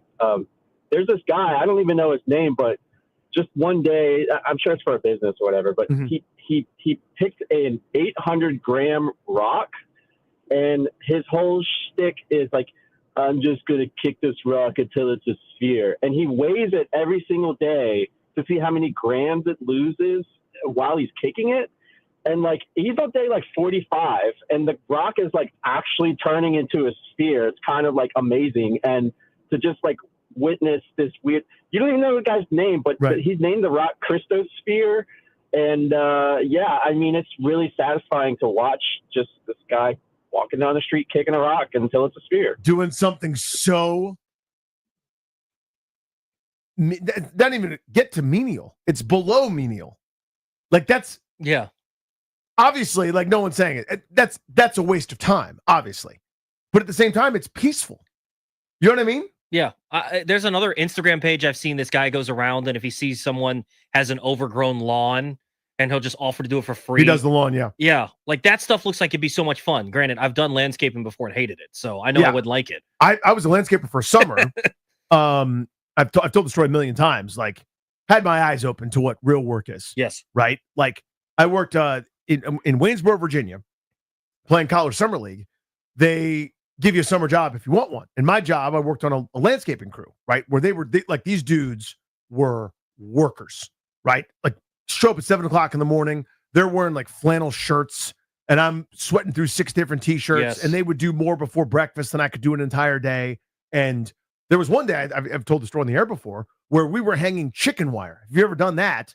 You know, if you haven't, it sucks. I did it how I thought I was supposed to do it. And I came back the next day and realized they'd let me do it wrong. And then had to stay extra to fix what I'd done and undo it and put it the right way. Oh my gosh. That it was supposed to be. Wow. And it was the most, they were trying to be kind. It wasn't a malicious humiliation, but it was so humiliating. It was like this thing that in my mind is like, I major in political science and my plan is to go to law school. Like that, and that in my mind is what's important, or being a Major League Baseball player. And it was like, no, dude, this right now, this work is who you are. And you suck at it. You know what I mean? Like these people that you thought this was just something you do for a little bit of cash and you're moving on to the thing. It was an eye experience, man. I don't know where I got off on a tangent, but whatever. Steve in Warrenton, menial task that you like doing. Kind of follow up with Toby's there. I also enjoy cooking, but more specifically, I enjoy making my own pasta. So for me, I enjoy the process of making the dough, letting it sit, and then rolling it out. And probably once a month or so, I'll just make a whole bunch of pasta one day and freeze it. Go from there. Is that as simple as the flour and all the different ingredients, and you're doing that thing where you slowly knead it over and over? Right? Yep. Is that? Yep. Are you taking the egg whites out or just going with the yolk? I do the whole egg, whites, yolks, the sugar, salt, all in the dough. Knead it up for a little while, let it rest for about an hour, and then I have the hand cranked old school, bolt it to the island. Awesome. And I just roll it through there. I'll probably do a couple pounds and then just roll it through, portion it out for the family size, or I'll make ravioli or whatever, and then just throw it in the freezer. And then whenever we have pasta, just pull the bag out and good to go. Steve, that is sexy. That's incredible. That is fantastic. I've seen people make their own pasta, and it always looks incredible. Never tried it. It always sounds really enticing, though. If we go to Philomena in Georgetown, right? We did that for one of our ratings dinners. We used to get ratings, and you go by the window, and the sweet old lady sitting there making that pasta from scratch, and it's the coolest thing in the world. So all about it. Tim in California, Maryland. Tim, menial task you love doing. Man, I like chopping wood. I feel like it's one of the most relaxing things out there. But it's pretty physically demanding, right? I'd be tired. It is. But some of my favorite memories are memories made around like a campfire, but leading up to it, chopping wood and just like taking just a big log of wood and cutting it down into small pieces just to prepare for the rest of the night. It's just one of those things that puts me in a happy place. Dude, it's so manly. I mean, nobody's Captain America just splitting it with his bare hands. So here's my story about that. 800-636-1067. My grandfather passed away several years ago now. But he worked his 9-to-5 job during the week. He worked for the Center for Naval Intelligence. Basically studied the Russians. Okay. And then on the weekends, he and my grandmother would go to this cabin in the middle of nowhere in Romney, West Virginia. Mm-hmm. Right. And so, like, he's already kind of a superhero to me. In the 80s, you basically everybody was concerned with the Russians, right? I guess history kind of repeats itself. But anyway, the point of the dude's story is this man to me is a superhero. He fights the Russians during the week, and on the weekends, he's just shirtless with an axe splitting wood. Like, we'd show up every time we drove to the cabin in West Virginia. He's there just splitting the wood, just taking the axe and like grabbing a towel and wiping his brow with the axe like stuck in the tree stump. And you go back to splitting all the wood that we would need to keep the house warm. Yeah. And I go, this man he's Thor. He's basically Thor. Yeah. With a Southern accent. Nothing cooler than that, right? Like nothing more manly than that. Just out there chopping wood with an axe. Just chopping wood. Just going to town on those logs. 800-636-1067. So the Sega Genesis of this, it came with Altered Beast when you bought it. The Sega Genesis of this is, I love breaking in baseball gloves. And it's a repetitive, sometimes boring, sometimes frustrating, painstaking kind of task. but I relish it and I love doing it. I'm so excited to go home and break in my 7-year-old's glove. What is the task like that you love doing? Beltway Blitz at 4. We'll give away Post Malone tickets then. Got a little winning off the field at 3:45, but your calls on the little thing that most people don't like that you love.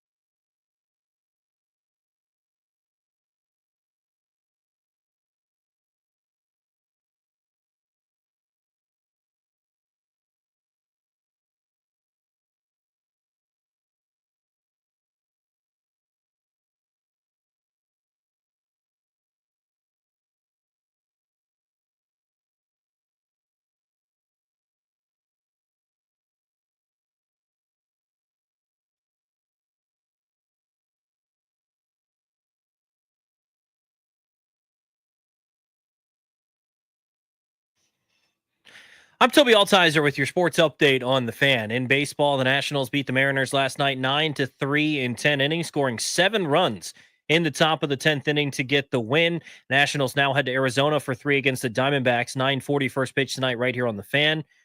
Jake Irvin goes to the hill for the Nationals. He's 4-1 with a 3.42 ERA. Merrill Kelly starts for the Diamondbacks. He's 5-2 with a 3.52 ERA. In the NFL, the 49ers and the Eagles are working on a trade that would send edge rusher Bryce Huff to San Francisco. The Eagles would get back a mid-round pick. And in the NBA last night, the Knicks beat the Pacers to stay alive in the series. Game 6 going to be tomorrow. Pacers lead that series 3-2.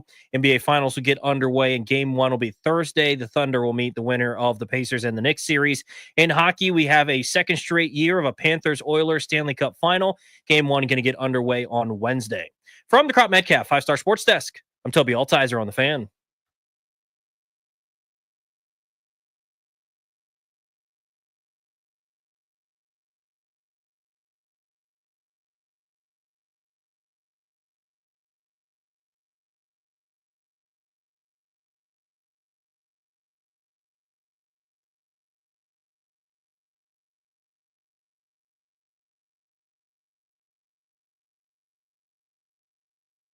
We'll went off the field together at 3:45 because Bruce Allen, the silliest goose that ever geesed, was in charge here for a long time. We owe it to him, damn it, to keep that alive, to keep that flame a-burning. It's Great and Danny here on the Fan. Tobes in for GP. Topic of the moment, if you're just tuning in, welcome. Second of all, I love breaking in baseball gloves. It takes a long time. It's painstaking. It's meticulous. It's repetitive, but I'm all in. I love doing it. Toby loves driving. I think a lot of people consider a chore, a pain in the butt. You don't mind. You'll take the longer way to get to where you're going. Yeah, I love driving. I got a tweet here from someone saying they like vacuuming or cleaning floors somehow, sweeping, whatever. A carpet or a hard surface, doesn't matter. Something satisfying about a clean floor. So, yeah, I think those sorts of tasks. Ryan loves plucking his own nose hairs. Right. He brought that up. He brought that up right away. He's like, I like to pluck my nose hairs. What's the topic? 800-636-1067. What's the menial task that you love doing? Ken, Mechanicsville. What is it for you? How's it going, fellas? Hey, buddy. Shuffling cards. We're playing Uno with the family. I will sit and keep shuffling until somebody says, "You're going to deal those?" Interesting. There's something about the what's the word I'm looking for? Not asphyxiation. That's something else. But the fixation on it, right? Yeah, asphyxiation is not what you're doing. That's totally different. You got to pay extra for that. But you know what I'm talking about, Ken? It's like that shuffle thing. And then the bridge, and then the shuffle, and then the bridge, and yes. I can't. And then after I get done and I do deal, then I get yelled at for who shuffled these. Really? Yeah, really, buddy. You know I did. You know very well I did. Ken shuffled them. All right. Let's go to Ryan in Georgetown. What's the repetitive, menial task that you dig? What's going on, fellas? Hey, buddy. Great topic, by the way. And breaking in the glove, I feel you 100%. Used to play baseball in high school. For me, I have several, but I would say my number one is detailing and washing my girls and my car for hours.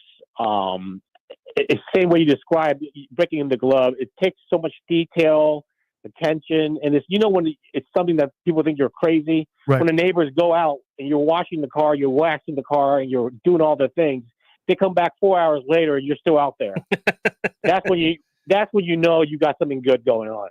I appreciate the call. I'm at Funny Danny on Twitter. John literally tweeted me the exact same thing. Mm-hmm. Said, detailing my car when I wash it. I have nothing else to do. No rush. Just wash, detail, and listen to the radio. I get it, dude. Because I own this entire, A, this thing, B, this process. Nobody's demanding anything of me. I'm going to be the one using it. I'm preparing it. Now, I know what happened, okay? But bear with me. Before we knew, on the Cosby Show, okay, back in the day, the happiest that Cliff was on the Cosby Show is when he made his giant sandwich. And he wanted to sit down and eat a sandwich. They would do entire episodes where Cliff just wants to eat a sandwich. And right before he takes a bite, Dad or Cliff. And then he would be, once he finally got to just eat the sandwich, he was so happy. Mm-hmm. That's what it reminds me of, is that. Like, every part of this is mine. Yeah, just being able to finally relax. Something, I think it's something that you can relax with your mind, but you still have to think a little bit, but not a lot, right? Something that's just relaxing and puts you at ease. Let's go to Max in DC. Max, what's the menial task you love doing? Hey, guys. I broke up there. Put him back. Let me put him on hold, and we'll pick him back up here in a second. Let's go to Matt in Stafford. Matty, what's up, buddy? Hey, have you come across a branch in the forest and you get a knife out and you start to clean it up and you take care of some of the imperfections and maybe you sharpen the point out, but you could sit there for hours and just clean up that branch, and all of a sudden you got a spear. What now? Well, okay, Matt. My follow-up is what are you gonna do with that spear? Yeah. Fish, or if you have it just in case, but if you ended up not making a spear, like whittling something, creating something out of wood, there's something primal about us making something out of wood with a sharp knife. It's like therapeutic. Matt, I love that. There are plenty of people who love fiddling and doing all that stuff. And thank you for taking it in a non-crime division or direction right there, right? So he's like, what are you going to do with the spear? My neighbor. You're like, I'm glad that. Go fishing. He didn't do that. Andrew, only small task that you love doing. Hey, guys. One, I want to say, Ryan, that's a weird thing to do, that you like to make yourself cry. Yeah. When it's 2025, get the tool that cuts your nose hairs, man. He likes to tear up from his own self-inflicted pain. From his own pain, yeah. That's a little weird, but that's okay. I love cleaning my golf clubs before a round. Yes. Like getting the soap and bucket, putting those clubs in, thinking I'm going to shoot 72, right? And getting all the grooves in, getting the tee, get that dirt out.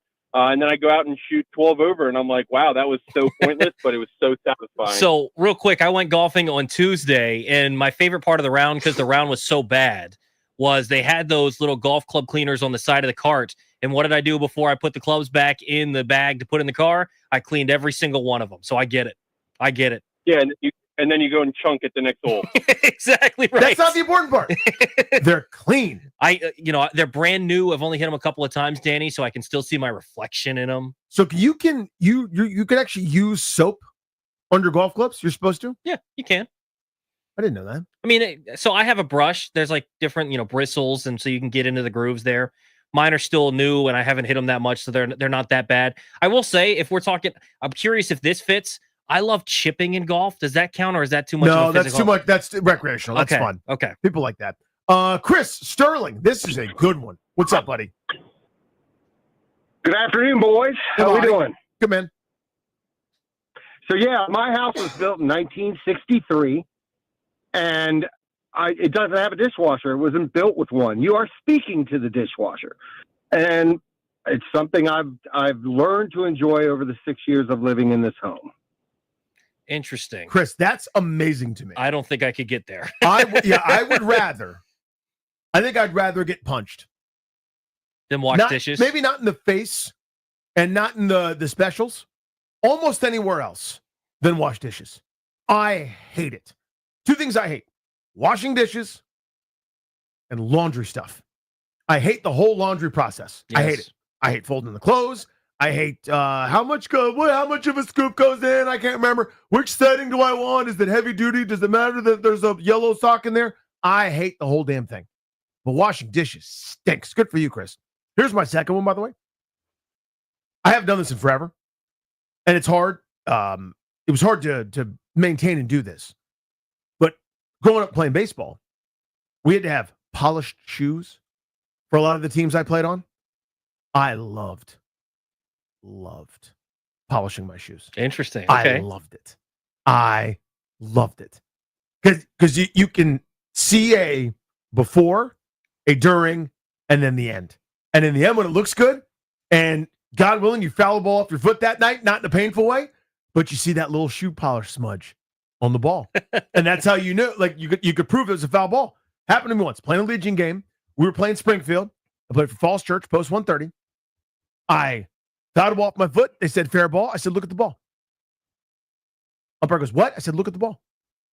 The pitch, let me see the ball. Pitcher goes, no. Umpire says, let me see the ball. He goes, what am I looking for? I said, there's going to be a shoe polish stain on it. That's a foul ball. And sure enough, there's a little black smudge right there on the ball. And he said, foul ball. 1-1 on the back. There you go. Now, I ended up flying out, but the point is, I got more. I was going to say, it would be better if it was a homer. Yeah, and then I homered. No, it wouldn't be that good. Anthony, Calvert, favorite thing you love to do? All right, so real quick, right up your alley should be like oiling your gloves. You put the baseball in there, the rubber bands. The best. That was kind of one of those things. And I didn't even really play baseball. I didn't golf either, but, it's nice to get the aloe vera soap and, wash your club once or twice a week too. Anyway, my thing would be smoking ribs, smoking brisket, smoking, and I don't care if it's chicken wings and it's a 45-minute smoke. Sometimes it's a brisket, so, it's a 10, 12-hour smoke. Whatever you're doing, pork butt, just leave me alone. Couple fingers of Knob Creek or something, or whatever your drink of choice is, and just you own that. It'll be ready when it's ready, and I'll present it to the family or the company or whomever when it's ready. But just leave me alone. Anthony, that's one is awesome. Fantastic. Every once in a while, Darius, the people get it. You throw it out there. You're not sure. I didn't know. I said, let's give this one a shot. Yes, Anthony. Yes. MJ, Vienna, favorite menial task that you love to do? Hey, restocking or organizing the drinks fridge. There you go. So you have like a separate fridge in the garage, or like it's not your main fridge. So we got renovations down in the basement, so we bought a new fridge. So I had to replace that. So I'm putting all the drinks in. You got the forest of IPA drinks on the top, all the different labels. Just looks great. Then you got the seltzers lined up or the other lagers. Now I got the protein shakes and the juice boxes for the kids in there. It's just, I love lining them up. Something about it looks so perfect. I love that. For you, MJ. That's an awesome answer. That's what I'm talking about. Oh, Pete in DC. Pete, what's up, buddy? Danny, how are you? I'm good, brother. We got a lot in common. Mine also, I have two because you already took mine. Definitely Shine and Shoes. It's that instant gratification. But the other one kind of ties in too because it's not just the task; it's kind of like the memories that it elicits. So Shine and Shoes brings me back to when I was in the Army. Yep. I would do it for other people, feel like I was the best version of myself. But also cutting the lawn. I live in DC. I don't really have a lawn, but cutting the grass just makes me think springtime. Baseball's around the corner, the smell, just everything that goes with it. Not just the task, but the memories that they elicit. Wonderful one, Pete. Good to talk to you, buddy. So early, I wanted to mow the lawn. Right, because I thought my dad looked so cool when he was doing it. Yes. Like he's out there in we didn't have Under Armour at that point. It's just a plain white T-shirt that was pit stained. Oh, the yellow's touched. The yellow pit from the right made it all the way to the yellow pit from the left, and there was like a meeting in the middle. There was like a blood feud between the two, battling for supremacy of the shirt. But he would do it, and when I got old enough to do it, I actually asked if I could do it. Like I'd like to earn some money. Let me do a chore. Which usually, if your kid does that, you're like, hell yeah, make your bed. I'll give you $1,000. Like, do whatever the hell you want. Just do something constructive besides give me attitude, right? And he said, no, I'm worried that you might slip and cut your foot. What? Mowing the lawn. Dude. I'm just running back and forth doing laps. And it wasn't until much later that I realized he told me I could get out of the house. Nobody bothers me. Nobody says bleep to me for about 2 hours. I'm never giving that up. I would never, ever give that up. Because you and your sister, you're screaming all the time. Even when it's peaceful, you're still screaming. When you're playing, it's too loud. When you're mad, it's too loud. When she's mad, it's even louder. Nobody bothers me with that loud lawnmower that's impossible to start. You have to pull hard, but you can't pull too hard. You can't force it, but you have to give it strength. It's in between strength and touch, and no one knows how to do it except my dad. He wanted that. And he was like, you can't have it. You'll never take that from me. That's what, so I've never mowed my lawn. I've never been a lawnmower guy. Really? I would have. I know it sounds like, oh, I've never mowed my own lawn. I have a peasant do that for me. No, I wanted to, but my dad's like, no way, dude. That's my special thing. Grew up with a huge lawn. So we had riding lawnmowers, so I didn't mind it.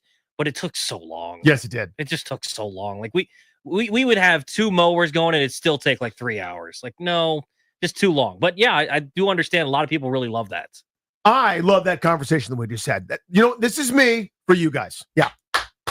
Yeah. Right? Good energy on the floor. Well done. The audience loved it. They loved it. The audience loved it. I thought that was cool. Good to have you here, audience. Beltway Blitz at 4, your chance to win Post Malone tickets. But next segment, we don't do this for us. It's bigger than us. It's not for Ryan. It's not for Darius. It's not for Grant. Not for Toby. Not for me. We do it for Bruce. We're going to win off the field. Let's do it together. 800-636-1067. What's going right in your day that nobody else will give a damn about. But up in here, we care and we celebrate it.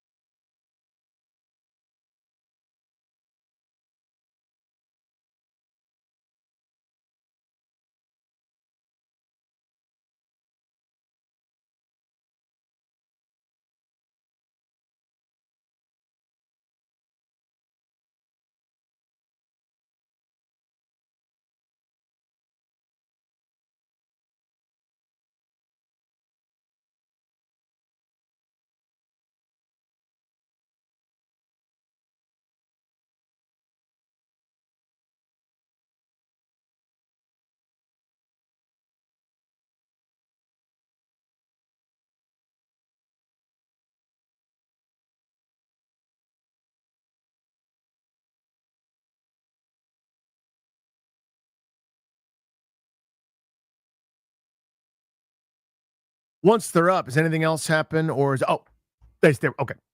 They stay right there. G&D on the fan, Tobes in for Jeeps. You hear DJ Khaled. You know what time it is? We went off the field. We do it together. Every Friday at 3:45. Normally it's double playtime, but not on Friday. No.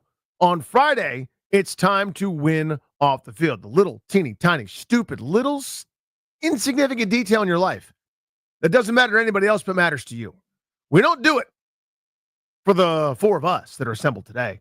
We do it for Bruce because when trying to explain why the team wasn't winning football games, this is what he told people. We're winning off the field, but we got to start winning on the field.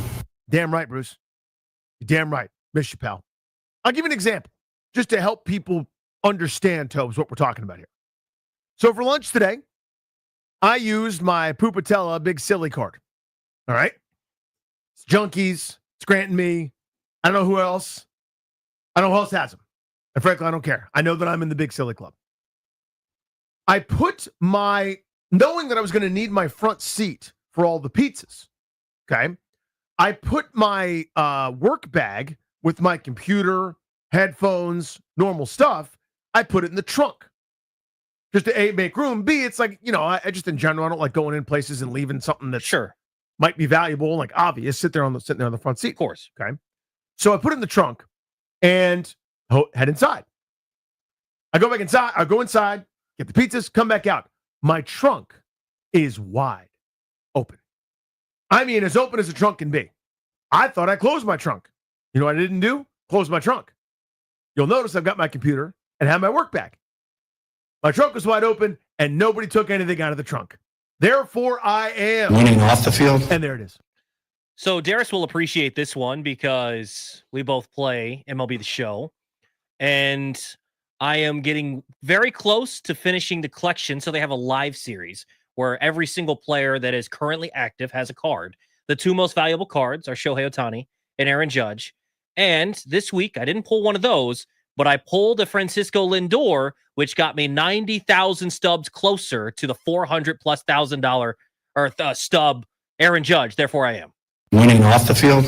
Okay. You won't understand. Darius understands the joy of pulling a diamond card that isn't worth just 3,000, but worth 50, 60, 70, 80, 90,000. So you get enough points, then you can redeem them for the cards. Aaron Judge, Shohei, correct. Nice. And by the time I finish, I will get a nice 99 overall Carlos Beltran card. Then you get to use them in games? Mm-hmm. Okay, that's fun. Anthony, Calvert, how are you winning off the field, sir?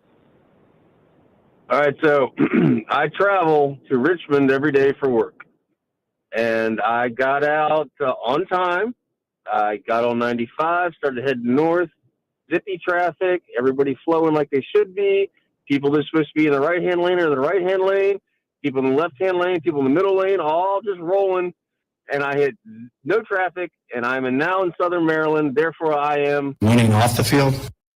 Do you know how awesome it is? That's incredible. When people understand how the lanes are supposed to work. Mm-hmm.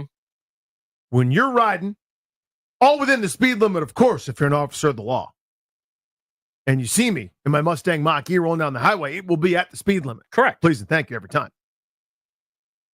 But when the person that's not going very fast is in the fast lane, and they go, oh, and they move right over, my God, is that refreshing. It's like an act of God to have everyone in their correct lane so that you can just go.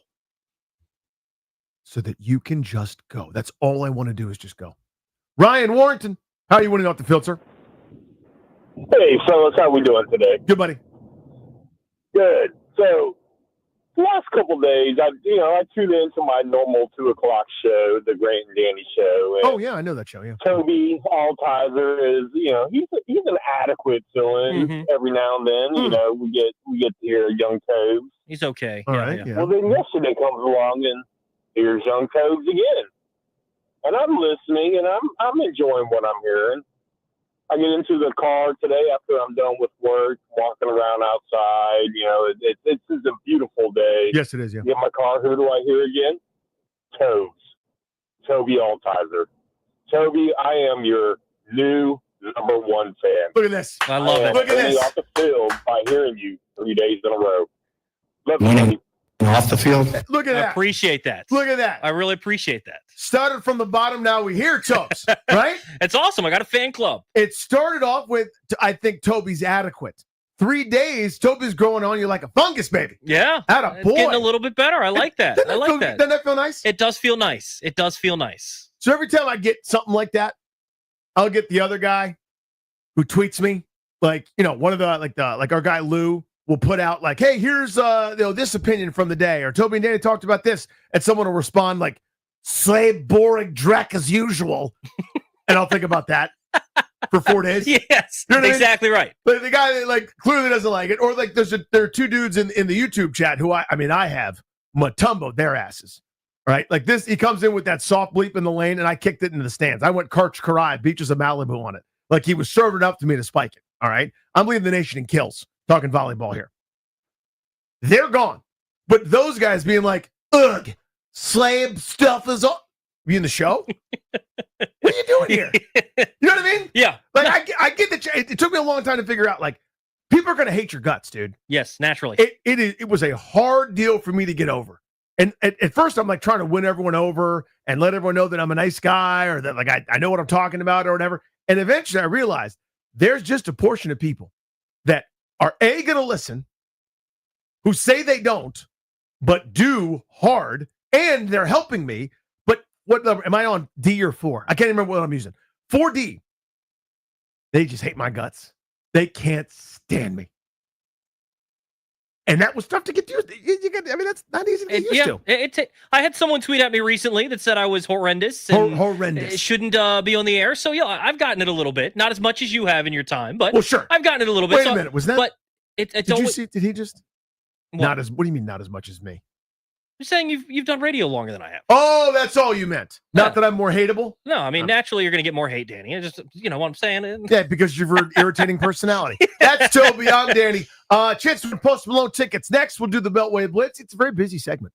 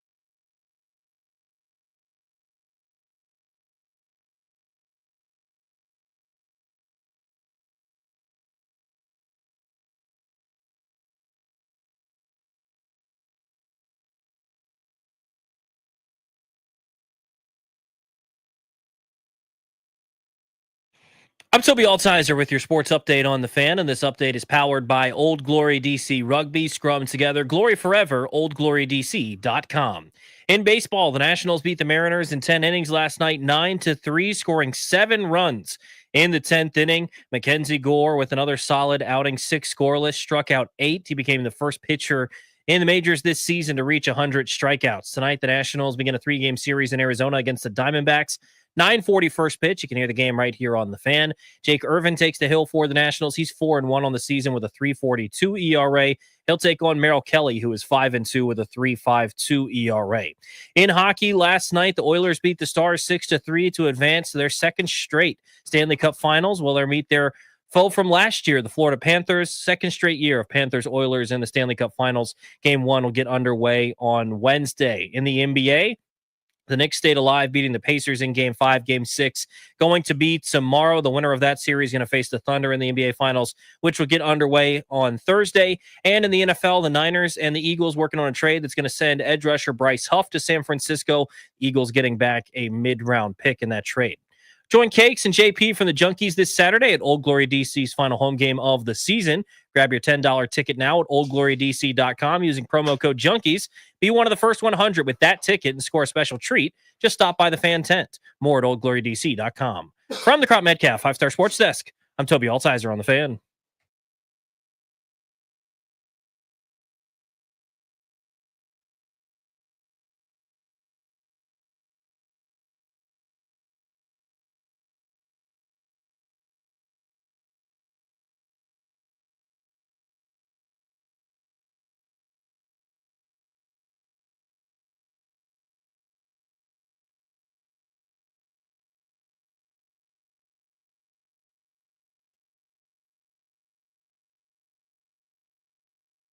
Caller number 10 right now. 800-636-1067. You'll win 2 tickets to Post Malone with Jelly Roll, the Big Ass Stadium Tour, Monday, June 2nd at Northwest Stadium.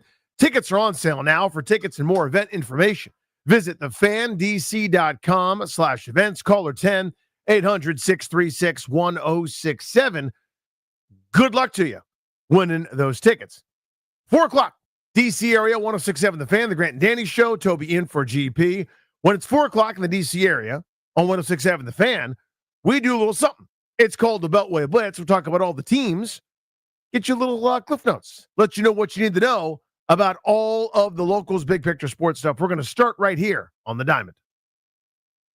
Our pal Bobby Blanco from the Bronx for Masson Sports covers those Nationals. Bobby, I had to fall asleep. I thought they blew it, but they didn't. Come back 7 runs and extras. That was a wild one. Yeah, I wish I could have fallen asleep, although my 5-month-old took care of that the following morning after a couple of late-night games this week. But, yeah, I mean, if you fell asleep, you probably saw McKenzie Gore shove for 6 innings, 8 strikeouts, became the first pitcher to record 100 strikeouts this season, recorded his 500th in his career, which is always impressive milestones for the young lefty. But then Jorge Lopez gave those 2 runs right back and didn't allow McKenzie to get his win. But, yeah, like you mentioned, top of the 10th inning, they go to extra innings. All the guys come up, and they basically just hit around and capped off with a big 3-run bomb by Josh Bell to get up to a 7-run lead, finish the game at 9-3. They win a series against a really good Mariners team out west, 2 games out of 3. So that's a good start to this road trip. Now they head to Arizona to face, an Arizona team that's talented, but scuffling a little bit. I think they've lost 7 out of their last 10. But we know they have some talent, even though the Nationals took 2 or 3 from them in D.C. Last month. McKenzie Gore seems like he's taken another step this season. What's been most impressive for you about his start to the year? Oh, Toby, we were talking about this on Monday. I mean, he's just been electric. I mean, I just think that the consistency is finally there. I know it's only 2 months into the season. We just got past Memorial Day. So, he still has a little bit more left to prove. But it just seems like a lot of those outings where, especially I look back at that Orioles outing, and you and I dove into that one pretty deeply.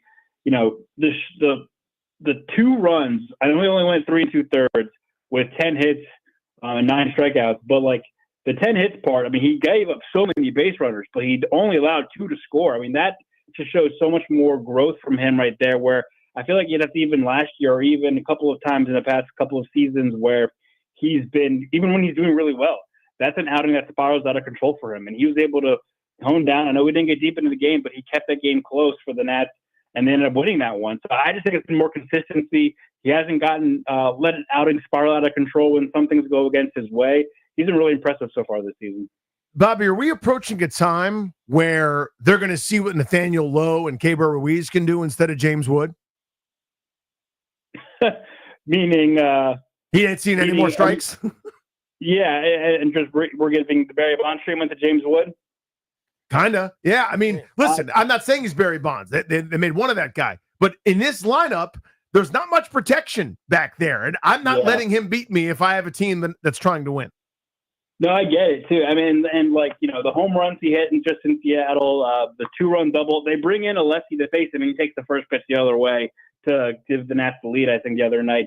I mean, Nathaniel Lowe and Josh Bell to an extent were brought in to provide that protection for James and CJ on top of the order. We know Josh Bell has been struggling recently. He hit 2 home runs back-to-back games for the first time, so that's possibly a sign that his swing is coming around. But Nathaniel Lowe started off hot, has definitely cooled off lately, not providing a lot of protection for James right there. You would like to see one of those 3 guys kind of pick it back up. Luis Garcia Jr., we know, has been one of the most unlucky players in all of baseball to start this season. He had 4 hits last night. That's possibly a good sign of things to come. So, they definitely need some of these guys to step up. So, because teams, I bet you, will start doing that. They're going to be like, look, the number 1, number 2 guy are not going to beat us. Make someone else in this lineup beat us. And it's going to be hard for James and CJ to kind of carry this offense if teams are just going to pitch around them. Bobby, I know you can't control this, but can we please see Brady House in the big soon? 10th home run yesterday, Tobes. I know you were watching. I mean, he's been hitting the ball really well at AAA. I think he's got 5 home runs now in May, all in his the second half of the month. So he's starting to heat up. I mean, all the guys that have come from AAA, Dalen, Robert Hassel, Trey Lipscomb, they've all said that, like, man, it sucks playing up there early in the season. It's so cold, it's raining, it's snowing, it's so hard to hit.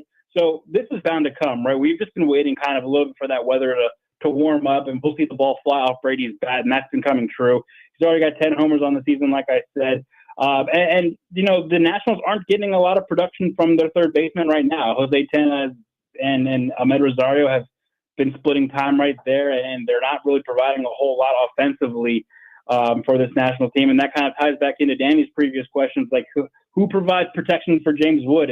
If Brady House comes up and is able to provide some extra pop to this lineup, I think the Nationals might have to consider that sooner rather than later. But I think that we're still looking at probably a July timeline for Brady, like they did with James last year. I think Mike Rose likes to be patient. He likes to bring them up when they're for sure ready, and then also ready to stay long term. He's not going to bring them up back and forth willy-nilly. Bobby, thank you as always, buddy. Have a great weekend. Yeah, thanks, guys. Have a great show. You got it, my friend. Hit that NBA sounder, Darius.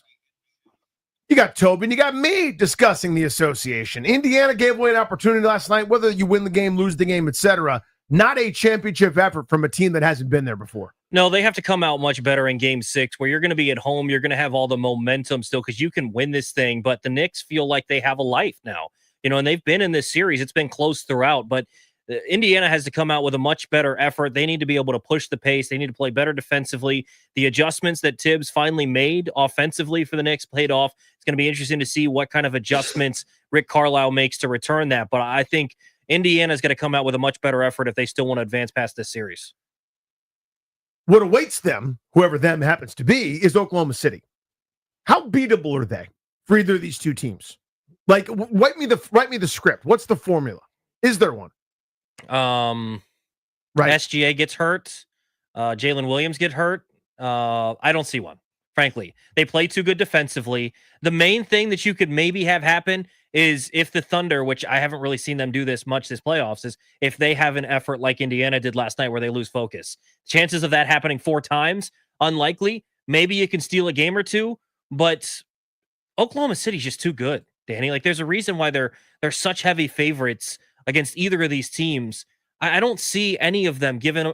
And also, I know people are like, I don't know that people are shocked by this, but they shouldn't be. They were the best team in the regular season, and it wasn't even close, Danny. Like, they were not close when you look at the standings. There's a reason that this was a 68-win team. They were 68-14. Of course, they're going to be heavily favored against the 51-win Knicks and a 50-win Indiana Pacers. They're that much better. They dominated all season. They had a plus 12.9 point differential in the regular season. They're just a better team. I think Oklahoma City is going to win their first NBA Finals, and frankly, it's probably good for the NBA that they are. Yeah, so I wanted to ask you about that. The ratings for these finals aren't going to be great. And for people that like to, I don't have a better word than this, but dunk on the NBA or talk trash about it, they're going to have a field day. They'll do their tap dance. Sure. Whether it's NHL fans only or somebody else will say, really, this is what you're talking about. So they'll have a field day with that. But I'm arguing that long-term for the association, this is good. This is like eating your vegetables. And then you go, hey, I can fit into these pants again. I think they needed to get away. And we realize now that I think that's happened. What is it? It's going to be 7 straight years with a different champion? 7 straight, yep. So I think we now realize, I think we needed this. So it ends it's not going to end the 24/7, 365.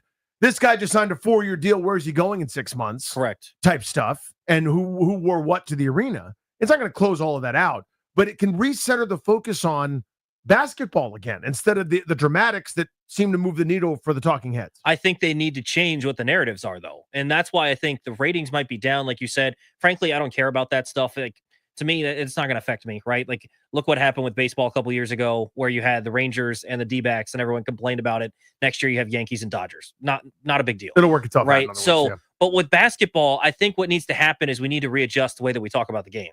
Maybe not us specifically, but the way that the game is talked about, because all we talk about is what you said. Guy signs a big deal, and you're like 6 months later, hey, where's he going? Can we get him out of here? Everyone's talking about Giannis once again in Milwaukee and trying to get him out. And they're trying to send him to the Lakers. They're trying to send him to New York. They're trying to send him all these different places. In all likelihood, if Indiana can take care of business, the 2 teams left are Oklahoma City and Indiana, places that people don't want to go play. Like that's not the prime destination. So we need to change this idea of, hey, get them out, send them to the big market, change it back to when you focus only on the stars, there's a little bit of an issue. There's stars in these smaller markets. Shea is one, Tyrese is one. So I think they have to just readjust a little bit, but I think this will be good for the league. Let's talk about the local 53, Darius. That's Johnny Cakes Allville's music to join the Beltway Blitz to talk about the Washington foosball, gentlemen. Flakesy, question for you. Is Jaden Daniels sophomore slump proof? My easy answer is yes. He's a superstar. I have to tell Eric Bickle all the time of late, don't be a schedule scaredy cat. Don't be afraid of all these teams on the horizon with their big scary quarterbacks. You know why? Because we finally have one of the big scary monster quarterbacks in Jaden Daniels, who should be even better in year 2 with the additions of Laramie Tunsil and Connerly to upgrade the offensive line. Not to mention Deebo Samuel, who's playing for a big, gigantic sack of money that would be bigger than any of us at the Fan put together. If we worked 150 years, we couldn't get a bag of money that big. So, yeah, I think if he just keeps as dedicated as he's been, and look, he's a big football nerd. We know he's always trying to get better. And I think he's working with a guy in Kingsbury who's striving to make him better. And look, Kingsbury, he wants to get a head coaching gig too, and he's well on his way to doing that. So another big year out of Jaden, which I expect is going to help everybody accomplish their goals. If you were Johnny Cakes Kingsbury, Danny and I were having this discussion the other day, where if Terry's going to be your number 1 priority, getting him the ball, Debo's probably number 2. Who's your third guy in that pecking order that say we got to make sure this guy's involved in the offense? I think if he can stay healthy, I think Austin Eckler is kind of like, he's like a cheat codey type of guy. Like, he's not going to be the Austin Eckler of 7 or 8 years ago catching 100 balls, but if he can avoid the concussions and stay healthy, I mean, he could catch 60 or 65 balls and be one of those game breaker types on offense. Like, look, you mentioned it. You expect it from Terry. You know you're going to get it from Debo as long as he bounces back, because last year was not good for Debo. We all know that. I think if Eckler can stay upright and they use him in the right role, I mean, we know he's not like the goal line hammer. He's an explosive guy that you get the ball to in space. He could be that third option for Jaden Daniels. Flexi, Ben Sinnott had like 2 more catches than you and I did last year, and he was a 2nd-round pick. And partly it's because Ertz was, frankly, healthy for the first time in near a millennia, numbers approximate. I don't necessarily expect that this coming year, talking about Ertz's health, but how much of a factor is Ben Sinnott going to be? Kind of an afterthought now, huh? He has to be a much bigger factor, Danny. And that's like we've talked about on the Junks, a lot, that if Ben Sinnott doesn't take that step in year 2, that's going to be one where everybody trusts Adam Peters. Everybody, let Adam cook the whole 9. I am too, but you don't draft a tight end in the second round to catch 10 balls and be a really good blocker. I know that Danny Huhe loves him some fantasy football. And If you draft a tight end who gets you 5 catches in a season, that's no bueno. It's not good for your fantasy squad. And it's not good in real life football as well. I was postulating that Ben Sinnott, he has to 5X his production in year 2. And I think that's even light. He has to have at least 25 catches to validate picking that guy in the second round, in my opinion. How do you feel about the defense overall? Feels like the offense is better for sure. I think we all feel that way going into this year. What about the defense? Do you feel that same way? I think if Lattimore can be the Lattimore 80 or 90% of what we saw of him in his prime with the Saints, I think the defense is in good shape. If he's a guy that's going to play in 7, 10, or 11 games and miss a big chunk of the season, then I think the defense could be in trouble. That could be where you really need Amos to step forward as a rookie if Lattimore isn't a guy who can play in 15-plus games. I think he is one of the keys to the defense. You traded a lot of draft capital to get him here to be a shutdown, lockdown type of corner. And guys, this. Look at the murderer's row of wideouts that this team faces just in their division. Neighbors, Pickens, CeeDee Lamb, A.J. Brown, Devontae Smith. The list goes on and on. There aren't any easy outs there for your top corners. So Lattimore's got to be the key. He has to bounce back. Are you confident he will, Cakesy, talking about Lattimore?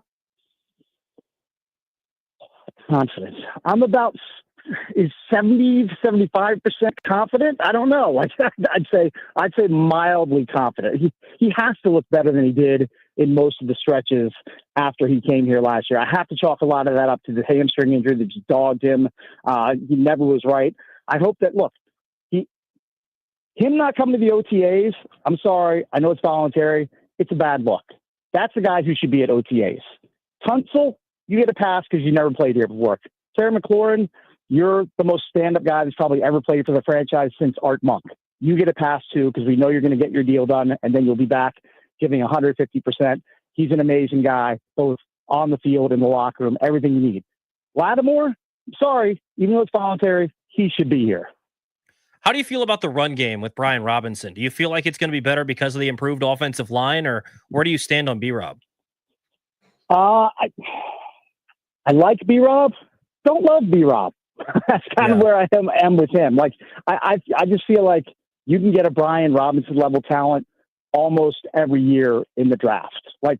I would expect this to be his last year in Washington. I don't think this franchise has any designs on extending him. I'm pretty down the middle of the road with Brian Robinson. I think he's a very replaceable level running back. Let me set the stage for you, Flakesy. A couple of friends, let's say 3 friends are getting together. There's a local court. They're playing some pickle. It's a rec game. Decent rec game, not a great rec game, right? It's a good quality rec game, good reps, good times, good laughs, good folks, good friends. What paddle is Johnny Cake Salvo using right now? Oh, Danny, this is a softball right down the middle for your boy. Your boy is now currently using the brand new Yola Ben Johns. Hold on. The person is the 14 or 16? I think it's a 16. I just got it, and I've been using it for the last 2 weeks, and I love it. Can't get enough of it. Danny, you know I'm a Yola guy. You know this. You all know this. Yeah, first of all, we both know that we're both Yola guys. I've been using the Agassi 16 minute. I have never played with a paddle this heavy, Cakes, but it doesn't play heavy. You know what I'm saying? I didn't know, but maybe I'm a 16 millimeter guy. I thought I was a 14. I thought I needed the pop. Maybe I don't.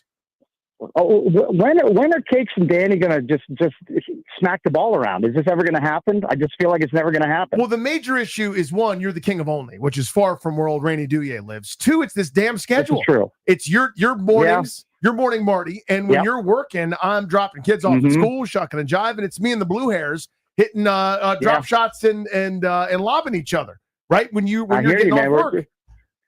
We are pickleball ships passing in the night, my friend. At some point, maybe we'll pull into the same port together. So I'm dead serious about this, and we probably shouldn't work this out on air. We should conduct business off it. I want to do a you and me station tournament where people I love come and maybe you and me play together, or we raffle off the ability to play with you, and then I'm there also. Whatever it is, something we should do together. Let's do it. I'll have my people get in touch with your people. We'll set up a meeting. We'll make this happen. This is what I like. That's Johnny Cake Sawville. That's why he's the best. Very Thank you, good. buddy. Boys, have a great weekend. See you, my friend. Appreciate That it, Cakes. is Flakes. It really is a nice battle. The Agassi.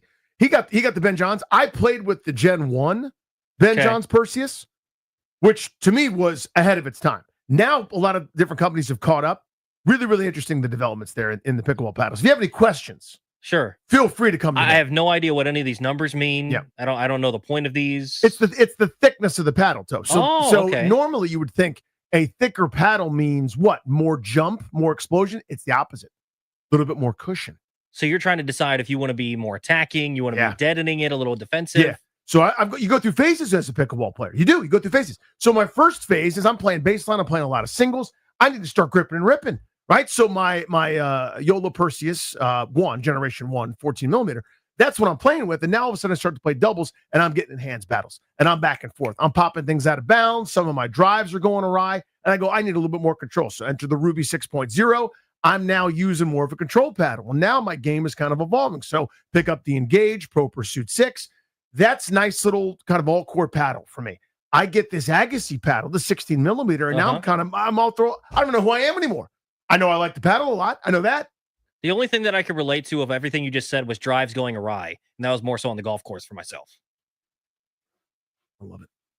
It's the only thing I could relate to. It's the best when you can make it relatable. That's how I learn material. That's Toby. I'm Danny. Great Danny here on the Fam. Plenty more to come here this afternoon. You heard me ask that question to Johnny Cake Sawville about Jaden Daniels being sophomore slump proof. We'll do that at 5. But next, we are stealing a segment from Good Morning Football on NFL Network about who the threats to the Eagles are. We'll go through the NFC, talk AFC 2, figure out where Washington ranks in that hierarchy. We'll do that next on the Fan.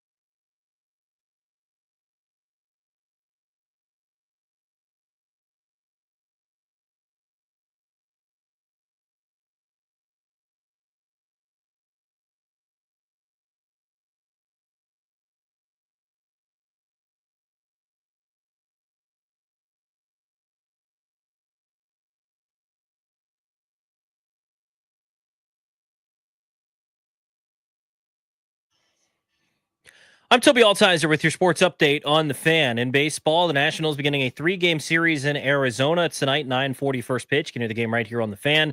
Jake Irvin takes the hill for the Nationals. Merrill Kelly goes for the Diamondbacks. In basketball last night, the New York Knicks stayed alive, winning 111-94 in Game 5 of the series. Game 6 back in Indiana tomorrow night. Pacers lead the series 3-2. The winner of that series is going to meet the Thunder in the NBA Finals. In the NFL, 49ers and Eagles working on a trade that's going to send Bryce Huff to San Francisco. The Eagles will get back a mid-round pick. And in hockey, we know the Stanley Cup Final is going to be the same one as last year. The Oilers beat the Stars last night 6-3 to win their series in 5 games. They'll meet the Florida Panthers there for the second straight year. Game 1 going to get underway on Wednesday for the Stanley Cup Finals. From the Crop Metcalf 5-Star Sports Desk, I'm Toby Altizer with your sports update on the Fan.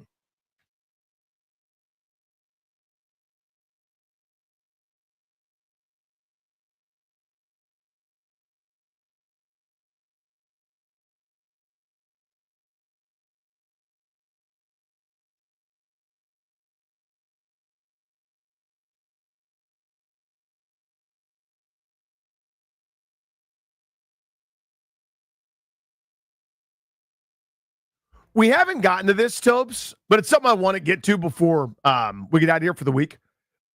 I saw a report. I saw it. But we've been doing other things, actually meaningful things, where the NCAA wants to expand, or someone from the NCAA wants to expand the tournament field. Please no. And I got news. It's probably going to happen. Because the dirty little secret is that NCAA men's tourney is the only thing that the NCAA makes a lot of money on, and they make a lot of money. They run the other tournaments, whether it's college baseball, which is happening right now, college lacrosse, any other championship, the NCAA runs it. College football is its own sort of different animal. But the NCAA runs the big tournaments, and the one that makes them a bucket of loot is that basketball one. And they want to expand operations. Do you know what's going to happen? A bigger tournament. Please no. More teams. Stop. I don't know if it's 128. I don't know if it's 256. I don't know what they're going to do. Yeah, I mean, they're talking just over 70 right now, but just leave it at 68, please. By the way, 68 is a terrible number. It is. It's terrible. I liked it when it was just 64. I don't need the first 4. I don't get it. But regardless, we don't need more than 70. We certainly do not. That's Toby. I'm Danny. G&D here on the Fan. Tobes in for GP. What are you doing to protect your family's assets? This is the exclusive sponsor of our show. The law firm of Condor and Morad can help you draft your last will and testament, set up a living trust, or put together a medical power of attorney. Schedule a free consultation with their attorneys today by visiting kmlawyers.com. Be sure to let them know that we sent you. That's kmlawyers.com. So sometimes somebody does something somewhere in sports media or a TV show or another radio show where you go, you know what? We're going to have to do that. This is one of those times. And I want everyone to know, NFL Network, Good Morning Football, you guys did an awesome job on this segment, and we are ripping it off from you. We'll grab that audio as soon as we possibly can. But the subject is, who can dethrone the Eagles? Who are the biggest threats to the Eagles? I want to start in the NFC, Tobes. So I'm sure you've compiled the list, as have I. You could rank them if you want to. We can write them all down and then rank them, whatever, and then we'll expand it to the league at large. The best candidates to dethrone the Eagles, we'll start in the NFC. The teams that can give the Eagles the most trouble or beat them outright are? Got to be Detroit. Yep. Up there. Is it you're saying just NFC? So far, we'll go NFC. Probably the Commanders, number 2. Mm-hmm. Because I have not seen this list, so I'm just kind of going off. Let's go with the Vikings. Is that up there? 14-3 team from last year. Yeah. They had a down year 2 years ago. They just extended their GM. They have been a damn juggernaut, pretty much. Well, and by the way, they had a more mobile quarterback. Sam Darnold was incredible last year, but I can't have a guy that shrinks in big situations like that. So they could take a step this year because you get into those bigger moments. They're not going to win 15 games or something like that, but you get a guy that's a little more mobile, can move a little bit, and can probably process a little bit quicker than Sam Darnold. Maybe doesn't have the physical tools. I don't know. I think they could be fine. KOC is an incredible coach. I think that's probably the real ones for me. Maybe you could throw the Rams in there just from their experience, having a quarterback like Matt Stafford. They were really close to beating the Eagles last year in the playoffs. If it's not for the snow, maybe they do. Yeah. So I think they have to be in there as well, but probably those four. I don't think the Cowboys count. I don't think the Packers are there. I don't think the Buccaneers are there. I think that's kind of it for me. So I'm going to throw out a couple nominees, and you can reject if you don't like it. You already said Dallas. I like their offseason, by the way. I mean, I hate every game, yada, yada.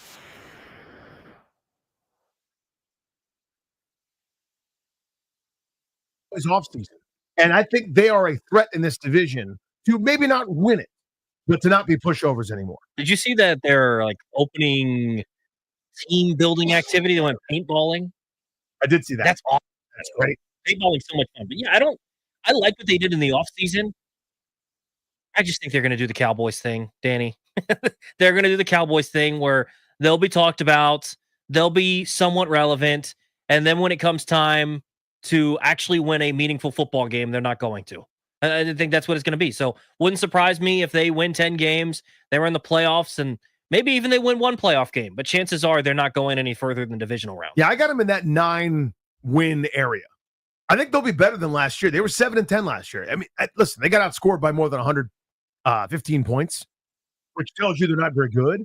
I think they'll be much improved, and I think they end up around 5. Green Bay. Is Green Bay a threat to you? I don't know that I trust Jordan Love enough. I think he's a good quarterback. I don't think I trust him enough, especially with the receivers. And I know they spent a first rounder on Matthew Golden. He doesn't seem like the first round caliber that we've seen in years past, right? Like if this were a Malik Neighbors, it's a little bit different of a situation, or a Brian Thomas Jr. was selected in kind of the range that Matthew Golden was. I don't think they're on the same tier. So to me, I still have a question about who's the number one option on that offense. And Jordan Love to me is too erratic. Like he can beat some teams. He has a little bit of that Brett Favre in him, right? Where he can go win a game. He can also go lose you the game. So I just don't believe in them enough to feel like they're going to take that next step to beat a Philadelphia. So I don't believe in them either. But if again, I always do my weird exercise. If you and I both fell into comas and woke up February next year, and I told you the Packers finished 8-9, or I told you the Packers finished 12-5, both are possible to me. Correct. Because here's what that 12-5 meant. Minnesota's not as good as advertised. J.J. McCarthy maybe isn't quite ready for prime time. They got Minnesota once. They maybe, Chicago doesn't take the leap in year one with Ben Johnson and Caleb Williams together. They're pretty good defensively. Again, Matt LaFleur can sure coach. They have again, I think it was the third best point differential in the NFC last year. They're always pretty good. They're kind of the Steelers. Thank you. Yeah, the NFC. The Steelers of the NFC. They could be pretty good. They could also be fine to me. I don't have a great feel for them at this stage. They finally spent on receiver, and I'm with you on Golden. I liked Golden a lot, but it's relative to the rest of the cast. It's not Marvin Harrison. It's not Neighbors, who you said. It's not Ryan Thomas. He's good. I think he goes with Jaden Reed well. It's a nice complimentary thing. I just don't know if I trust them. Jordan Love is tantalizing at times, but where's my consistent excellence that we saw down the stretch a couple of years ago, where everyone's coming into last year thinking that's an MVP candidate? One thing that I really like Matt LaFleur. I think he's one of the best coaches in the league. One issue that I have from my time covering him up in Milwaukee to now is he's not someone that is incredibly forward thinking. What I mean by that is a gripe that we always had is he had to see a situation before he could be successful in a situation. So he would lose a playoff game before he's able to make the adjustments necessary to win a playoff game. And at some point, you run into people that are a little more forward thinking, and you have to be able to make those adjustments before they do. And I just don't know that he can. So they might win a playoff game or two, but when you have a team that's probably better than yours and the Eagles, you have to be able to be proactive and make some of those things that you're going to need to have happen before the game. And I don't know that he's that. I hope he can be, because I like Matt LaFleur, but I don't know that he's going to outcoach Philadelphia to win a game where he has less talent. Let me go through a couple more teams, potential nominees. Seattle, 10-7 last year. No, quarterback, right? Sam Darnold. We saw the big thing with Darnold is you saw some of that talent that was so tantalizing coming out of USC. You saw some of it, but then he just shrunk in the biggest moments. And so I need to see something more there. I need to see something. And they were okay with Geno. I mean, like you said, won 10 games last year, didn't make the playoffs. I think that defense is going to be a little bit better as they get more used to the Mike McDonald system. But no, I don't think they're a real threat to Philly. So Grant and I are both lower on this team. Vegas, loves them. 49ers. So when they're healthy, that's an NFC title game contender. Yeah, I don't know that Brock Purdy is going to be able to elevate the talent that's around him enough.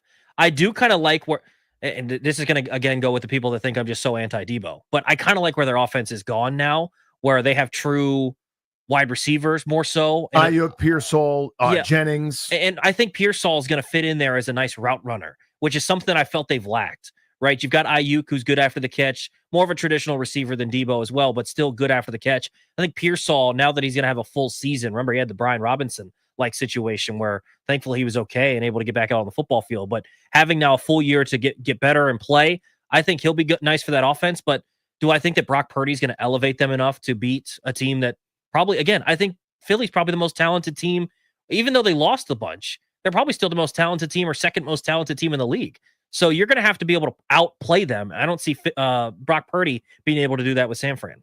So we'll go through the AFC candidates here in a moment and then figure out where Washington ranks in this hierarchy. Because I think I'm with you. I think it's that group of four that are the biggest threats to the Eagles. Detroit, Minnesota, the Rams, and then Washington. Somewhere shuffle up and deal there. We'll go through the AFC teams as well. Who could dethrone the Eagles? Who's their biggest threat? 800-636-1067 is the number.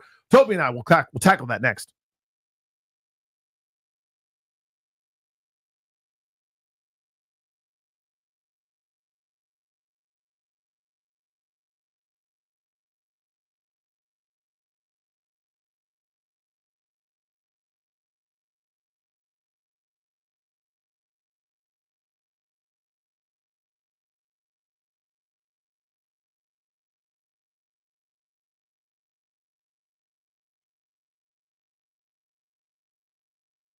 What's up, guys? Danny Ruya here from my pals at Ted Britt Ford.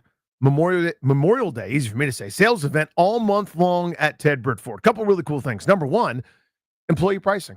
That's right. Across a full lineup of new trucks and SUVs, you pay what they pay. No fluff, no nonsense, just that big, silly inside deal. Some awesome deals at Ted Britt Ford as well. How about an F-150 XLT from Ted Britt Ford, your F-150 HQ? Nearly $13,000 off the MSRP, plus no payments for 90 days. How about an 18 grand discount off a tough new 2024 Bronco Raptor, also no payments for 90 days, or a new 2025 Explorer, close to $5,000 off that MSRP with no payments, again, for 90 days. I got myself a Mustang Mach-E from Ted Britt Ford, and I love it. It's the best car I have ever had. You can get one just like mine. In fact, a newer one than mine, 2025 Mustang Mach-E, over $2,500 off the MSRP, plus 3.9% APR for 72 months. And they'll install a home charger for free. They'll cover it. My guys at Ted Britt Ford will cover it. Isn't that awesome? Go see my pals at Ted Britt Ford, and please tell them Danny sent you.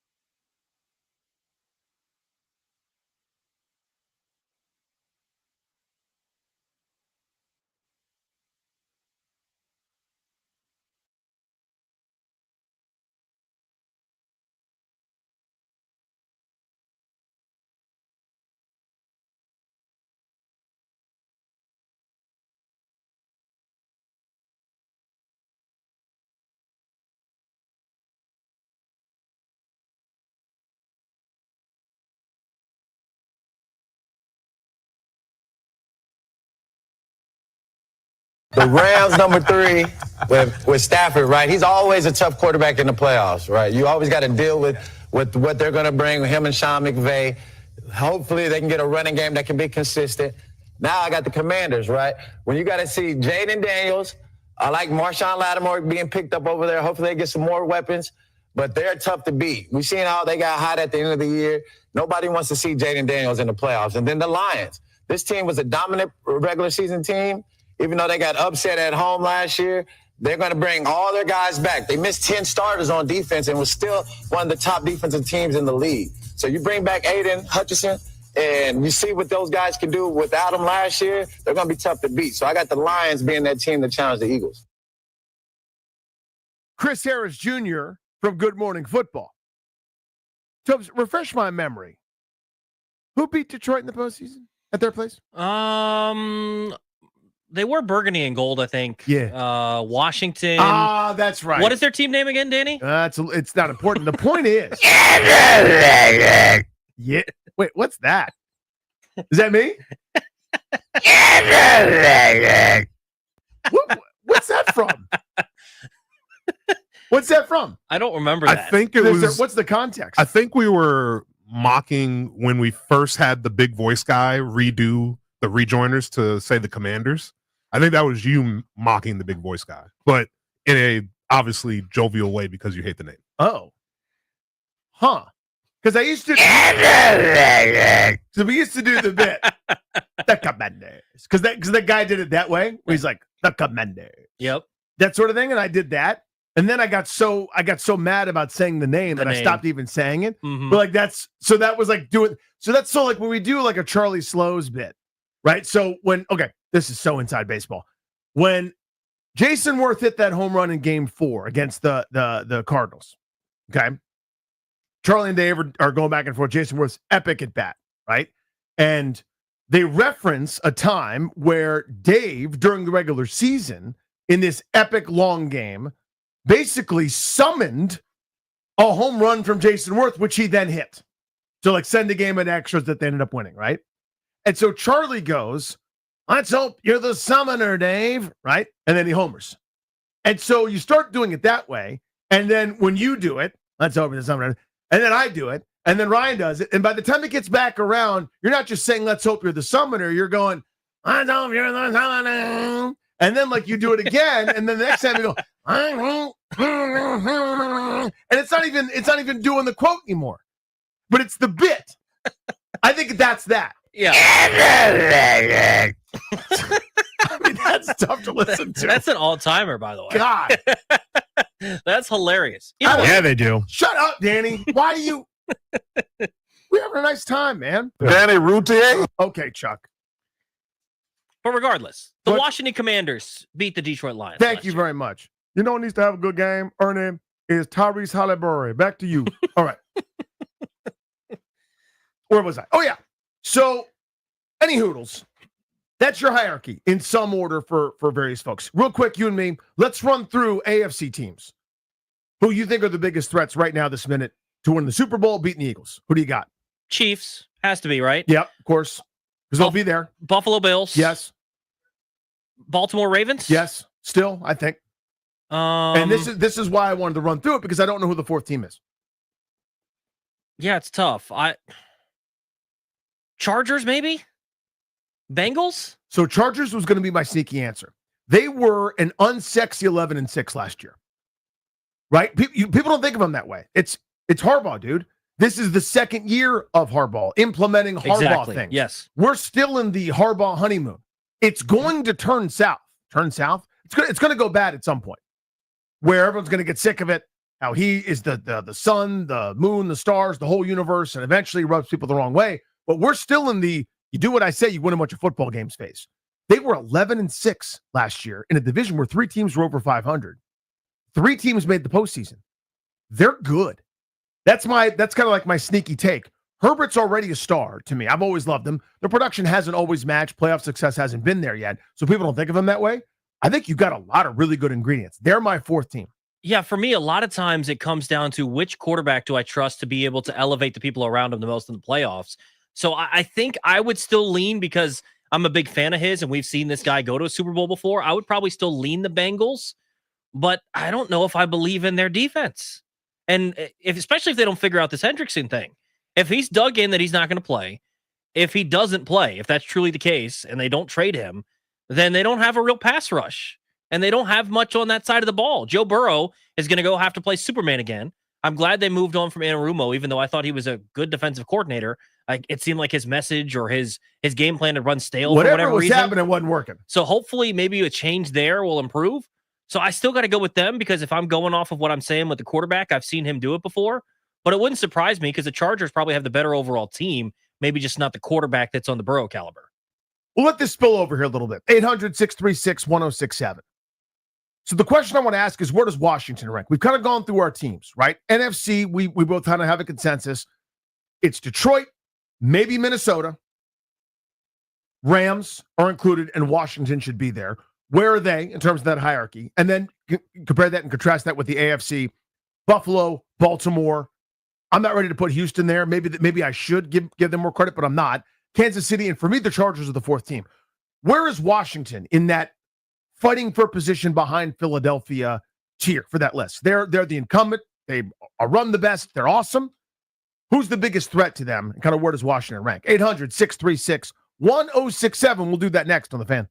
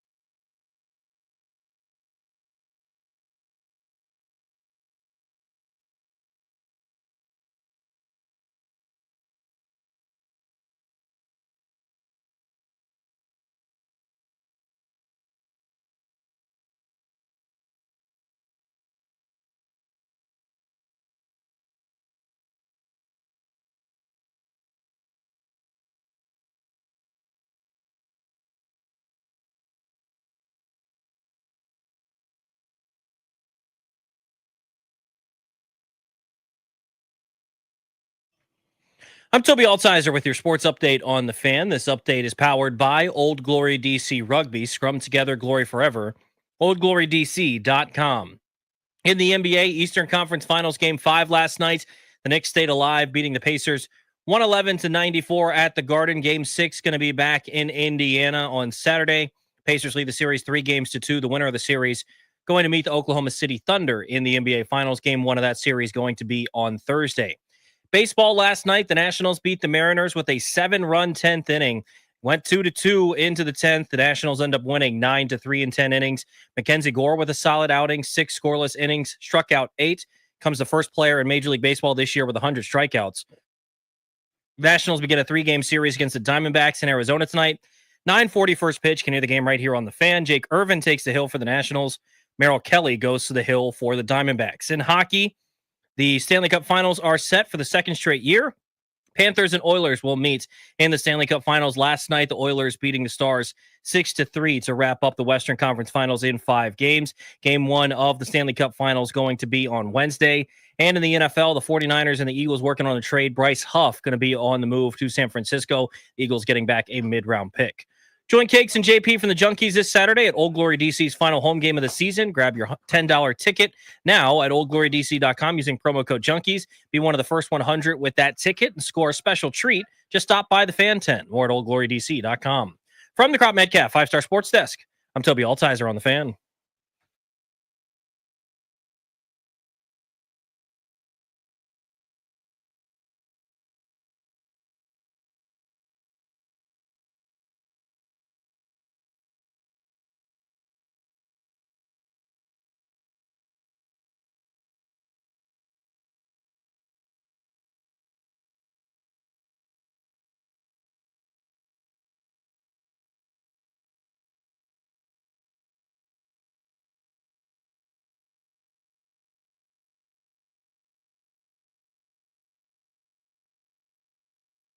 I got to let it get to the part.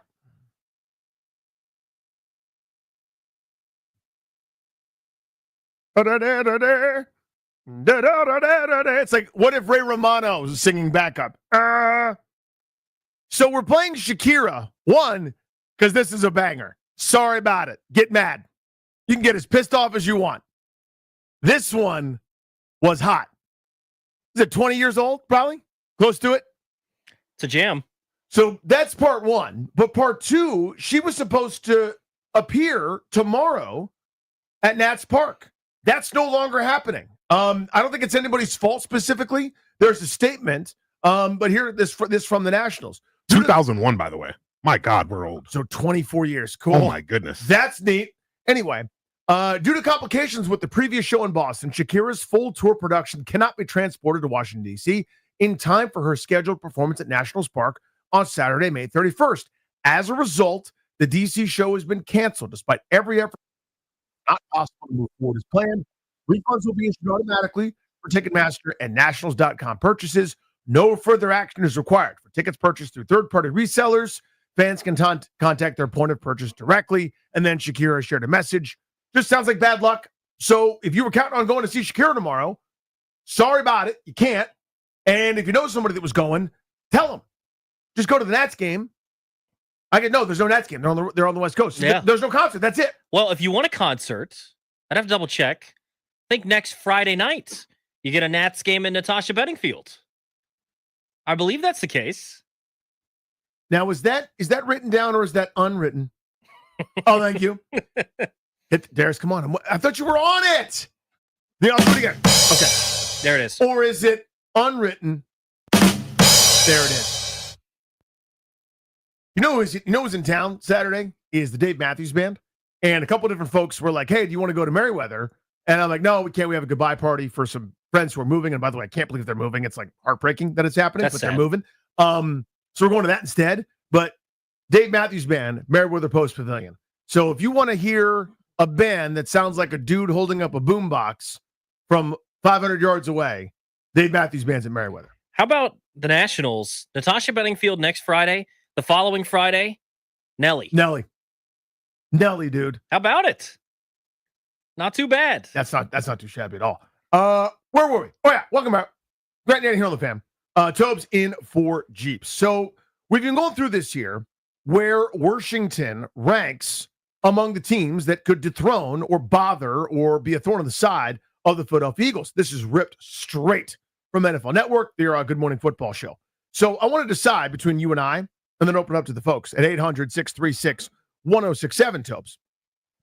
We decided the NFC, the hierarchy in some order, Detroit, Minnesota, the Rams, and Washington. Rank those, or where do you put Washington in those rankings? I'm still going to have them second behind the Lions, just because I think the Lions roster is still better. I do too. But again, I always, the big equalizer for me is quarterback. And there's not a quarterback in the NFC I'd take over Jaden Daniels. So it's pretty close. Like the Lions' overall roster is better, and I think their weapons overall are better. I'm curious to see how they look with both of their coordinators gone. This is what I was going to bring up. But I'll take 5 any day. So it's almost like a 1A, 1B situation with the Lions and the Commanders. So I was going to ask you this. Remember when Philadelphia, the gold standard here, lost their 2 coordinators, right? Coming off a Super Bowl appearance, both those guys get jobs. Their replacement coordinators, now it's an 11-6 season, but the ending was terrible, and they were kind of, getting by glue and duct tape and guts, but eventually it really went south. How much will Detroit be affected? It's impossible to know, impossible to say, but don't you think that Jared Goff's special security blanket, that cloud of invincibility that he had, goes away a little bit because there's no Ben Johnson? Yeah, you would think so. I mean, Ben Johnson was such a revolutionary type of offensive coordinator. Even though I'm not the biggest fan of his, I think with what he was able to do creativity-wise, can you just have somebody step in and immediately replicate that? I don't know. I mean, Jared Goff went from being kind of a cast-off in L.A. with Sean McVay, who's also a great offensive play caller, right? Someone that's also revolutionary, to kind of being the cast-off then, and then they found this magic with him once again. So I don't know that you're just going to immediately have someone step in and be able to replicate that, because if you do something once, then teams can start to adjust to it. They can game plan for it. So if you just decided to go back with everything Ben Johnson did, teams are going to be able to adjust. The reason that Johnson and these guys are so good is they have revolutionary things year after year after year. They're throwing new concepts and they're trying new things. So I don't know that you'll just be able to step in and do that. I'm curious what the defense will look like, but so you're right. Like the Eagles had this issue a couple years ago, and it took some time before they were able to settle on new coordinators and then found a way to have some success again. So you can't just immediately think they're going to step back into being a 15-win football team. So my thing with them is I've never thought Goff was particularly good, right? And I still think that, for the record. But I think he's the type of dude, and I bust chops a little bit too hard on him, but for me, if you make it 72 and sunny, he'll do as good or better than a lot of quarterbacks in this league. And to me, that's what was special about Ben Johnson. Now, I'm with you in the sense that I don't think much of him as a guy that's going to be a head coach. I don't think that's a leader of men. I don't think you behave the way that he does or did in that process and, end up being a really good head coach. That doesn't mean he wasn't a great offensive mind, though. That's the part to me that's not in doubt. That is a brilliant offensive mind. So, music will be made there in Chicago. But to me, you make it less than perfect for Jared Goff. That's how you beat him, right? Where you dirty up his feet, you get some pressure on him, you make him move, a look that he's not ready for. You can see the panic. You can see that meltdown coming. See that, that Washington game in the postseason with the interception that he threw and a couple other moments where you go, then there are also those throws where you go, damn, that's pretty impressive. He can still do that when given time and his reads are easy in front of him. Yeah, I mean, when he's playing on schedule and he's someone that can just get what's schemed up for him, then he can still be pretty good. And this is why, too, like, he was successful with the Rams until Sean McVay kind of got sick of, I need a guy that I can draw everything up and it gets covered and they can still make something of it. That's what happened with Stafford. But Goff still, in terms of, if you draw it up and the guy's open and you need to get it there on, you need to hit your hitch, you get the ball out, Jared Goff's as good as anybody at that. It's just the issue after the fact when you need to be able to make something because they covered your first or second, your third read, and now you have to extend the play a little bit. That's where he runs into some problems. If you get an offensive coordinator that can come in there and draw stuff up that is open when he needs to get the ball to X or Amon-Ra, or he needs to throw it down to Jameson Williams, if you get a coordinator that can get it so that as soon as he gets his back foot, he's getting the ball out, sure, he can still do that. But if they don't have a coordinator that can draw stuff up that's getting guys open in the scheme of the offense, then they're going to run into problems. Okay, so Washington for you is right behind Detroit. I don't know why I don't have the confidence to do that, because the ingredients are there, right? The continuity is really, really good. Year two, they kept all their coaches, which is, again, I think an underrated storyline. It's incredible that they kept all those guys. Jaden Daniels is magical and wonderful. I keep going back to this same thing. There's this little, it's not a little splinter, it's a big splinter. It's kind of the big wedge that's in my mind of preventing me from being hyper confident. And it's that they got away with so much last year. In 11 of their 12 wins, beat teams that didn't have a winning record, were non-playoff teams, basically. And it's Hail Mary. It's not being able to run the ball. It's the one possession games that all went their way. It's turnover margin. A lot of things that, whether it's losing a fumble or getting a fumble, getting every fourth down that they went for. All these crazy things that were going their way because the run was the run. Right? When you're on that run, go back to 2012. Not the same. I'm very aware. But go back to 2012. Richard Crawford is making huge plays. Who is Richard Crawford? Jim Haslett is going, hey, you, what's his name? Asking the names of some of their defenders. Backup linebackers are picking off Tony Romo with seconds remaining to seal the victory. Rob Jackson saved the world, man. You see what I'm saying? Like, these things are not sustainable things. Jaden Daniels, sustainable. A great team culture led by a great leader of men, Dan Quinn, sustainable. It's the battle of sustainable versus unsustainable. I don't know that I'm ready to just say they get out of bed, that's a 12-win team because they got that dude and they got a couple other guys in the organization. I like everything that they've done for the most part. I can call balls and strikes on a couple of moves, not understand Javon Kinlaw, worry that Ben Sinnott may not live up to the potential. Sure. Normal football stuff, dude. But on the whole, how could you argue with the balance sheet here? I just don't know that I'm ready to say they're a step behind Philadelphia and that's it. So are you worried more so that they're not going to be able to get back to the playoffs more so than being able to play at the level that they could compete with them? Is that more so what you're saying because of the more difficult schedule and some of the things going their way? You're not 100% certain that they're going to be, the thing you guys talked about a couple weeks ago, 10 wins. You feel like you're probably going to get in, even though Seattle didn't have that. You're still worried. What if they just take a step back and only win 9 and they miss out? Is that what you're saying? It's kind of that. I think they'll improve on paper, which I think they have on the whole. I don't think their defense is better on paper right now than it was last year. Do you think it's worse or it's about the same? Slightly worse. I don't think that's that big of a deal. I don't think it's good. I think they'll be better in some areas, worse in others, and maybe TBD. So let's call it more or less a wash. But I think the numbers might get worse because they're playing good teams. I think they improved on offense dramatically. See Tunsil, see Connerly, and now you've upgraded to 3 offensive line spots with 2 pieces. That's a major deal, and I think Debo's a major deal. Again, whether you're bullish on Debo's production or not, even if it's 80% of last year, it's better than Crowder, Zacchaeus, Yeah, I mean, he's an upgrade. There's no question about that. It's a massive upgrade. It depends on how massive. I don't love the running backs, but that's neither here nor there. They're better. I think they can be better and not win as many games. Totally agree on that. Right? Just because you don't, if the clown shoe that's yelling at fans and not paying attention for the Bears pays attention and knocks it down instead of tips it to Noah Brown, you're already 11-6. Now, that wouldn't have changed everything. You still would have gone on the road in the postseason. You probably, I have to look at the seeding. I think you still would have gone to Tampa. But that's the point, right? That's 10% of your season right there that flipped on a dime. A game that you have lost at that point. Again, the getting every fourth down, every measurement, every possible thing, you don't get 2 of those. And you're still 80-some% on fourth down, which is remarkable, but you could absolutely lose one of those games.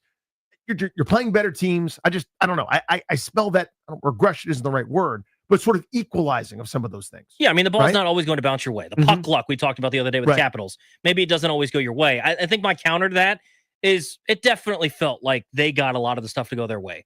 But you earn a lot of that. Yeah. You earn a lot of that, and you also create your own luck when the ball's in Jaden Daniels' hands. That's true. And you believe that he can come through. Like, everybody goes back to the end of the season. What was it, 6 or 7 straight games? Won on the final play from scrimmage. Well, a lot of those are won because the ball, you're in a situation where you have the ball game tied or down by a field goal, and the ball's in Jaden Daniels' hands. It's the same thing as it's in Patrick Mahomes' hands. It's Right. in Josh Allen's hands. Mhm. You have confidence you're going to win that game. You don't consider that luck. You consider that having a great quarterback, right? So I think you can look at it either way. I do think that in general, some of the bounces went their way. You also look at the Cowboys game, though, where they had a chance to tie it. And they miss an extra point, right? So it can go both Mhm. ways. But I think in general, most stuff went their way. And I could see it definitely being a case where they're a better football team overall. You feel better about them going into the playoffs, and they're a 10-win football team. The thing that I think me and you both are hoping they avoid, and why you maybe are a little bit lower, is what if they are better, but they only win 9 games and miss out? Mhm. That's what you're worried about. Right. Or it's just that, you don't consider them among the elite that are ascending to knock on Philadelphia's door. Like, you look at that NFC Central last year, or NFC North, rather. I'm used to so many We're years in it was the baseball. Central. Yeah. Well, we're in baseball, The too. NFC North. So Detroit's 15-2. Minnesota was 14-3. Yeah. And there was a game at the end of the regular season that decided the division, basically. That's the point, is right down to the wire, week 18, the last game of the season, these two teams going at it, winner gets the division. One's right there behind the other. That's the implication to me when you're saying they're the biggest threat to the Eagles. And I don't know that that's the case.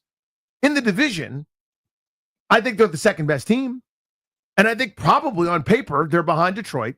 Minnesota's a TBD because it's McCarthy. We just don't know what we don't know. But there's always the team that we're not sure about that we haven't seen yet that now becomes, kind of takes that leap, whether it's Green Bay, whether it's the Rams, whether the 49ers come roaring back. I'm just not ready to automatically put Washington in there and Sharpie, I guess is my point. So is this when you think they're going to have the repeat winner in the NFC East for the first time in 20 plus Yes. years? But I felt this way multiple times over the last couple of years. We were like, I don't see how anyone gets past the Eagles this year. I don't see how anyone gets past the Cowboys this year. Look how good they were last year. Mhm. And then they take a step back. So do the Eagles take a step back, losing their coordinator, right? Like, do you have some of those things? I don't know.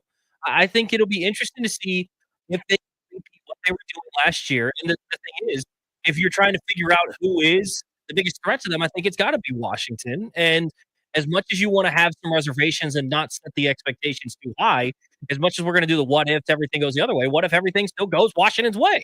They could win 12 games again, right? They could win maybe even more. Totally. Because they have the better quarterback than a lot of these. And you look at the beginning of last year, the way that Jaden was playing, he's playing like a top 5 quarterback. And that's the equalizer, right? Yeah. I mean, that's what it is. So your point about back-to-back division winners is exactly right. I mean, Philadelphia, everyone was having this conversation, not last year, but 2 years ago, coming off the Super Bowl appearance, right? They probably should have won that Super Bowl. And Jalen Hurts outplayed Pat Mahomes in that Super Bowl. And you're sitting there going, my God, this is the beginning of something special. Who's going to beat them? Which turns out Dallas was. They were the 12-5 team, and Washington was a disaster. So I see it. I know what you're cooking. We might have. Do we want to call this breaking news, Derek? It's newsworthy. I'll tell you that. It involves one of the great athletes in history, and it involves Washington, D.C. We will tell you about that in 5 minutes on the Fan.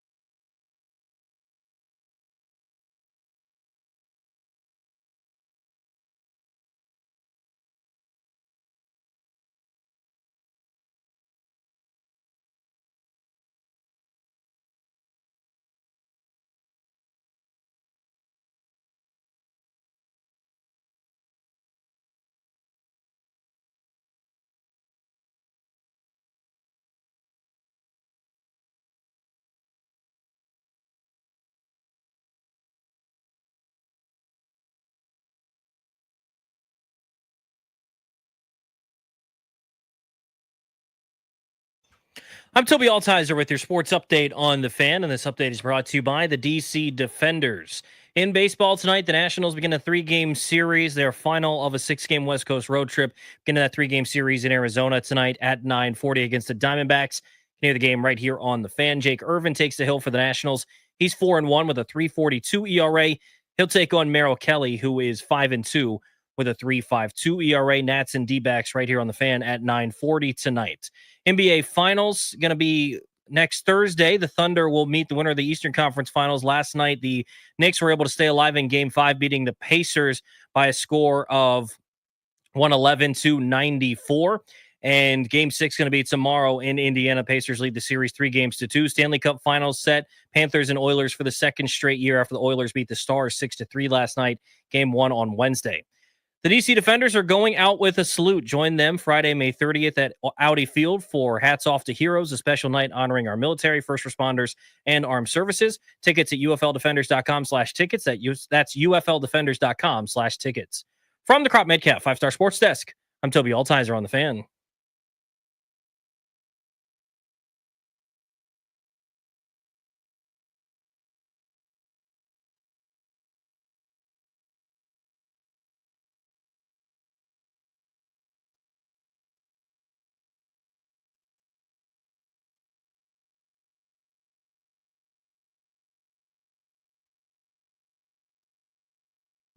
So working with young people sometimes sucks. Now's one of those times. Welcome back. Grant and Danny here on The Fan. Anthony, who produces On the Deuce down the hall, came in playing a song on his phone, saying this is an oldie. And I was expecting it to be like 2004 or something like that because he's like 11 years old.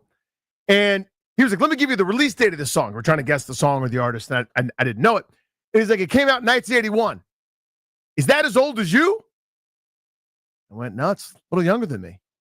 He goes, were you born in 80? I said, no. He said, were you born in 1979? I said, yeah. And he said, and I quote, oh my God, you're being old. He had the Kevin Hart to Don Cheadle reaction. Damn, that one. That's hilarious. I'm sorry. Like, he just did that to me. And, that's where we are. That's where we are. I was not born in 1979. So. No, you weren't, buddy. What year were you born? Go ahead and say it. 98. That's disgusting. 98. I was on the all conference team that year. My God. I was not. I was not 98. Well, you're just a baby. That's your fault. I was not ever, for the record. Well, it doesn't matter what year. Oh, dude. So here's what we got for you. I promise you this. Let's pay it off. This via Russian machine never breaks. Nastya Ovechkin says her husband, Alex Ovechkin, will play out the final year of his contract with the Capitals and then return home. That's what she said.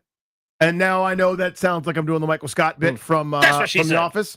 I'm not. I'm literally saying that is what she said. That is the quote that she has attributed. So if you remember, we talked about this a little bit at length yesterday, where an internal email from Monumental Sports, a salesperson addressing season ticket holders or suite holders or whatever, trying to drum up season ticket sales, basically said, come catch Ovechkin's final season. And now who we got a little bit more of a smoking gun. Nastya Ovechkin, this is from Mushroom Machine Never Breaks, gave an exclusive interview to, I don't even know what this website is, AIF.ru. So I guess that's Russia's internet. Yeah, I have no idea. Interview to AIF.ru's Olga Shablinskaya after returning to her native Russia along with the rest of the Ovechkin family last week. A quote from the story was first published on X by Hockey News Hub. In the sit-down, Nastya reveals that her husband, Alex Ovechkin, plans to play the final year of his NHL contract with the Washington Capitals next season and then return to Russia for good.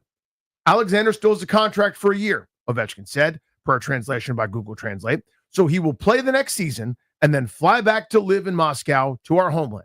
We will stay in Russia. Yes. The news comes a day after an email campaign from the Capitals corporate sales department was sent to a select group of season ticket holders, claiming that the 25-26 season would be Ovechkin's last with the club. Capitals PR responded to the commotion, stating the email was a mistake and that no decision had yet been made. Ovechkin's future beyond next year. Ovechkin adds that this past season was tough on her husband as he felt the pressure of chasing down when Gretzky's all-time goal record. Ovechkin tied and then surpassed Gretzky in the final month of the regular season with 3 goals in 2 games, April 4th and April 6th. He didn't show it, but I understood how hard it was for him, Ovechkin said. So I repeat, I waited for Sasha to score faster and relax. He has his last season next year, and I want him to simply enjoy what he loves, to simply enjoy his last season. Those are quotes, again, from Ovechkin's wife. Sounds pretty almost concrete without hearing it from Alex himself, right? Doesn't it? You're hearing it from his wife. The only, like, there isn't anyone closer to Alex Ovechkin. Like, that is the inner circle, his wife, right? And her saying that it's probably it is his last season.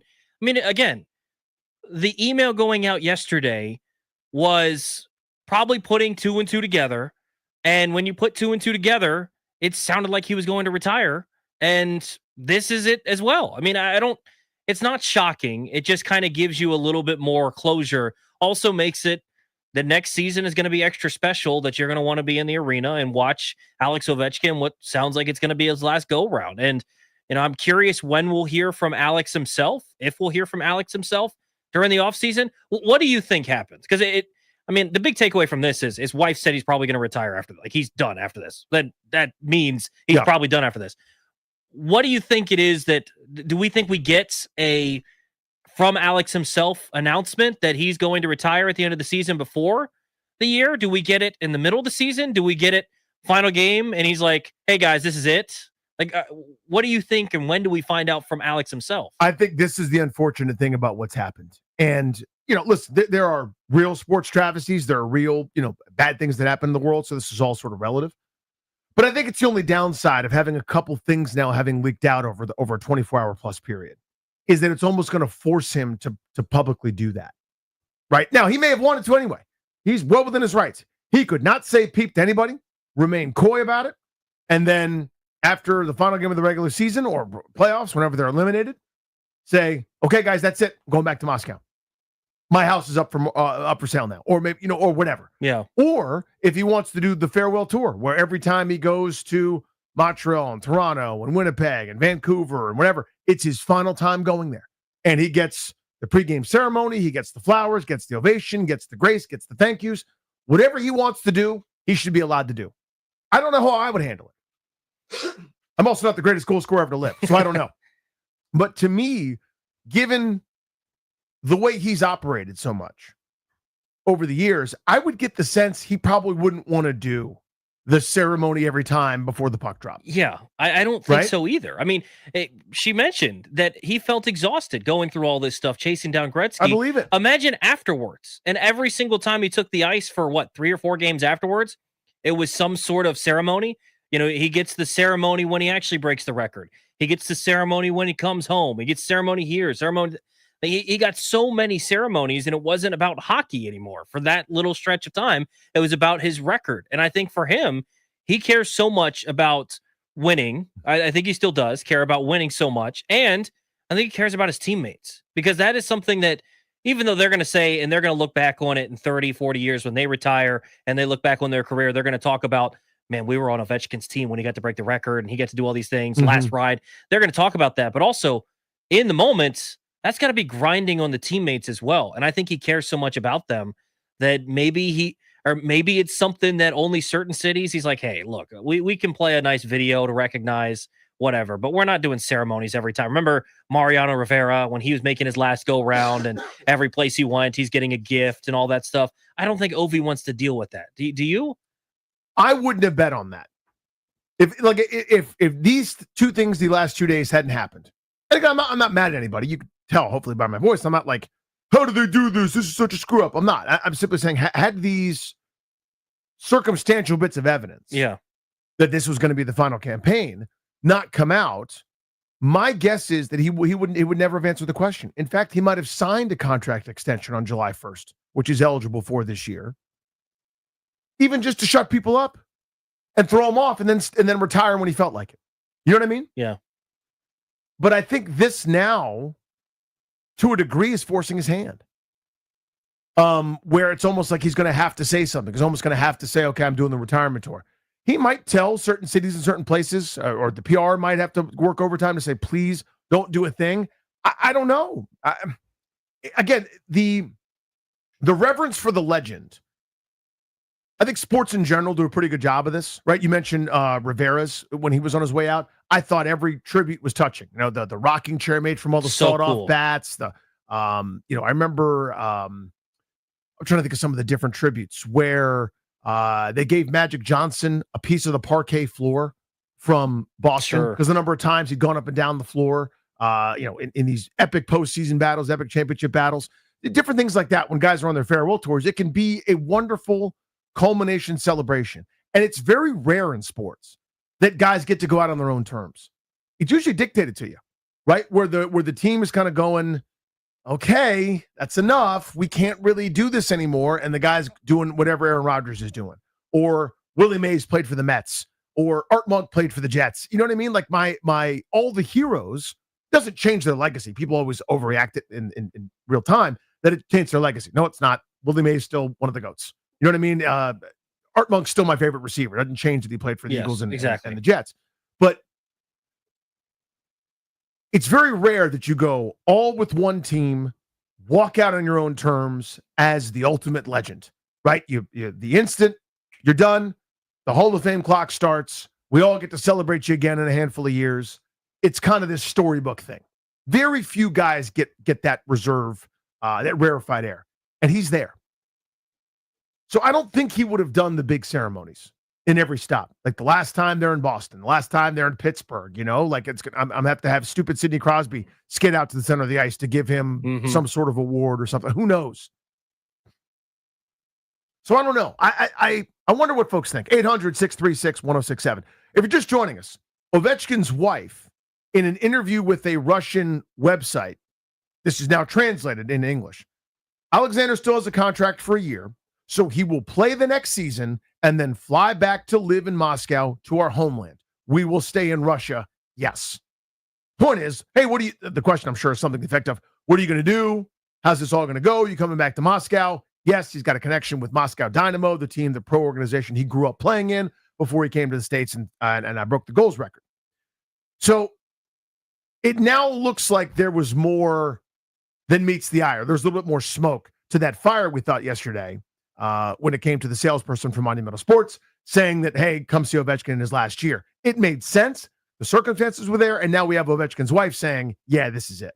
Yeah, it's just interesting because think about Tom Brady, right? He finished up, and then a couple weeks later, we get a video of him on the beach saying, I'm done. We'd heard rumors. We'd heard people kind of leak out that he was done and all these things. And do you have something like that?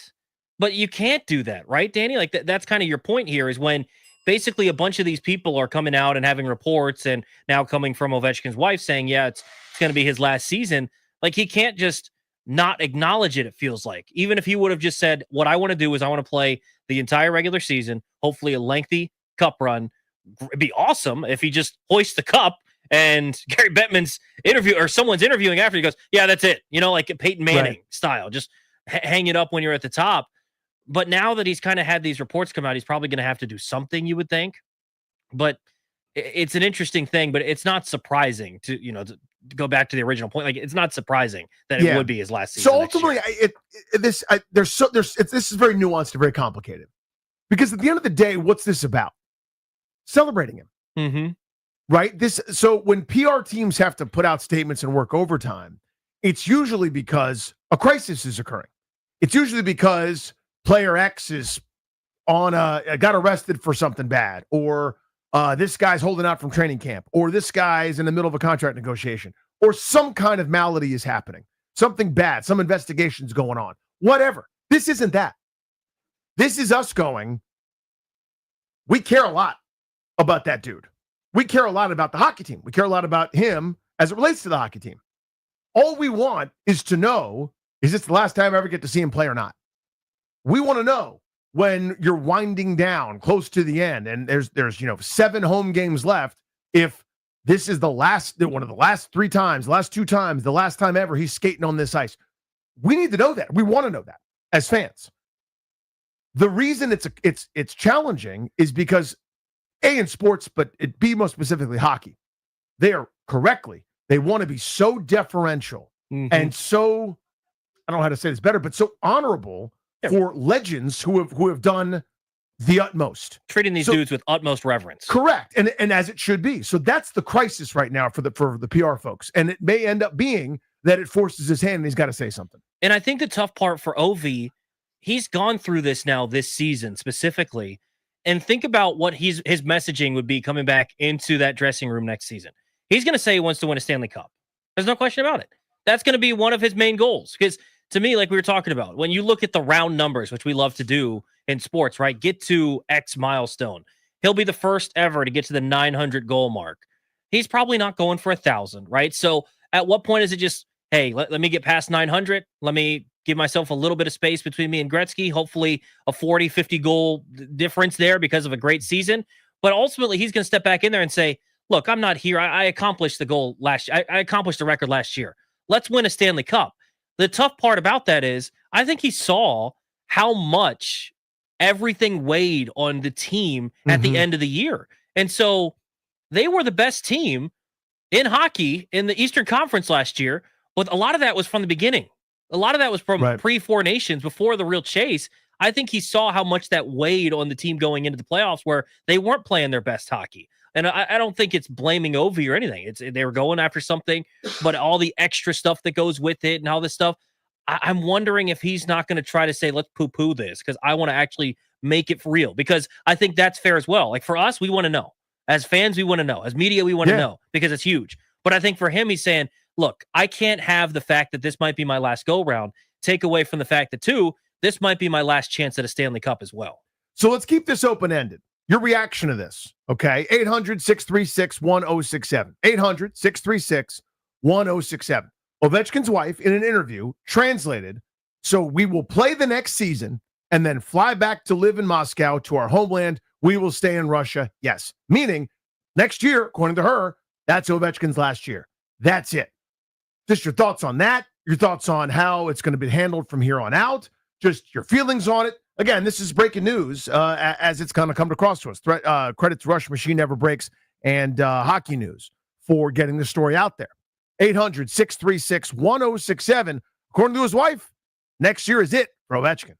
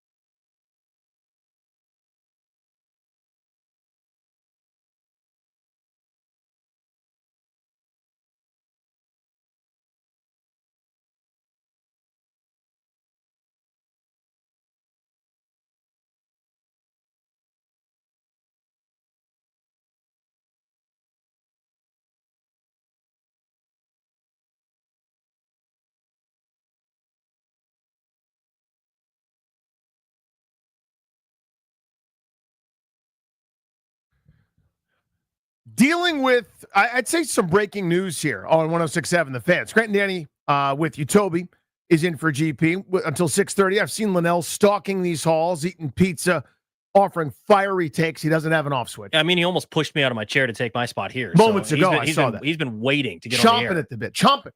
The Russian machine never breaks. Credit to them for getting this. So if you're just tuning in, Nastya Ovechkin, Alex's wife, gave an interview to AIF.RU's Olga Shablinskaya after returning to her native Russia along with the rest of Ovi's family last week. And a quote on the story was first published by Hockey News Hub. The long and short, there's a bunch of details in here, but here's the big picture. Alexander still has a contract for a year. This is Ovechkin's wife says. The translation. So we will play the next season and then fly back to live in Moscow to our homeland. We will stay in Russia. Yes. 1 year left on Ovi's deal. By all accounts, she's saying this is it for Alex Ovechkin. We're reacting to that, just kind of going down a bunch of different roads, but wanted to leave that open. DC's greatest superstar, the all-time leader in goals, seems like he's walking away after this year. Just your thoughts on that. Let's go to Dwayne in Bowie. What's up, bud? You're on the Fan. Hey, Danny, how are you? How I'm you good, guys pal. doing? Hey, man. Okay, so here's a one for you. And this is a tough one because I asked the guy to answer the call. He didn't have an answer. I don't have an answer either, but I think I do have an answer. But here goes. Do you think if the Caps would have won the Stanley Cup, Ovechkin would have hung it up this year? Damn it, Dwayne. Thanks for the call. I don't know, Tobes. So, I say yes, but I don't have a good reason. So I said yes for a lot of the year, but then watching how much he just enjoyed playing with the teammates, I think he wanted one last go round again. Right? If it's tough to say though, like if you hoist the Stanley Cup, what more did he have to play for? Like he broke the record and he'd have a second one. So yeah, can you imagine that year, by the way? You break your leg, break the scoring record, and hoist the Stanley Cup? Would have been insane. I think I'd retire. But again, Yeah. I'm not wired that way. I'm not the all-time goals leader. Who knows? It looked like he had so much fun this year, Mhm. right? Like he always has fun. Ovi's always a fun guy. But it seemed like he had extra fun this year. So it felt like maybe he would have given it one more ride, but who knows? 800-636-1067. Take it whichever angle you want, however you want to go with it. We were talking about whether he would make an announcement and do a farewell tour, whether he would have just said after his last game, thanks for everything, I'm out. I don't know. David, Fairfax, what's up, man? You're on the Fan. Good afternoon. Hey, thanks for taking my call.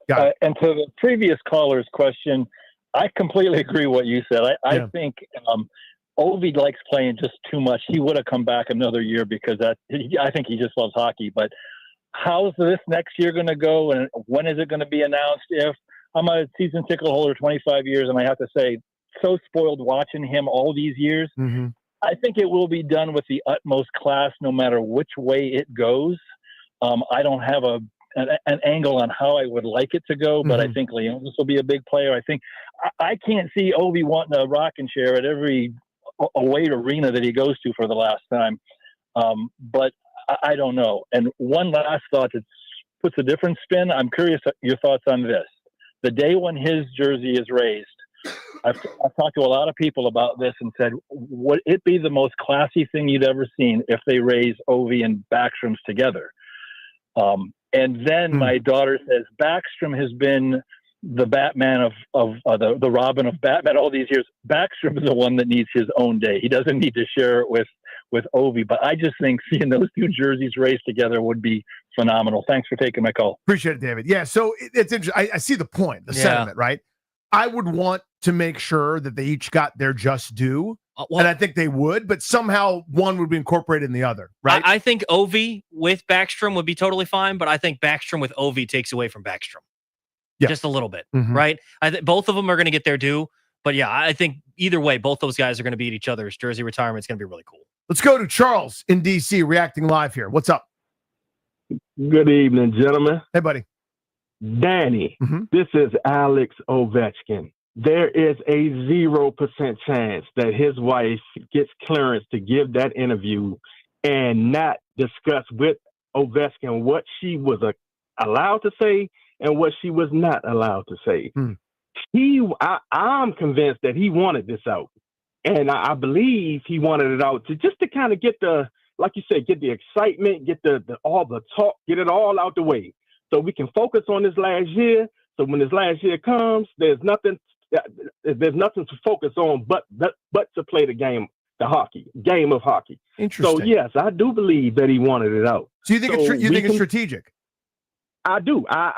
There's a 0% chance that she goes into that level of detail in that interview without clearing it with Ovechkin. And then on top of that, you guys get your promotions department gets an email, right? But less than 24, 48 hours prior to this, with the detail that they sent out saying, you don't want to miss this next season. Absolutely.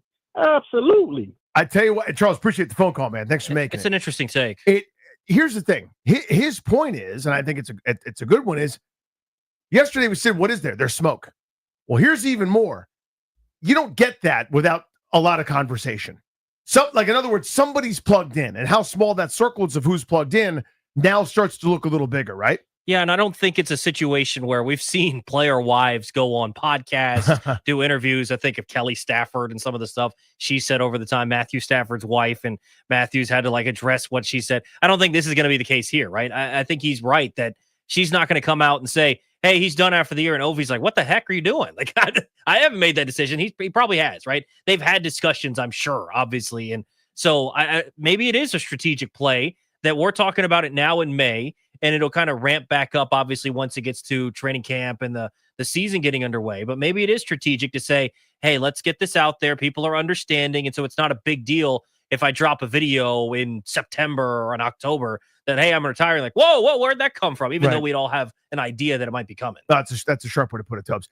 So we were going to do a Grant and Danny's Tony's mailbag, but this is big enough breaking news that I think we need to stay with this and give it its just desserts. So 800-636-1067.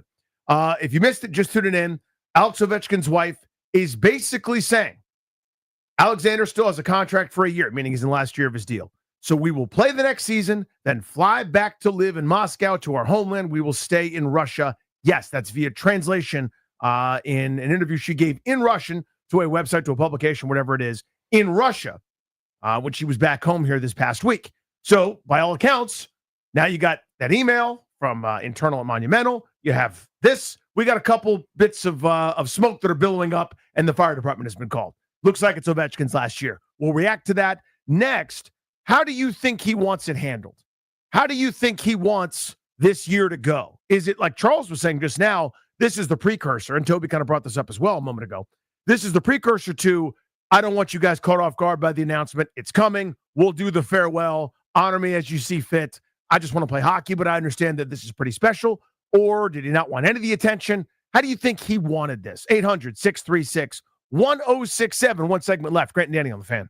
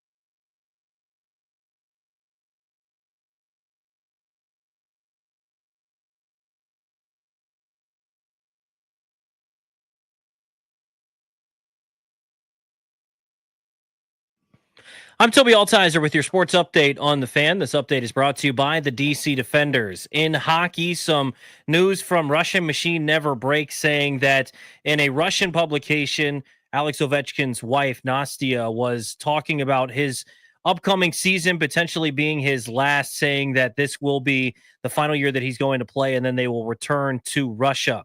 Also in hockey, Stanley Cup finals are set for the second straight year. Going to be the Panthers and the Oilers. Game 1 going to get underway on Wednesday. Baseball tonight.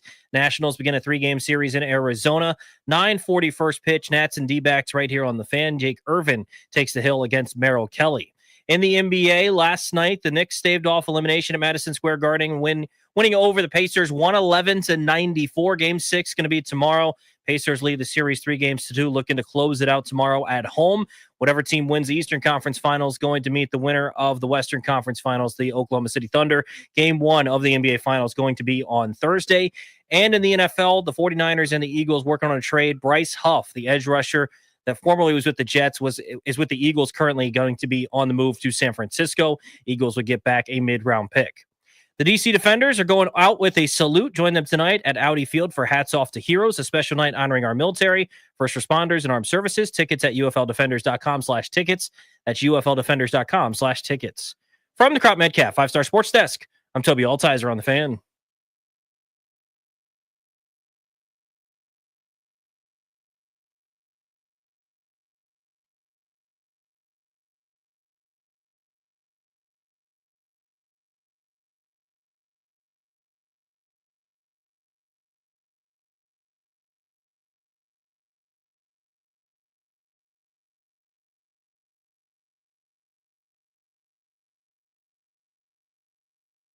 Final furlong here on G&D. Tobes in for Jeeps. I'm Danny Huhay, hanging out with you guys till 6:30.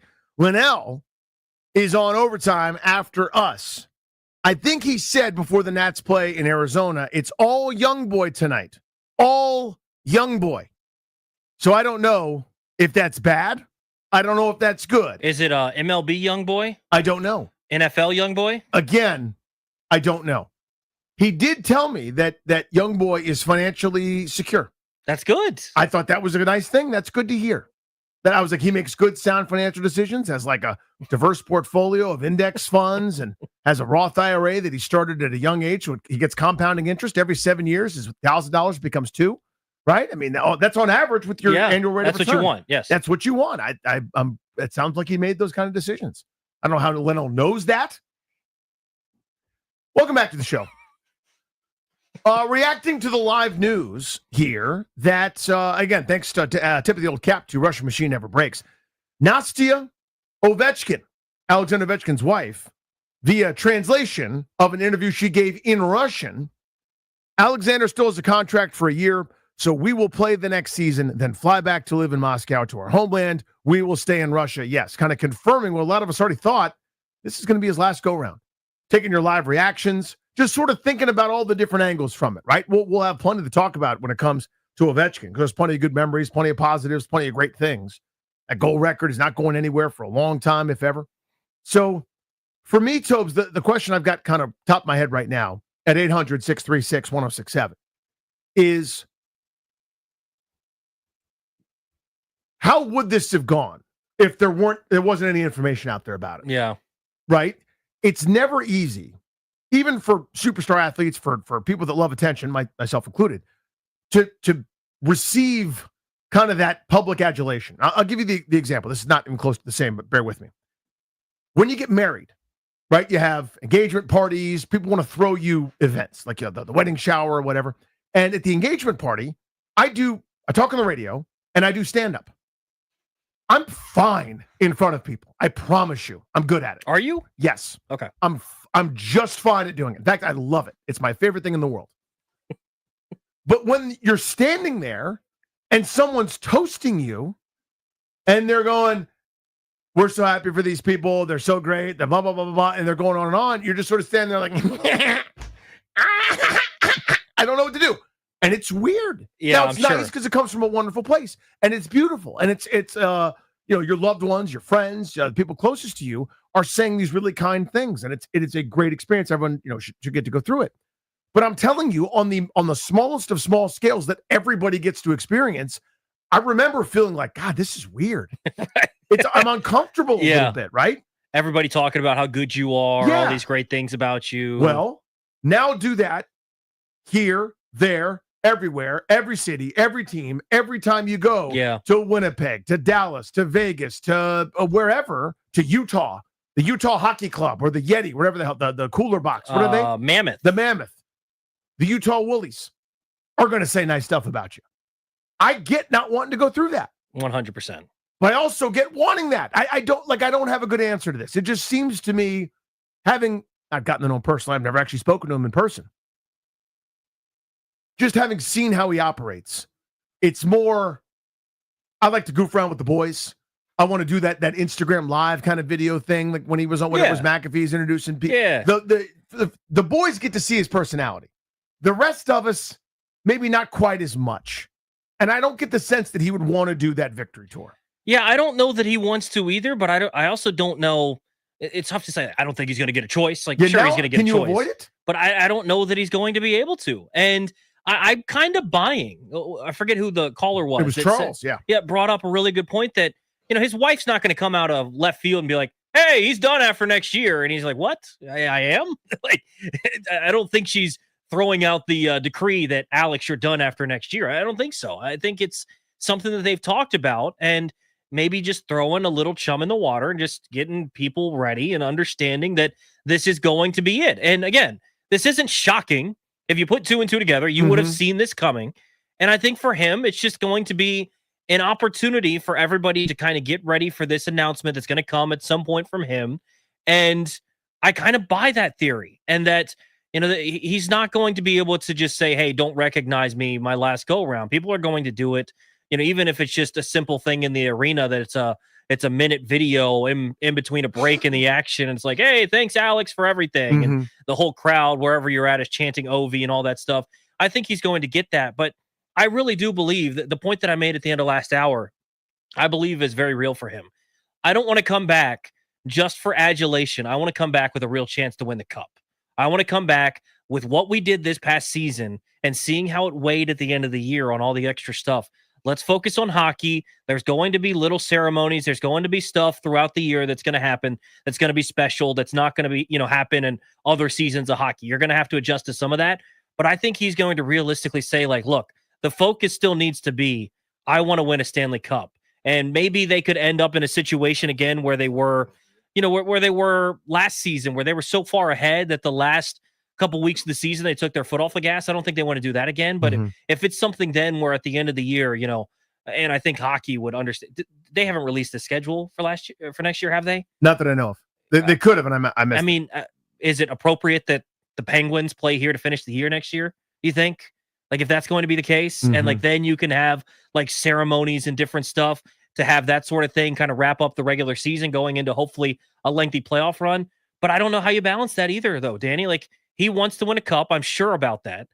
But I don't know how you balance, hey, recognize me, but not too much. I don't know how you balance that. I don't either. And that's why I'm surprised that this has gotten out, quote unquote. So I just got a tweet about Funny Danny. Toby's at Toby_Altizer. And Marcus just said, I think we're making too much of the Caps email from yesterday. Now, whereas the wife is kind of the smoking gun, so to speak, right? Correct. Where she's saying this is what our plan is, like quite literally in an interview in a publication.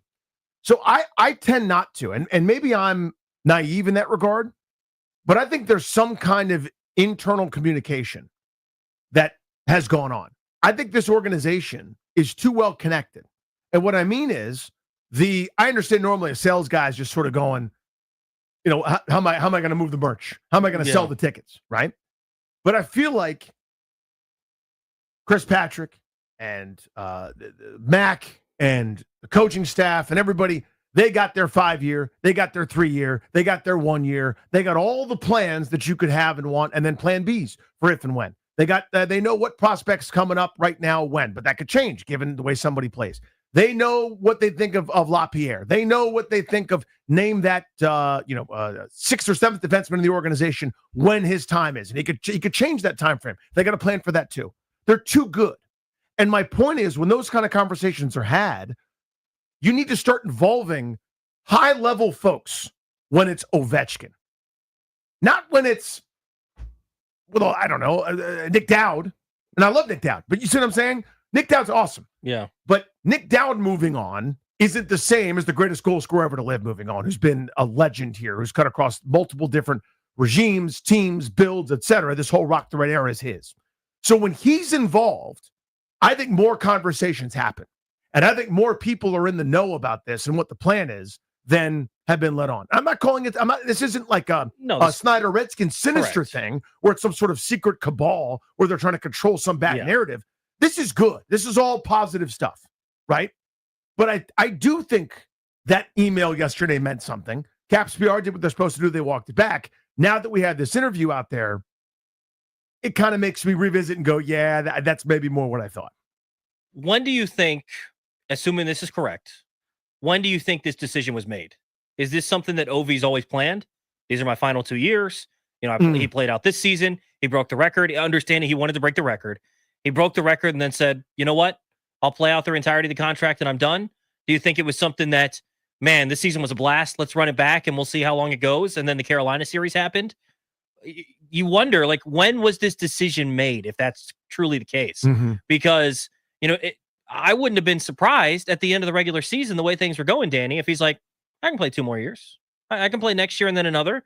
But then did the Carolina series maybe change his mind a little bit, saying, man, I'm really enjoying playing this game. And like I said, I think he still wants to win a Stanley Cup, but he's looking at himself, man, I don't know that I can be as helpful as I'd like to be in a series against like a Carolina. And so he's maybe thinking last year, the contract, maybe that's when I hang it up. I'm curious when, if this is truly the case that next year is he's done, when did that decision become a reality? Here's another quote from this story. Again, hat tip to Rush Machine Never Breaks. He didn't show it, but I understand how hard it was for him, Ovechkin's wife said. So I repeat, I waited for Sasha to score faster and relax. He has his last season next year, and I want him to simply enjoy what he loves, to simply enjoy this last season. The reason I read that is, again, just to emphasize last season, right? Second part, though, is when the decision was made. I think this year we underestimated how much of a grind it was. I think we were talking about it and going, hey, this is amazing, this is cool, this is awesome, because it was all those things. But I think about some of the great athletes that I've, had the privilege of getting to know over the years, and the first name that comes to mind with this part I'm about to address is Ryan Zimmerman. So we know Zim's injury history, right? And it used to be Zim as a 22 or 23, 24-year-old, you show up to the ballpark, you do your work, you go through pregame, you stretch, you lift, you do all the things you're supposed to do, and you do whatever. You come back the next day. If you want to have a beer after the game, you can, right? You're fine. You're world class. You're an athlete. Well, eventually, you turn 35. You've had a shoulder. You've had an oblique. You've had a hamstring blowout. You've had this and that. And now, just to do the thing that you've always been able to do, you've got to put in 3, 4, 5, or 6 times the work. Dealing with the stretching and the masseuse and the Theragun and the recovery and the cold tub and the hot plunge and the plunge tub and the tub and the tugboat, everything in between, just to be able to take 3 bets that night. And that's the grind. Ovechkin has always been this machine drinking Coca-Cola Classic on the bench that never slows down for any reason because he's superhuman. I think that leg break. And I think that interesting. I think that goal-scoring grind where he finally was like, whereas the rest of us would have been like 10 years ago. Yeah. Stand out there for all 2 minutes of the power play. I think this year finally was the first grind because of the pressure, because of everything that went with it, because of the injury. So at some point, I think maybe at the end of this season is when he probably said, I think next year's going to be the last one. Just because this is a lot now, right? And I think it took a lot out of him. And again, it's a credit to him, and it makes it's that much more amazing with all the stuff surrounding that you just go, I'll just go ahead and do it this year. I know the math wasn't really on my side at the beginning of last year where I had like 5 goals at the All-Star break. Watch this, bleep. Watch me do this. And that pace he was on, it's superhuman and it was ridiculous. I think that took, again, who have I talked to? It's just you and me sitting in a room talking, but this is me just sort of working out in my brain. I think the grind of this year solidified that decision. Yeah, and I think that makes sense. I mean, the amount of work that he had to put in to get ready for the year. Because, by the way, remember what we were talking about last season when he struggled early in the season, it took him a little bit to get going. And then this year, I think because of the failure in the playoffs last year, he came in rolling, Danny. He was ready to go. So he clearly was putting in work this offseason to get ready for this year. He was motivated. And then he goes down with the injury. And then all the extra work that has to go into rehabbing an injury, specifically on your leg, right? And you have to be able to do all this stuff to stay in shape. Also, you're trying to rehab the injured leg, all that stuff. And then getting back out there and still playing at an incredibly high level. Yeah, I think it did wear on him. And you obviously hear it in this interview from his wife that it wore on him. I think the pressure that I think we all understood, like, oh, he's going to break it, especially as he got closer and closer. As much as we pretend like these guys in locker rooms don't hear the stuff that's going around, see the stuff, like they at least notice it. Like there's no chance that they don't. They're getting asked questions about it, or guys around them are getting asked questions about it. They hear the stuff.